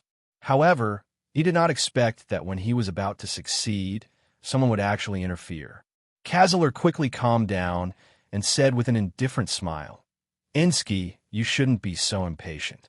Buying a Class 5 monster core for 11,000 purple coins is indeed unfair to many people.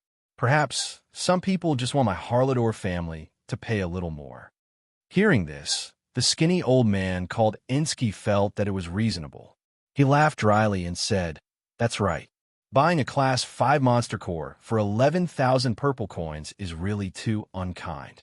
If this monster core was taken to a first-class city to be auctioned, I'm afraid it would fetch at least a few 100,000 purple coins, or even higher. If it was sold at such a low price, I reckon that the seller of the Class 5 monster core will be angered to death. Whatever, my Harlador family doesn't lack money anyway, so I'll just give you a little more." At this point, Insky thought for a moment and directly doubled the price, shouting, 50,000 purple coins. Being interrupted like this made Urian very happy. She was also very unwilling to let such a precious Class 5 monster core be won by someone else. The Heavenly Phoenix Auction House did not waive the processing fee for these two Class 5 monster cores. If the transaction amount was higher, the Heavenly Phoenix Auction House would earn more money.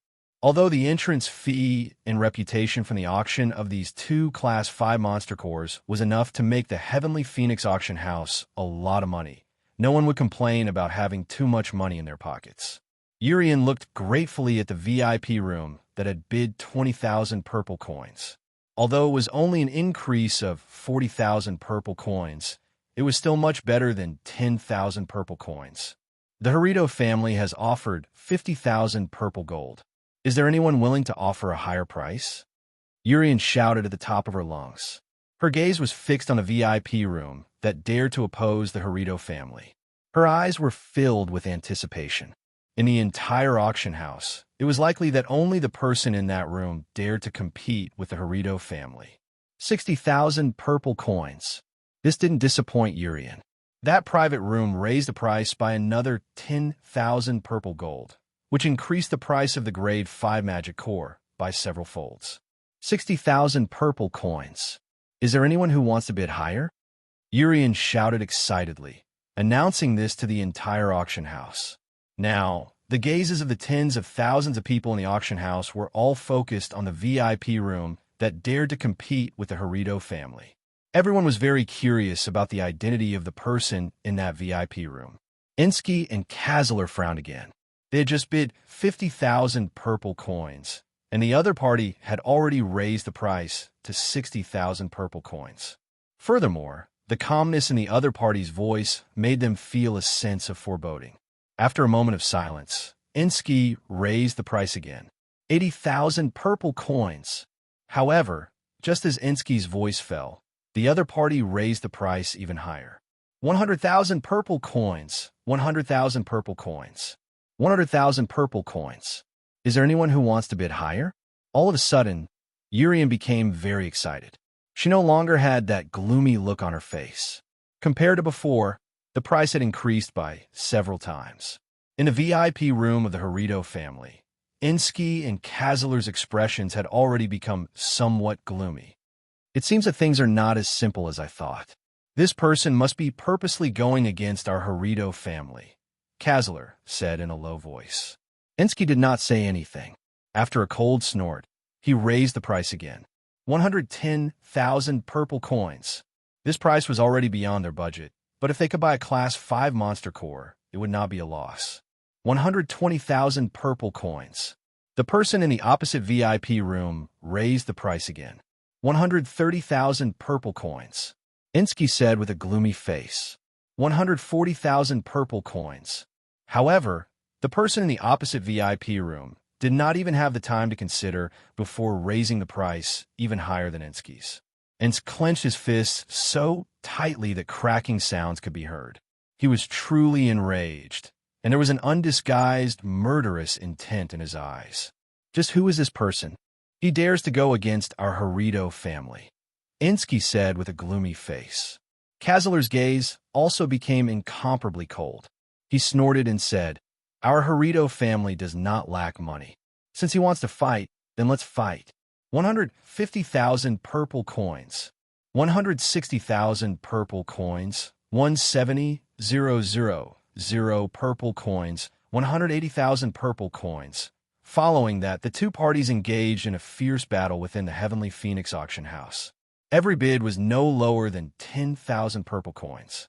It could be said that they were rich and did not treat money as money at all. Very quickly, the price rose from 11,000 purple coins to 200,000 purple coins.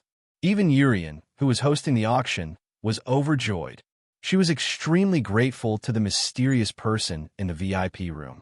When the price reached the high price of 200,000 purple gold coins, Kazler finally couldn't hold it in any longer. His deep voice resounded throughout the auction hall. Friend over there, may I know which faction you belong to?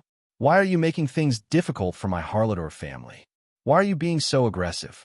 Cazler's tone was very calm, without the slightest hint of dissatisfaction. The Harito family was not an all-powerful family in the kingdom of Jessen.